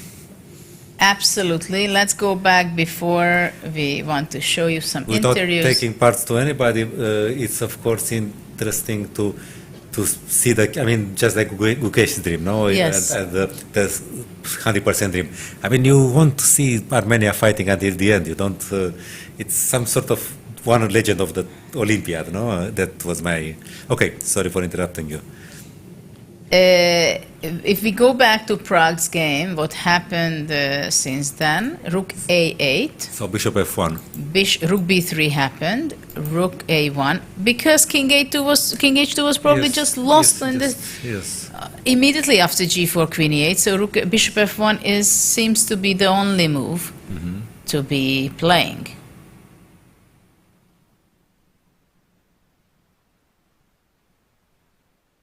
Which not clear how black is going to be continuing the game, because for now after g4, queen f4, and yes. knight g5 would be a very nice spot going and replacing, but it's not there yet. Yes. Black So is maybe- not there yet. Maybe knight d1, okay. Knight b1. D1. Oh. Sorry, no, knight. I mean, the knight is attacked. No, I just thought that maybe knight d2 can be, but probably queen d1 on that. So the question is rook takes c3 a threat? Probably it is, no? Knight d1. What is the threat? I don't see a threat with black. I just removed the knight from the attacking position, and Yeah. maybe I'm going f4 next. Because my idea was f4, and if you take and play g4, then I have knight g5, because the knight is not hanging. Somehow that was my simple-minded plan. I don't know. Rook d3, somehow- rook yeah, d3. rook d3 or something. I don't like the knight on d1 I know. somehow. So you have to find something more dynamic, no? Maybe f4 has to be played. f4 with the knight on c3 still, yes. Yes. But e takes f4, that was my problem. E takes f4. G takes and actually g4. this is hanging. It's even hanging. But white has to handle this one also. Queen g2. But it seems like there is nothing, I believe.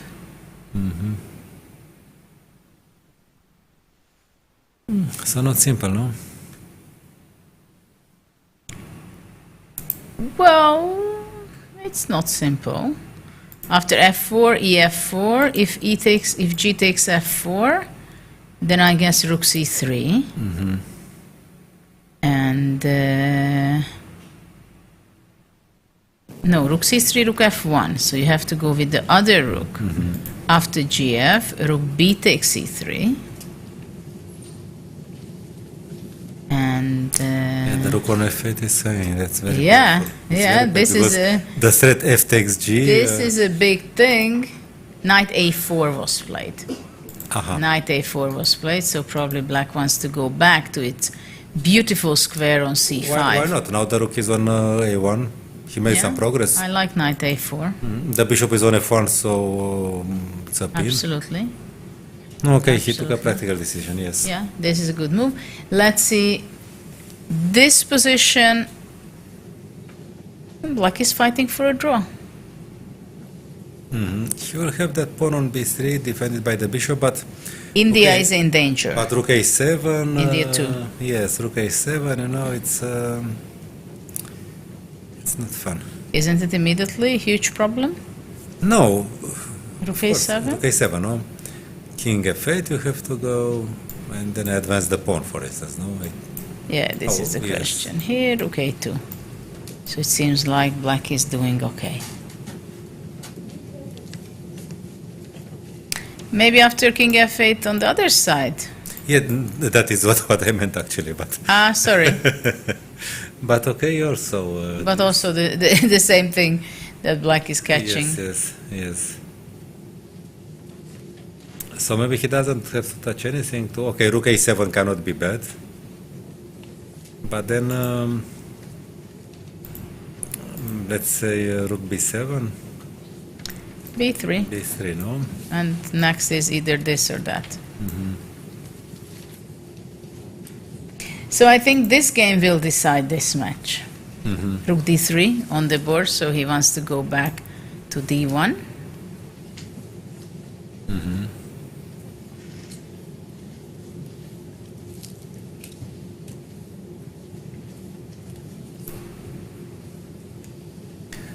But it's tricky, no? Because rook d1 is not a threat. g4, queen e2, knight c3.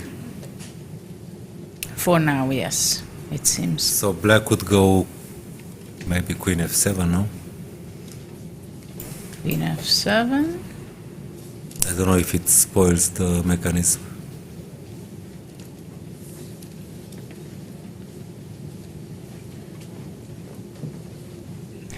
Well, there will be some tension still. Let's go to the Yes. women's section. Just I want to catch up on the results because we do have many results over there.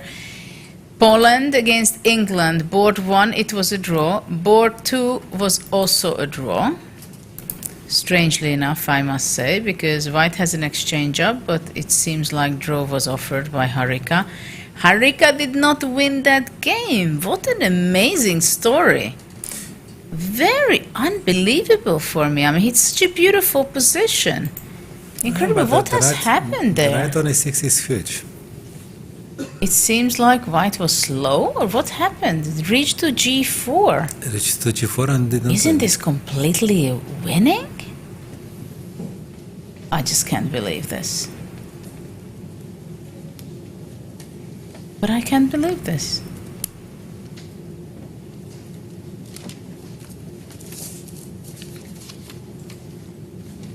It is kind of shocking. Maybe in this position, instead of knight g4, e6 was the move. Yes, maybe. I can't believe it that this is just not winning completely. Queen f2, takes, gf. And finally, black could give up the exchange. This is Yes. how we ended up here. Yeah, this Okay. looks reasonable. And for this black, is no? was a equal. Okay, so draw 1 on board 1, board 2. On board 4, Tanya also made a draw. And there is this And there is 100%, Vaishali. 100% girl Kielbasa. So this is going to make the match decisive. And look what's happened. If Poland, if Kielbasa wins the game, then they Poland. I told you from the very beginning that the Polish ladies are incredible fighters. Yes. They come for a medal. And Poland will catch India. Okay, objectively the game should be drawn, but we saw some games in which Vaishali was not so sure of herself. But actually she has a very good setup of pawns, I believe. But the position helps her here, no? Which means that if she can hold the draw, India will have 16 points, which is still quite amazing. At the same time, if we look at the Georgian match, there... But maybe it's not such a good setup because G4, and then I can go away with the king, and you take on H3, you allow rook B7, and you don't get the passed pawn so easily. So maybe it's, but the rook should stay on A7. I mean G4, okay, she can return later. Well, so far, okay, now she went rook A8. What you say, G4 is the right setup, or it can be? G4, and then just go away with the king. Well, the question is if black would have to go maybe F5 anyway to push the pawns. But this weakens a bit the king. Maybe then there are ideas with rook A8 and A7. So rook A8 now? I mean, if F5. Yes, but if not, if rook A2, then king F3. I don't know if this is going to I just go. You take and I go rook here. F3, let's say. Well, F3, then I will be able to take, I think, both of them. No, but what? Okay. Okay, this is what you meant. And then to take this also. Maybe F7. it's still a win because F5 will be not possible, but maybe it is. Because if it was one tempo here. But it's also possible that after rook A3, white should be going here first. Yes. So after F5, rook C6 is possible. Maybe now white should be going here. Well, I mean, there are ideas. There are definitely ideas. It's not a death draw. It's not a death draw. Let's see what's going on with the Georgian team because they are the danger for India. They have 14 points before the round. There was a draw in the beginning with Muzichuk. Then Anna lost that game, very surprisingly. So Georgia was in lead. Then Shenina, it was a draw. We saw that. And Georgia draw with Ukraine because in this game, Buksa won. So Georgia has 15 points right now and Ukraine 14. So Batsiashvili was the hero of the match. I mean, she sacrificed the exchange and eventually it worked. Well, we didn't think it will be better, but... No, but you know, at the end... It's a matter of attitude, you know, if... Because there was sacrificing... she blundered bishop g6. This is what we were looking after queen c2, that queen e7 had to be played. And then, of course, she's worse, yes. No, but I know that it's also a matter of attitude. If this is the chess that you are breathing, you know, playing without an exchange, playing without material, it can be very stressful for the opponents. I mean, you play like if nothing happened, and they don't understand. So. Well, it seems like black is kind of trying to provoke white to play g4, but already after g4, king f4 will be on the board, I think. And g6, f5 is possible, and the king is hiding very well here. Yes, I would have gone g4 earlier, but okay, she can go now. Well, there is a good chance, I think, that it will be a draw, and it's a very important draw. It should be draw for the Indian ladies. Before we go back to the open section, I would like to invite you to see some of the interviews we have out there from the Olympiad, and let's enjoy together.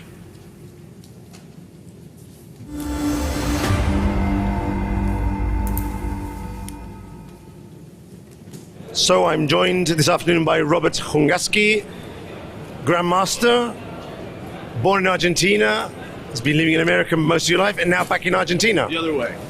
Born in the United States, living in Argentina. Okay, your story is quite interesting because you're the captain of the Argentinian team here, but your accent is obviously American, and you've lived there quite a bit of your life. Explain to us a bit your past and how you end up living in Argentina, being a grandmaster from United States. Okay, yeah, so my father's American, my mother's Argentinian. I was born in the United States, but I went to live in Argentina from a very young age, and ever since I've just been shuttling back and forth. I spent periods of a few years in the States, a few years in Argentina, and right now I'm in Buenos Aires.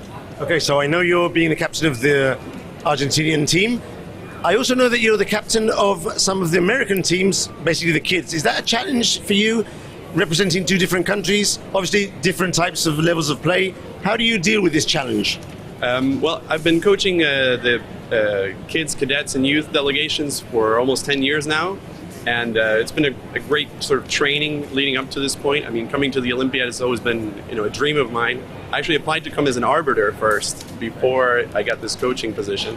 But I find it to be incredibly different coaching, the men's, first squad. The approach is completely different, but I don't see it as any kind of conflict or anything like that. I'm a professional chess coach, so.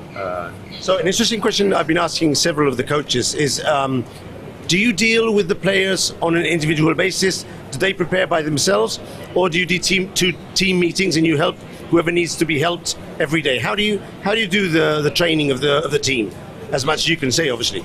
Well, it was very interesting. I wasn't really sure what my role would be, what the dynamic in the team would be, what I would have to do.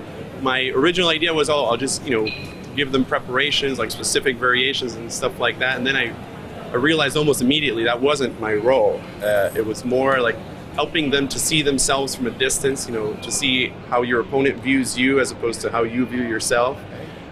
So I would just tell them, okay, if I was your opponent, I would try to play this against you, or I would, this is what I would see as a weakness in your game.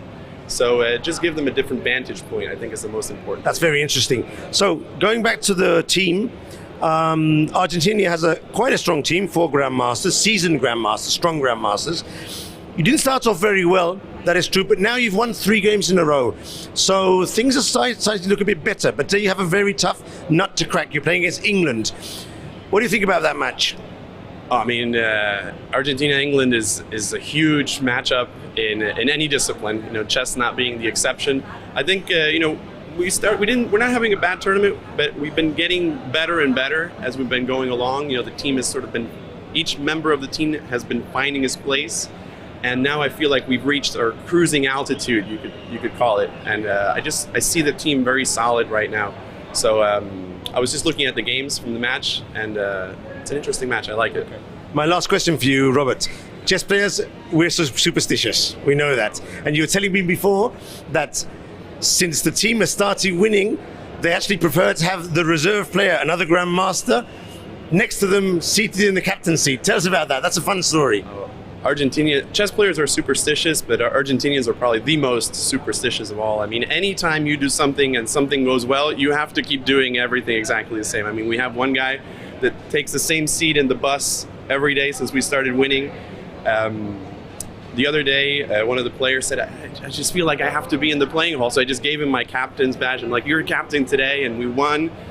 So now it's become a bit of a tradition. Anytime one of the players is sitting out the match, I give him the captain's badge, and he's in there, and I'm out here, and I'm just waiting for him to come out. So if it works?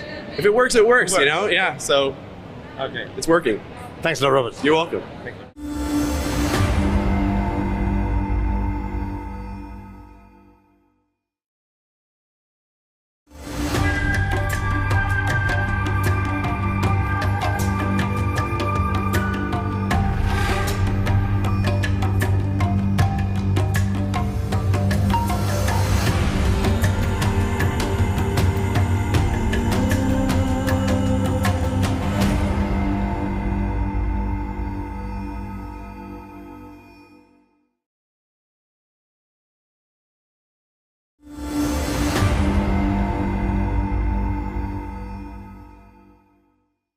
For my next interview, I have Anaí Cortez from Ecuador. How was your match today? Hi, I won. We are playing against Wales, and I think that we are favored for the match to win. Great. This is your second Olympiad. How do you find the arrangements here? How do you like it in India? I feel good because India is a really fantastic country.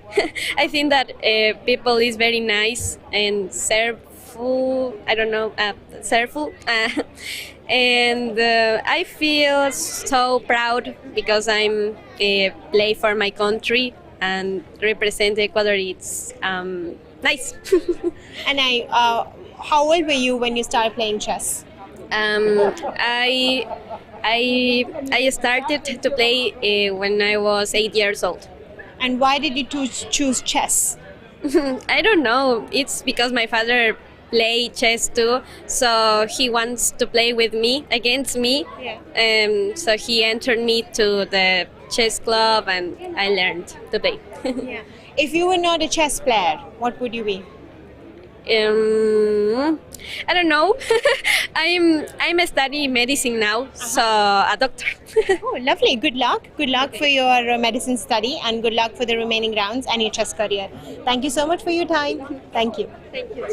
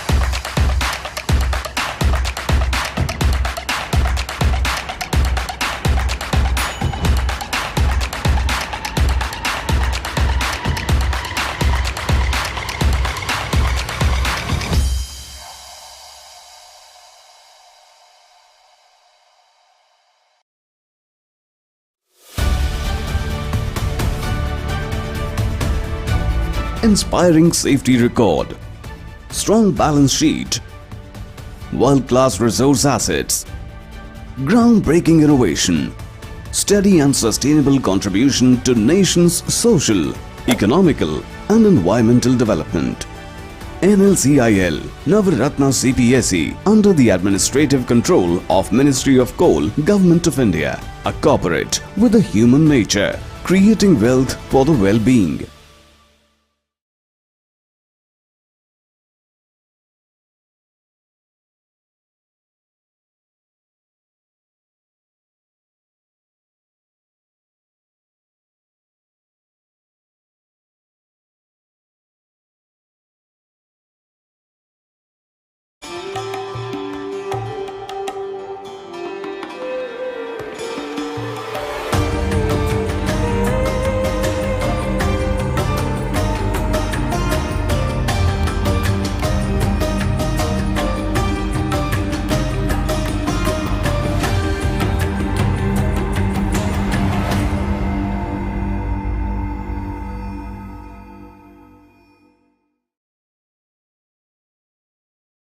Welcome back to round 9 of the 44th Chess Olympiad.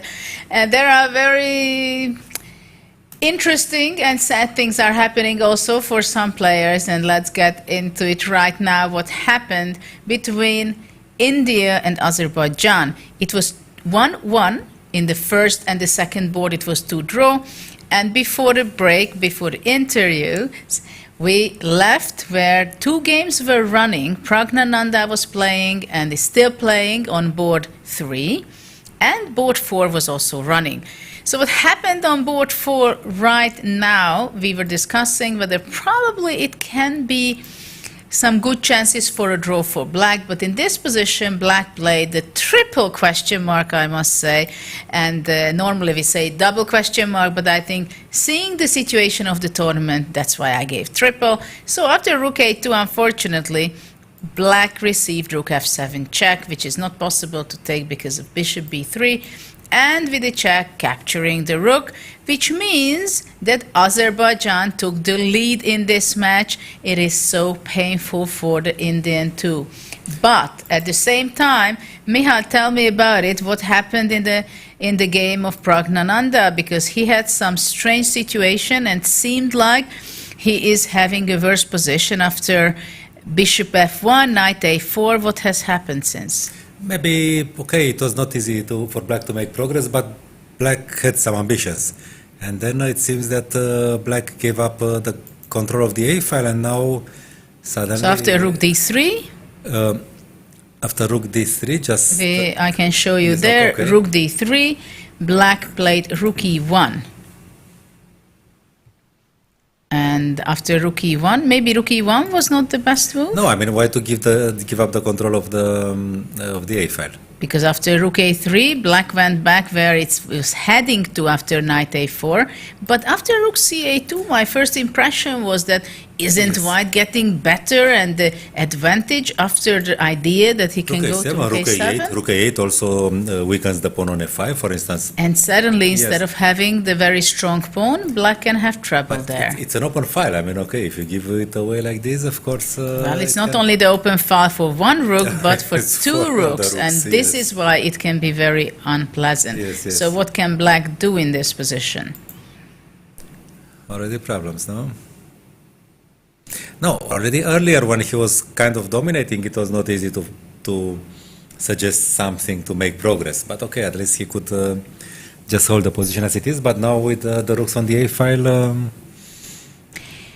Well, it seems like Black can get in trouble, and now Pragnananda could be the star of the day because he's the one who has to save the match against the Azerbaijan team. I always phrase it high on the Azeri team because I know the fighting spirit and the dedication and determination they have.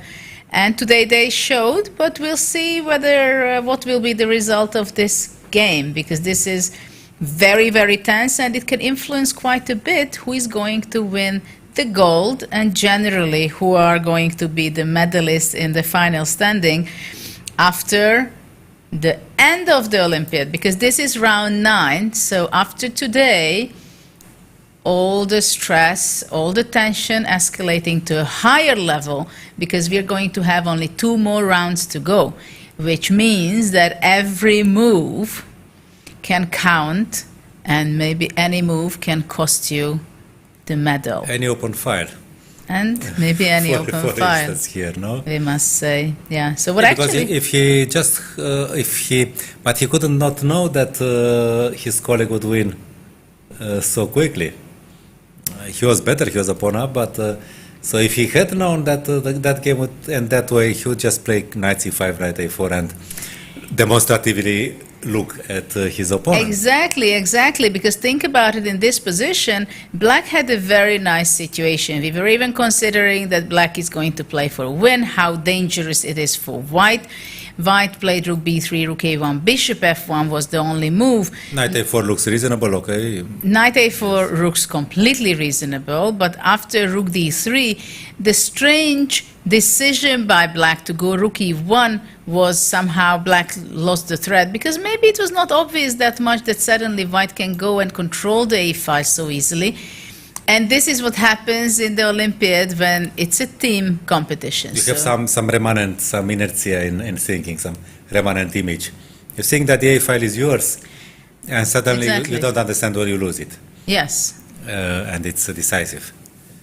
So the timing is also important. Well, of course, still I would believe that the game which Azerbaijan won with a huge blunder by Black, very painful one. Maybe White would win anyway. Yeah, okay, it was a fight. Rook b1, but king that's d2, another story. But it's an effort, okay. It's an effort, anything can happen, and now it's written in that one victory for Azerbaijan, and it's clear-cut, no matter what happens. Prague has to win to equalize the match. They cannot win the match anymore. Let's see what's going on between the Sargsyan game, because we have some move over there also. Abdusattorov is not giving up. He still wants to play for a win because he wants to... He got a reasonable version. Exactly. So what has happened here, we were having this position somewhere. How did they exchange queen? Because, okay, this is a much Bishop better... h6, queen e1. So white played king g1 and... But why didn't he take on e3? He didn't take on e3. This is what we were looking, that black can take and play knight f5 and then bishop h6 to force e4. And we thought that black will be just easily making a draw. Yeah, I mean... But Sargsyan chose differently because maybe the reason is, what do you think if I say that on board 3 they lost, which was very clear. Yeah. So they are playing on 2 boards, on this one and here and that one. So maybe he thought that, well, let's give it a chance, maybe we still have the queen, or we exchange it in different forms and he has any chance, but this is not possible. But he exchanged queens anyway, and now in a more dangerous way. White has some chances, no? There is a... Now rook a4, so not much things happened in the last 15 moves, I would say. Because maybe it's still that draw, because okay, black would never take on g3. No, this is a clear cut that he doesn't want to. And also now a knight on f3 is not so easy to go out with the king, yes. right? King g2, king g2, knight e1, king e2, knight g1. And he can even take on h3. Yeah. So, yeah, maybe he didn't risk that much. It seems so. But the other one was more clear cut. And maybe even more pleasant for black. Okay, drawn, but... So right now, Uzbekistan is leading 1.5 to half, and we have another game going. Which is, now it's surely not better for white. I don't know what happened, how did the bishop disappear? But well, this is... we can take a look. In this position, this is where we were analyzing all kind of ideas. Black played rook f8, securing the f7 pawn, rook d1, rook b2 check, king g3, and black went knight e2, which white took. Probably the reason is because if white goes up, actually he couldn't go up. So it was a forced thing, because after this check and knight g3 and knight f5 and mate. Unpleasant surprise. So what did he do wrong? Maybe he should have... So he went after rook f8, he went rook d1. Probably he should have gone maybe g6 or f6. But anyway, I believe rook b2 was a threat. Maybe he blundered it after knight e2. Yeah, maybe. Okay, he played rook d1. Rook d1, rook b2, but and the thing is... King g1, no? King h1, sorry. King h1. King h1. Well, maybe rook f2. Rook f2, but then bishop... No, then f5 already. f6. Oh, f6, sorry. Yes. That is a threat. If you have to go to e8, I don't know.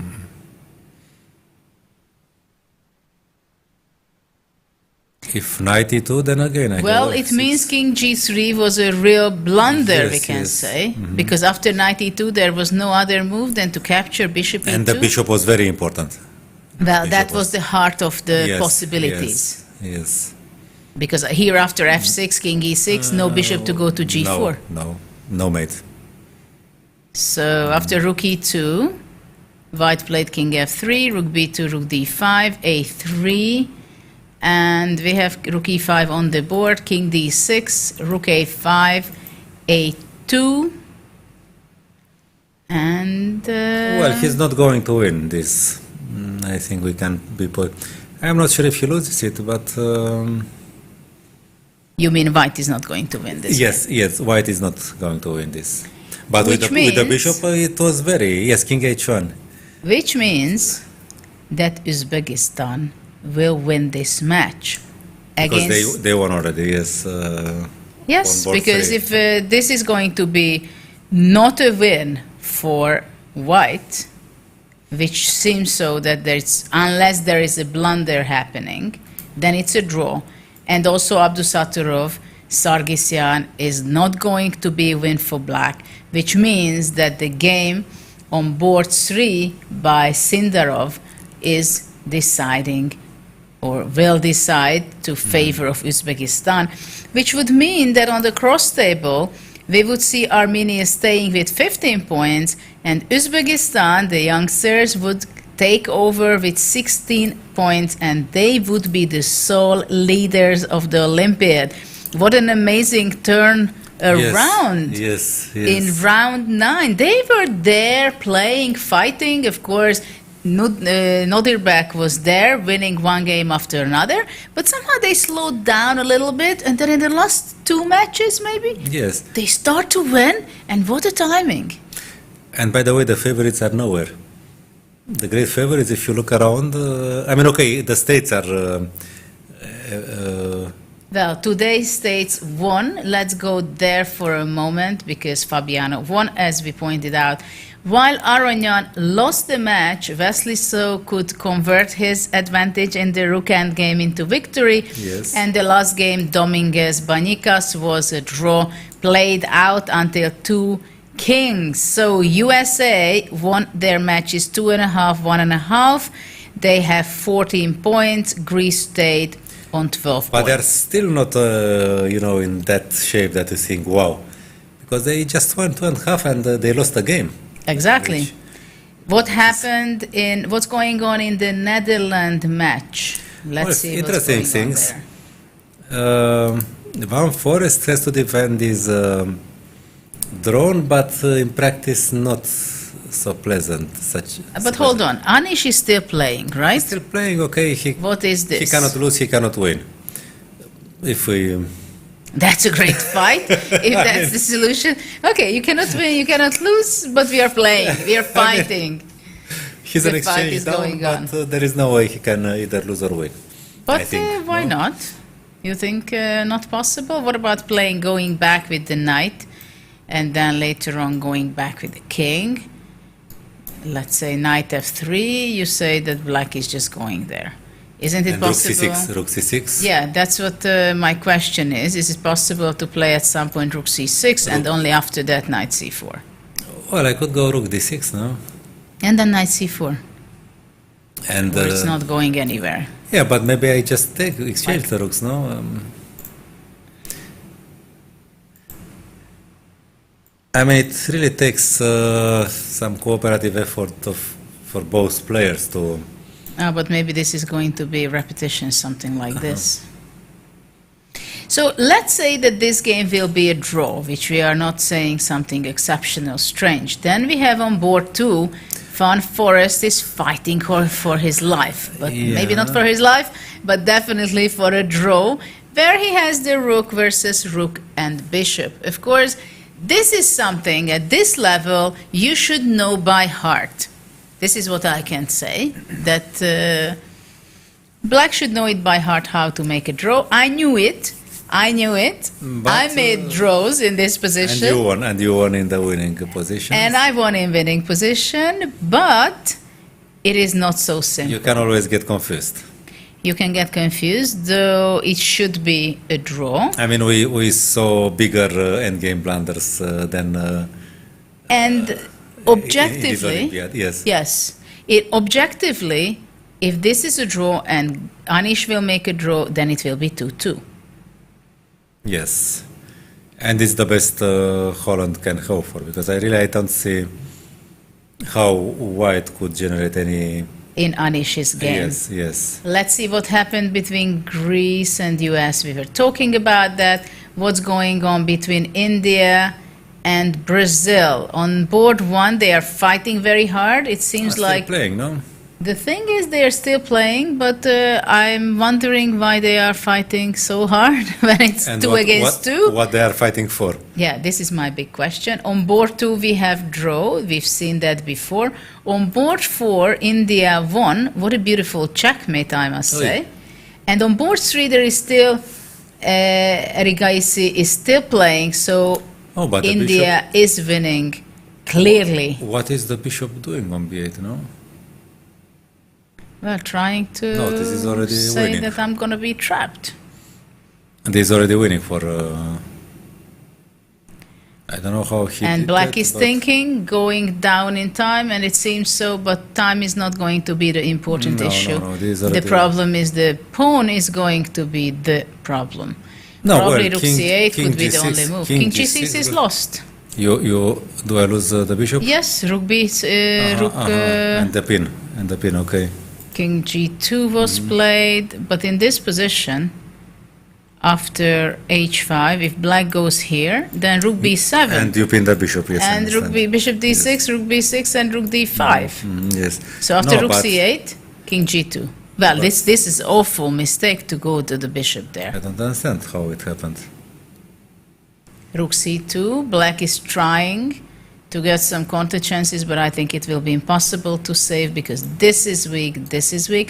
The only thing white should be careful that bishop a7, rook c1, rook g1 mate will not happen, but this is not the case that it can happen. And Arjun is really playing well with white. He's winning game just very slowly, quietly. He's not doing anything, not talking much, just wins the game. Yes. A very important one for India.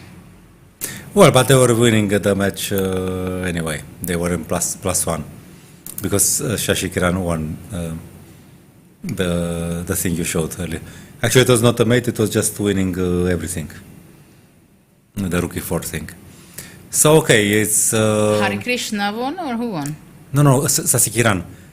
It was knight g4, rook e4. Yes. Yes. That was the final position, just winning the bishop. Yes, sorry. Exactly. It looks like mate, but okay, it wins. It's enough. So they are on +1, and they are. Well, they are going to win this one. And they are not worse in Hare. Okay, Hare Krishna is theoretically better, but okay. So India will have 14 points, which would mean that they are also playing for a medal. They are playing for a medal, but it's not clear whether they will have real chances there. Hare Krishna is going to be a draw, just I think very shortly. While let's go, what's going on? Something wild happens in Prague. In Prague, yes. Let's go back to that. Wow. Yes, if you can explain me what happens here. Who is better and why? Let's see what Can happens. we go a few moves? C5, rook a2, we were worried for black. F4, e takes F4, G4, queen goes H1. Is this really the best square for poor queen? But there is no square. There are no squares for the queen. Wow, but after F4, we thought that rook a8 should be the move. Yeah, it looks like... That is what I thought that should be done. Rook takes F1. And knight d2 probably. And? Knight d2. Well, I don't even have to take, I just go king g2. Well, knight f3. How is this? Rook takes. And if it's not so clear, no? White can take. Then I take on a8, okay, it's still... okay, now the threat is queen h3, so probably not so clear, no? No, still king g2. I don't know, I was worried about this, but maybe I'm wrong. Ef g4. I mean, it's not losing. It's not losing for black. Maybe it's a bit better. I mean, it's the best. Queen h1. So I assume that white wants to win here. Knight e6. And now he went rook a8, and then he left the rook undefended. But white has to win because they are 1 point behind. I know. So I understand him that he went queen h1. Yes. So rook a8. And now knight d4 came. Knight d4, rook f8, king g7. Rook a8. And how is this? So if you can explain me. Knight f3. Can white go king g2 and stabilize the queen on h1? But king h6 then, no? I mean, what is what is queen on h1? What is white going to play? I mean, this could be dead loss, no? Well, I don't see the exact plan for black. But okay. What about c2 and trying to give a check on c6 and still after that rescue? So now the big issue is how to rescue the h1 queen for white. So there is still play. But okay, knight c5, no? We don't need that knight for... Yeah, but after that I think can't white take this and play rook a6? Okay, and but then going back, and finally the freeing the queen is out with miracle. And of course the position is anything but clear, no? Well, I think it's clear because white is winning. I think this position is... Really? Rook e8? No? If I go rook e8? Well, the b6 pawn is not deadly. I would think also maybe just go rook a7. Ah, yeah. No, this is just lost. This is just lost, but king g2. Well, the question is what to do with black, right? By the way, this is the position we are having on the board. What an amazing position, queen on h1. And poor black, he cannot go h6 because of rook a7. But my question is, what happens? If I mean, takes, maybe just to this play is quite ridiculous what I'm asking, but let's say bishop can go out, right?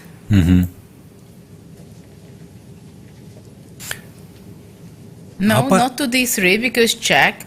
And knight then f2. check on f2 and take on d3. So only two then, no? So if white goes bishop e2, maybe white doesn't have to go bishop out yet. Maybe it's better for him to go rook h7. But the only thing is that, yeah, maybe this is what white should be doing. Rook h7 first. It's maybe, okay, I was curious, sorry for that, I apologize, I was on the Chessify platform on the FIDE site. And apparently knight f3 was wrong, apparently king h6 maintains the equality. Wow, immediately. Yes, without, don't ask me more. No, the reason is very simple, because after king h6, queen b5 and rook f1 kind of things are threatening. And after knight f3... Queen c7 also is possible. Ah, yes, no rook c2 also. But by the way, okay, I cannot call it comedy of errors. I mean, only the computer can laugh at that. Because after the line played in the game, knight f3, which is, I mean, anybody. The most logical, of yes. course. And king h6, he went rook c2. Apparently, there was only one winning move, rook a7. a6, rook a7. Which of them?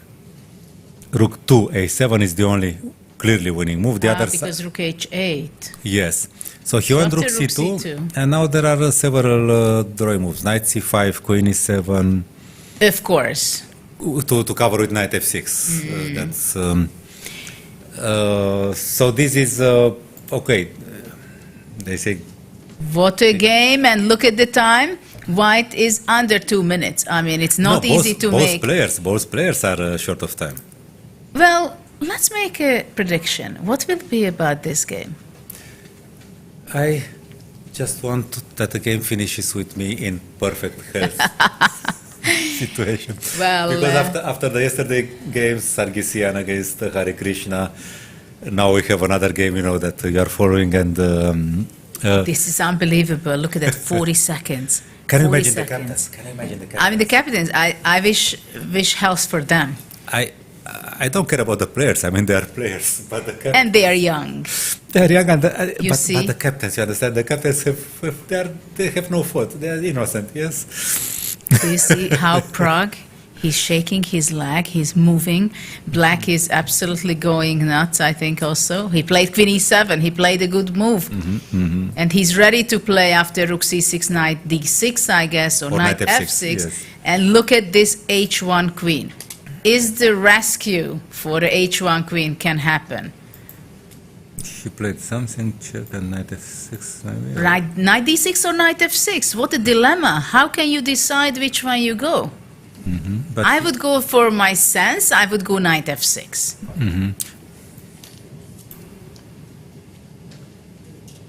What? Oh, no, sorry. Rook c6 check. So now black to move, again hesitating. What is it better? How do you choose? But you know, if yes, knight f6 he went. You know, now black has another idea. Just go rook e6 and then just perpetual knight e1, knight f3. Well, I mean, given the given that incredible game. All Chennai is looking it on the streets, in the shopping malls, everywhere there are big screens. They are following this game right now. Yeah, so if he sees this idea, then there is not much history in the match left, no? Just look at... But I think why knight f6 was the move I choose, because black can also move away with the queen, and if once rook takes on f6, king g7, then I attack the rook. This was my logic behind it. It's a nice logic, actually. It reminds me, I talked about that a few days earlier. It's about pawn endings. It's important on which squares you lose and you win the pawns, so that after the pawn race, the kings are placed in... But let's go back to the game. Prague is under a minute, 46, 45, 44, 43. What can he come up? He has to come up with some miracle. And he just goes back, rook a3. In some way, he wants to eliminate the knight on f3. He tries everything. I think his idea is maybe that after queen e4, maybe he just wants to take on f3. And queen f3 wins, no? I don't know, maybe gf3 is the winning, because after this I would think that he wants to give the bishop and then take things all around. So rook a3. gf3, no? But let's see what after rook a3 black is up to. What a nerve-wracking story. Of course. 55 seconds again for black. How to choose? Rook e6, queen e4, knight d2. Queen a3 wins. Actually. That's hanging. I was not noticing Queen it. a3 wins, yes. Wow. Many other moves draw. I think Prague also blundered that. Or no? I blundered. I didn't see that the rook a3 is hanging. Yes. He played it so naturally that... And I think he noticed it by now. Otherwise he would not have played it. Maybe he's not taking on a3. If he doesn't see the rook hanging on a3, it's not a good sign, but of course 20 seconds left. And queen a3 is taken, the rook. Rook f6, king g7. Oh my god, what kind of pieces white have? Queen on h1, f1 bishop. How to make a move here, what to make with white. Queen h4 is not even possible, no? Queen h4 is possible, but it's going to be taken. Yeah, I mean h5, king f6. Rook takes b6. But now black can go... h6. h6? Come on, it's not an easy move. But probably it's the only one. Yeah, I mean just to... h6, what a move, being cool. But after that, rook g6, rook g4. There is rook g... So what is really going on? Knight d2. So you have to understand that to play h6 no, I just with 50 seconds on the clock? No, I understand that it's not simple. Wow, 40 seconds.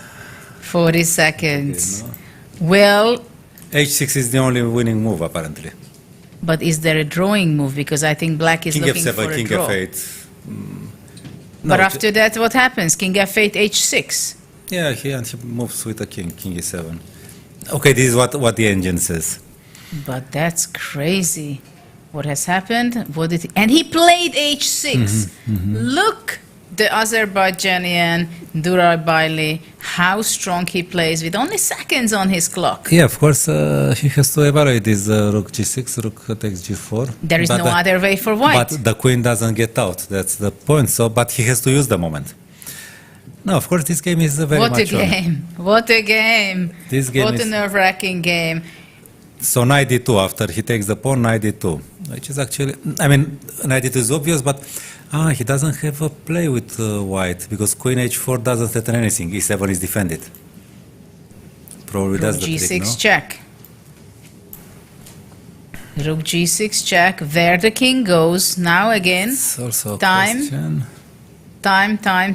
And f8 or f7 should go. We should not forget that the players get only 30 seconds from now on, already before they started. No more time. Only after every move, a little present of 30 seconds. So that's apparently all. he should go to the EF file. If he goes to h7, then apparently it's equal. I'm not sure why. Okay, maybe the king on f7 simply defends But he went on h7, I think, no? He went to h7, keeping control over the h6 pawn. What is his plan after rook takes g4? Probably he just wants to move away with his rook. And look at this, the pieces. After rook g4, also the rook stands kind of strange, but probably maybe knight d2. I think knight d2 after that. No, but there is a blunder after knight d2, bishop d3. Yes, no, knight d2 would be the move with the king on f7. But Yes, queen I b3, understand. queen b3 apparently just... What is queen b3 doing? I don't know. And if it's the Well, only... but we can look at it also if they don't have engines, so maybe we shouldn't have either. Yeah, okay, maybe. Let's see rook Okay, g4, so- what's going on. Okay, I switch it off completely So what about knight d2 is a blunder. because of bishop d3. Easy yes. to blunder with 30 seconds on the clock. But queen b3 is not a move which comes to mind so easily. It's not, I don't understand what it means. Maybe d5 and queen d4 and queen d5 is the idea, no? No, maybe black should be going king h8, d4 on the board. Okay, d4 makes sense to me. d4 because queen h8 might be some interesting stuff over there. Yes. But still, bishop d3 will eventually show up. But now king h3 is something to look after with white. It's a way to kind of get out of this box. So maybe this is why, but no, with the queen on b3. Incredible. 3 seconds black had only on the clock. Maybe we can see a closer look later on the clock so we see the real time. What a game, no? What an incredible game. Rook g6. Rook g6, only seconds for black. Seconds for white. Black has to be figuring out, what about rook queen a8? After queen a8, I believe rook c6, and black can be in trouble. The piece is hanging. Bishop d3, queen h3, so you can lose in any moment if you're not paying attention. 6-5, 4 seconds. What? And he just made a move. Queen e7, look at that. Queen e4 is the threat. But is this really going to be... I mean, I wouldn't like... Bishop d3. Bishop d3, no? Look at that. What happens if bishop d3, rook h1, rook e6, and white wins the game? So there is no perpetual, no? No, there is... the knight is hanging. The knight is not defending I anymore. think bishop d3. 10, 9, 8, 7. He saw it. Bishop d3. He played the and move it's bishop probably d3. winning. Incredible. And it's over. Wow, what a fight. Oh my. But he was heading for trouble since he played king h7. That was... Bishop d3. 10 seconds again, only queen a3 back, but this is not going to save the game, I'm afraid, for him. Probably queen h... No, still something can go wrong. Still something can go wrong. Queen a3, what a saving move he played. Rook e6, rook e6, rook e6 check, queen d3, rook takes e1. And this is still not going to be an easy story. And rook e6 on the board. Rook e6 on the board. Queen d3, rook takes e1. And the players are still playing already for so long time. Only moves or not only moves, because of course there were missing some drawing chances, winning chances for black, but still the players have a little bit only more than a minute maybe by now. I'm pretty sure that, do I see it correctly? No, still black did not decide it whether knight e1 is the best move. Ooh, look the relief on Prag's face that, yes. My queen will be out with extra 3 pawns. So now there are serious chances, and you so see black. He has to take and queen c2, but the problem is the b pawn is also running. The problem is that white is going to give a check on e7, e8, and queen g6 and wins. And game is over absolutely. Look at that. Okay. So knight e1 is played. Queen takes e1. Black is not going to be able to save the game, I'm afraid. Queen b5, queen e4 check. White is going to be taking Yeah, okay, this is... this queen e4, and actually black will can lose. First take the yes. pawns. What an incredible game. What an incredible game to save the match for India this way. Queen b5, queen e4, and of course the player Durar Bali, he understands everything. Not only that, but he's extremely upset.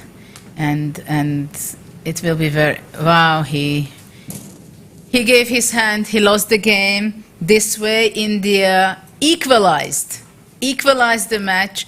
But let's be fair, this is, I don't know if it's destiny or this is the road for the youngsters, but this was extremely painful. And of course, well, black, I mean, I have this special feeling myself. Yeah, but it was a difficult game, actually. Well, they both embarked in a very difficult game. Incredible game. What a sportive... I mean, black displayed some ambitious activity, but we said it earlier, that it was not easy to control everything. And then, okay, he gave up the control of the e-file. And then it became just tricky. I mean, black was hanging on. He was winning at some point, okay, but you cannot say it's completely unfair. You can't say, and okay, Prague was fighting like a lion. You can't deny that. Yes. And on the other table, there was a huge blunder by it's also true, Azerbaijan player. So, of course, but still, when you are lucky, you feel that, okay, it happened, but it's okay. When you miss your opportunity, you're like really eating up yourself, that how could I make this mistake? And I should have win, I should make a draw. And then we would be on first place because Azerbaijan would be... There was a game where when Prague blundered, remember the discussion there, earlier in this tournament. So, yeah, it's like this. I mean, okay, he was kind of lucky against Pelletier, then he blundered and lost. Here it was, I don't know whether to call this luck. I mean, it was such a complex game. I mean... Well, I mean... I'm not sure where to start from. I mean, let's put it that way. He's not going to be proud of this game, chess-wise. From sportive aspect, of course, he will be, because this was a huge saving. Well, but okay, in time travel, of course, these are mistakes that happen, so... Yeah, but okay, you can't say that objectively this game was a good game. It was a very interesting game. It was a serious roller coaster. When you get to a blitz or rapid, then, okay, you cannot be proud of that. But, I mean, this is the rhythm of playing, so... What do we see there? Let's see the Uzbek games, because what do we have there? I think it's the first game they just finished. I believe that it was a draw. There could be nothing else, I guess. Though I don't understand, after knight d3, white could go maybe g4. I have the feeling that it was a draw. Uzbekistan leading. And we have a game here where... Uzbekistan will win. Look at that. But we knew that... okay. We knew that he would not lose, black. I mean... Yeah. So I think we see a draw over there on that board. And what an amazing performance by the Uzbek team. Amazing. Amazing. But they are really going to be winning for 3-1, not even just yes. 2.5. Yeah, which okay, wow. Cannot harm, of course. But Uzbekistan means that they are having 16 points. They have 16 points. And Armenia stays on 15. And now we can say that Uzbekistan is taking over the lead of the Olympiad. So they are the only sole They are only with 16 points. India 2 and Armenia will have 15 points. But of course, I'm not fair to say something like this, because anything can happen, and the result is 2-1. It's only 2-1 for the moment. Board 4. We can't say that anything can happen. Knight f4, rook takes f4, for instance. But this is the position. Okay. This is the position. where the Uzbek player has a queen against a rook. And b3 is some sort of threat? b2. Well, he could take on f3 and play b2, but that's not the way you do it. No, when we are because winning, you want yes. to win this game. Of course. And how proud the captain should be, and probably is. I saw an interview with him when they were asking in the press conference in the media center after round 5 or something like that, what about the chances for the medals? And I said, well, everybody's asking that in Uzbekistan as well. They just want to play well. And he was, of course, very proud of the team. And especially at the time, I think it was 100% performance by Nodirbek. And now, what an exciting moment for the Uzbek team. And they don't even have the strongest player, the former world champion, Kasim Janov. Yes, yes. Who is a very strong player and coach. And I'm pretty sure he's following and very proud of the team as well. Okay, earlier they also had Graf, which actually his initial family name was Nenashev. He was also a very strong grandmaster, but that was before Kazim's time. So they have some. But now they have very strong support on developing kids. I was there last year. This I is think. what counts. Kazakhstan, Uzbekistan, yes, in such countries, Yeah. if there is a lot of support, chess is not such an expensive game, actually, no? To support, Well, it's not football. It's well, not football. Okay, of course it's not football, but still, if you have, if you want to improve, you have to have good trainers Yes, and yes. good computer technology. Go to events, so there is still quite a lot of investment has But to be done. with the price of a football star, you could That's sustain clear. chess in a country endlessly, I believe, Yes. no? I mean, Yeah, that's true. That's true. to Queen put the C4. proportions, yes. Queen c4. I don't know if we can get information whether there was a draw, but there was on board 1. So 2-1, and right now the Uzbek player Vakidov is going to win this game because in the next move, I believe when the rook is going to move, then he goes Queen c1. And this is what we see already. He resigned the game. Mm-hmm. It seems that they are signing the score sheet. Yeah, and anyway, the G-pawn is not, I mean, without calculating anything. Of course. You see that the G-pawn does not save the game, Yes. it's not the F-pawn. Even if it So- would be standing on G7, yes. if it would reach G7, even then it's just lost because the pawn on H7 and F7 would be great chances to draw If the king is the king close is enough, far yes, away. yes. If the white king is close enough and the Yeah. black king is just far enough. So what an amazing situation right now. After round 9, Uzbekistan is taking over. They were nowhere near to the gold medal so far, but maybe they are too fast. Round 9, I mean, of course, you want to be after the last round to be there. But of course, it's a big question whether they will be able to hold their spot, which is extremely difficult. But this is an unbelievable story that they have 16 points, which means that they only lost 1 match point. That's not bad, yes, not bad at all. Unbelievable And, performance.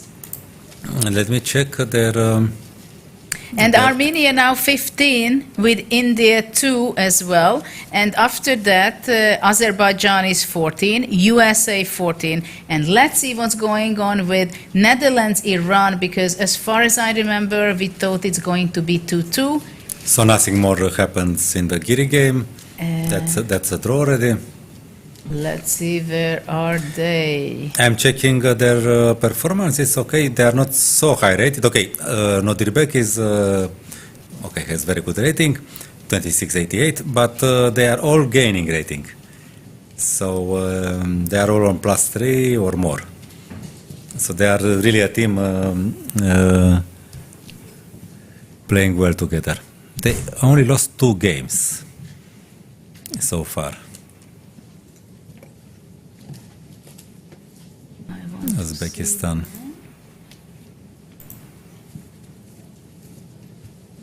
Let me check.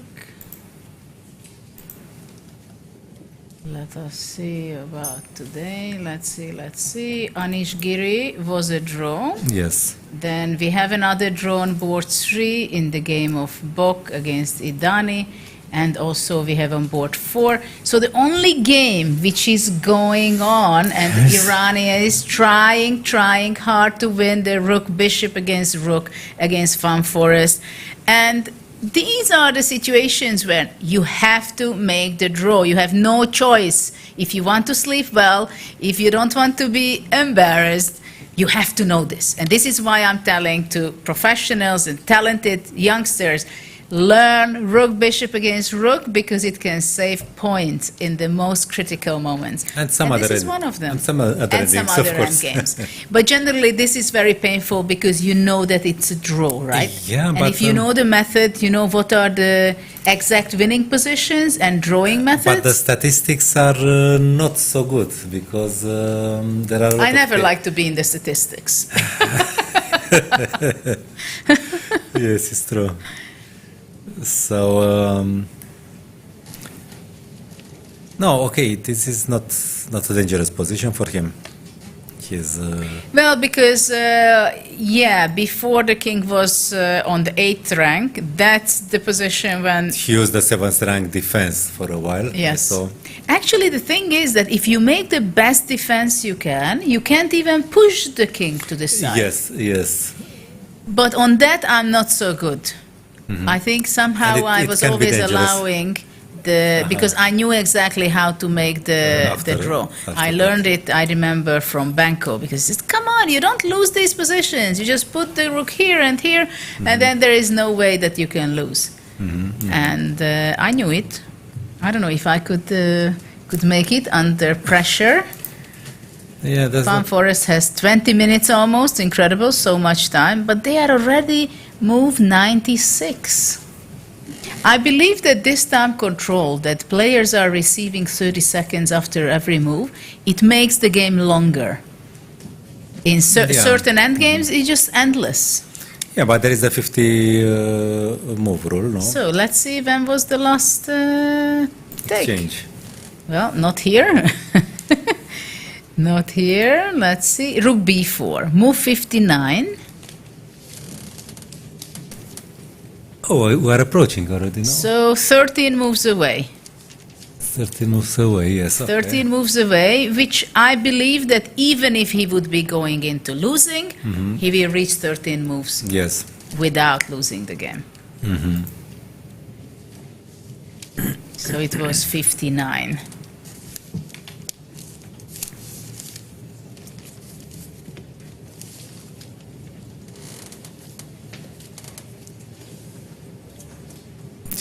So we will set up 109 move will be the 50 move rule. So for those, maybe if you don't know this rule in chess, if you make 50 moves without a pawn move or capture, it means that you can claim for a draw. And this is what will happen in move 109, that black will claim the draw unless he blunders something very, very heavily in this game. I see that he went king h6, and after king f6, the drawish move will be on the board, rook g6, using the stalemate option.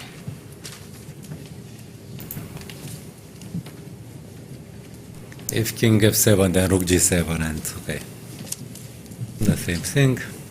Yeah, king f7, then there is going to be a check. I don't see any chance for that. Rook h1, rook h5. Black will be losing. So he did his homework. Definitely. So white is still fighting and trying to confuse black. Probably after king g7, he wants to go, let's say, rook h1. And then something can happen. But maybe rook g2 is simpler, no? Or no? And rook this is g3. what he's playing. Rook g3, okay, better on This that is square. what he's playing. And now rook g6 will be the move. Of course.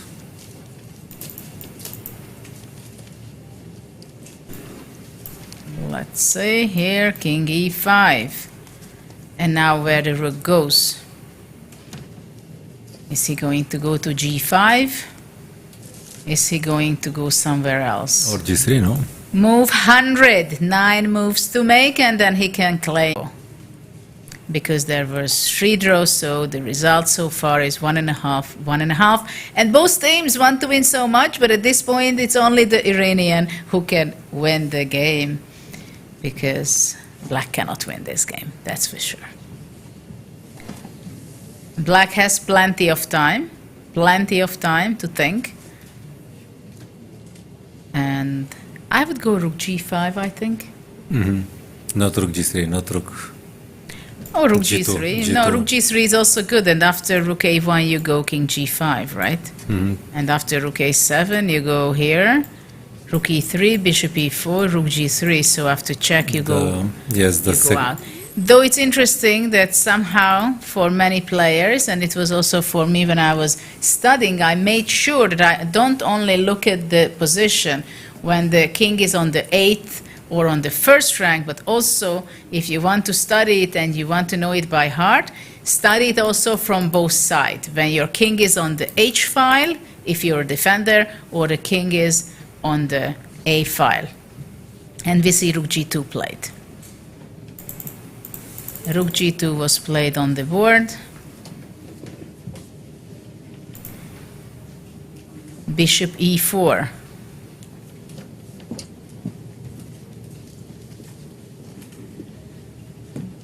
What is going on there?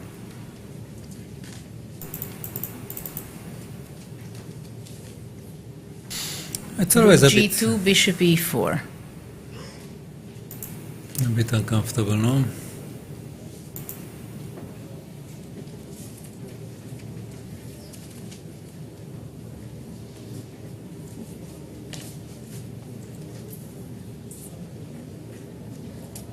So the rook is on g2. The rook is on g2 and went bishop e4.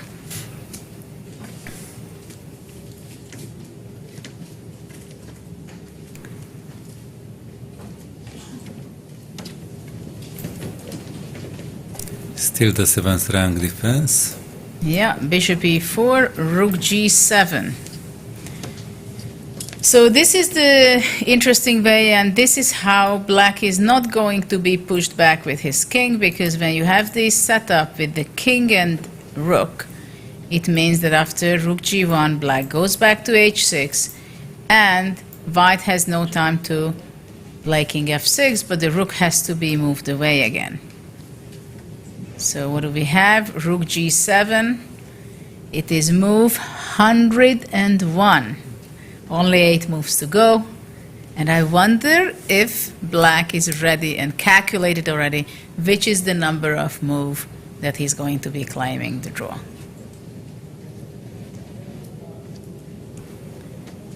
It's of course stressful because it's important for the Netherlands to save the game, to have the game this one draw and make 2-2.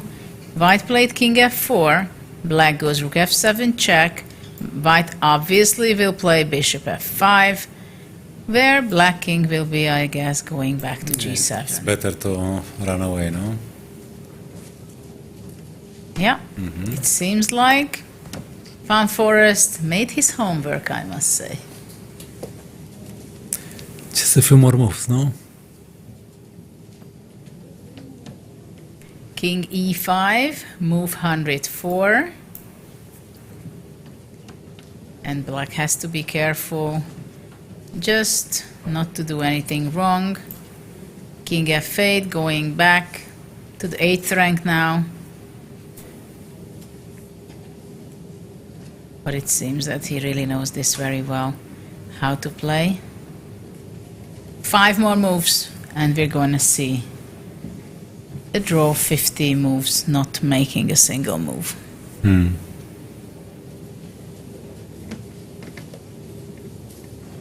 Bishop e6. Still, Black is going to go on the 7th rank somewhere with his rook. Rook g7 with the same setup idea. I believe that after rook a1, he wants to go king e7. Yeah, this is the best king setup. f6, then rook f7. Again, we end up in a stalemate idea if king f6. If king d6, then maybe rook go back, no? Then I think he goes probably elsewhere, and then he wants to go again back to g7. King g7, yes. So white is hesitant, doesn't know what to do, how to try on, because he also understands it, of course. That is move black knows exactly. 105. It's move 105. He understands it as well, that even shortly, if he gets a winning position, which he won't, even then he will not be able to win. Rook h1. Well, practically now you can go king e7, or rook a7 was also still possible.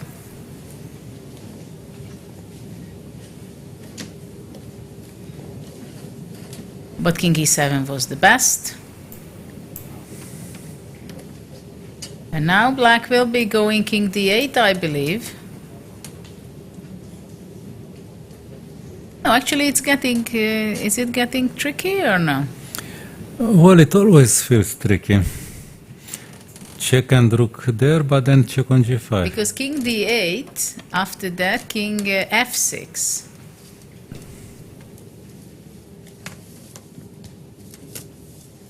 King f6, but then rook a7. No. It's a tricky situation suddenly. Rook h5, king f8, king d6. King f6, then rook f7. Of course. Yes. Actually, this was played. Bishop f7. And he claims he has a bishop and a rook up. And if we take into account the legend Torah's suggestion where stalemate should be counted, that who gives the stalemate and has extra pieces, they should score more than the one. No, but sometimes it can happen that a player gets into stalemate while having a material advantage. So it's not so clear how to state this rule. The funny thing is that we just reached move 109. So he knew. So it was a stalemate and the 50 move, but he made a capture in move 50. But unfortunately, it's a stalemate. He broke the rule. But, so it's a final detail, I think, that he was kind of. Yeah, because for instance, there is the end game. Okay, you have with white the pawn on h7, king on h8, and black plays king f7. So with white, you have a material advantage. It can be 5 extra pawns, no? I mean, all the h pawns are there. So who gets the well, I don't know. We'll have to discuss that with. No, he said that if it's a stalemate, who gives the stalemate? The active player gets more points than who is receiving it. So who cannot make a move, that person gets less points.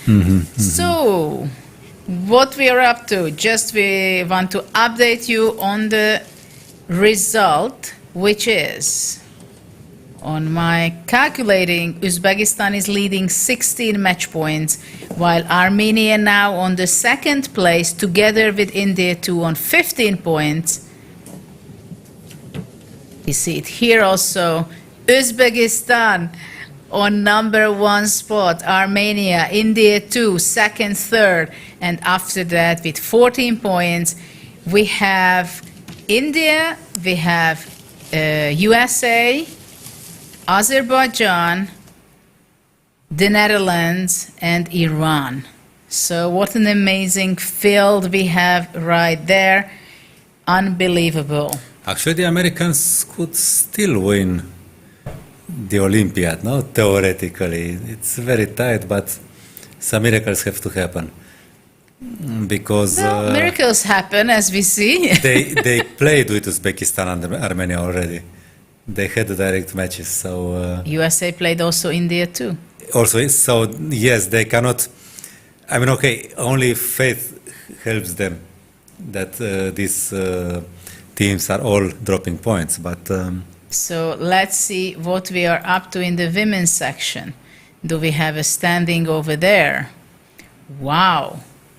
Wow, what a tie, what a tie. But what happened? Because the thing is that India lost to Poland. They lost. This is what happened. Kielbasa? Yeah. The 9 out of 9 girl, yes, won. Yeah. It means that she won that Rukand game. What a painful loss for India. And look at that. India has 15 points.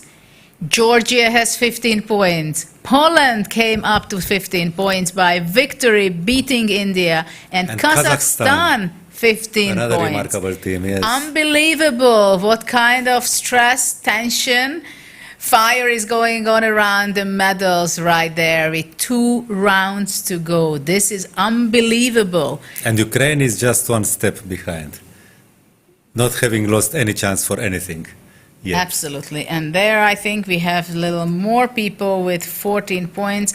But let's see what happened. What an amazing day, I must say. It seems like most of the games are finished as far as I see it. And also in the open section, I believe that we don't have a running game on the top boards. So what an amazing day we had. Unbelievable in the open section and in the women's section as well. And I just feel so much for the players and also the captains who has to go through all this. Not to forget the commentators. Well, the commentators are having fun and we are enjoying it a lot, but I truly have feelings for the players because I was there before, truly have my feelings for the captains. I was there before, but for the audience, I think we cannot have a more interesting and challenging and beautiful Olympiad than Chennai, the 44th Chess Olympiad, because we have a change on the first seed right now at the standings. Armenia was leading in the open section for already several rounds. USA is struggling. And now suddenly Uzbekistan, the team of average age of 21 years old, they are taking over after round 9, only 2 rounds to go. And of course behind them India too, who, well, what a saving by Pragnananda. It was incredible. It was so needed for the Indian 2 team. And also Armenia, of course, before the tournament, I think, they would be very happy standing on the 2nd spot after round 9, but not after you're leading the Olympiad for round after round. So there is no more free day for the players, and they have to recharge their batteries, they have to rest, and come here tomorrow with all their energies, with all the fighting spirit. And not to talk about the ladies section, where we have a 4-team tie for running for the 3 medals. So watch out and be with us tomorrow again, because the excitements are just beginning. Right, Mihail? Yes, yes. It's getting tougher and tougher day by day. I feel it in my bones. Yeah. So be with us tomorrow, and don't forget to share your opinion. Which is your favorite player? Which is your favorite game in the open section or in the women's section? Hashtag Best Chess Olympiad 2022. And I think so far we can say it is, because we have the fullest, biggest excitement for many years. See you tomorrow.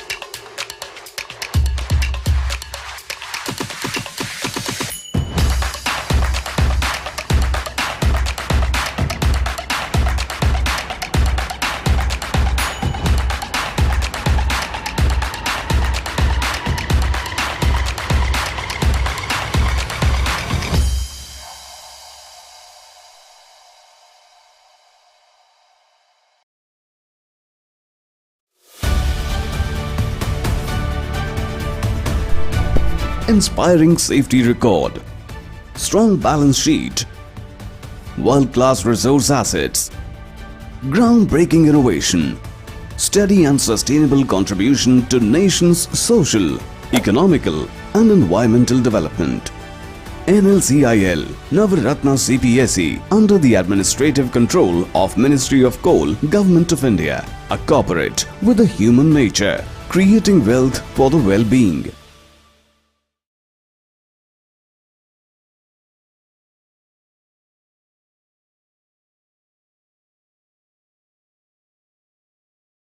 Welcome everybody. My name is Jan Pomnishi, former world chess champion. Are starting a new course here for Chessable. A very special chessable course. Master your chess with Judit Polgar. You know what? I learned a lot.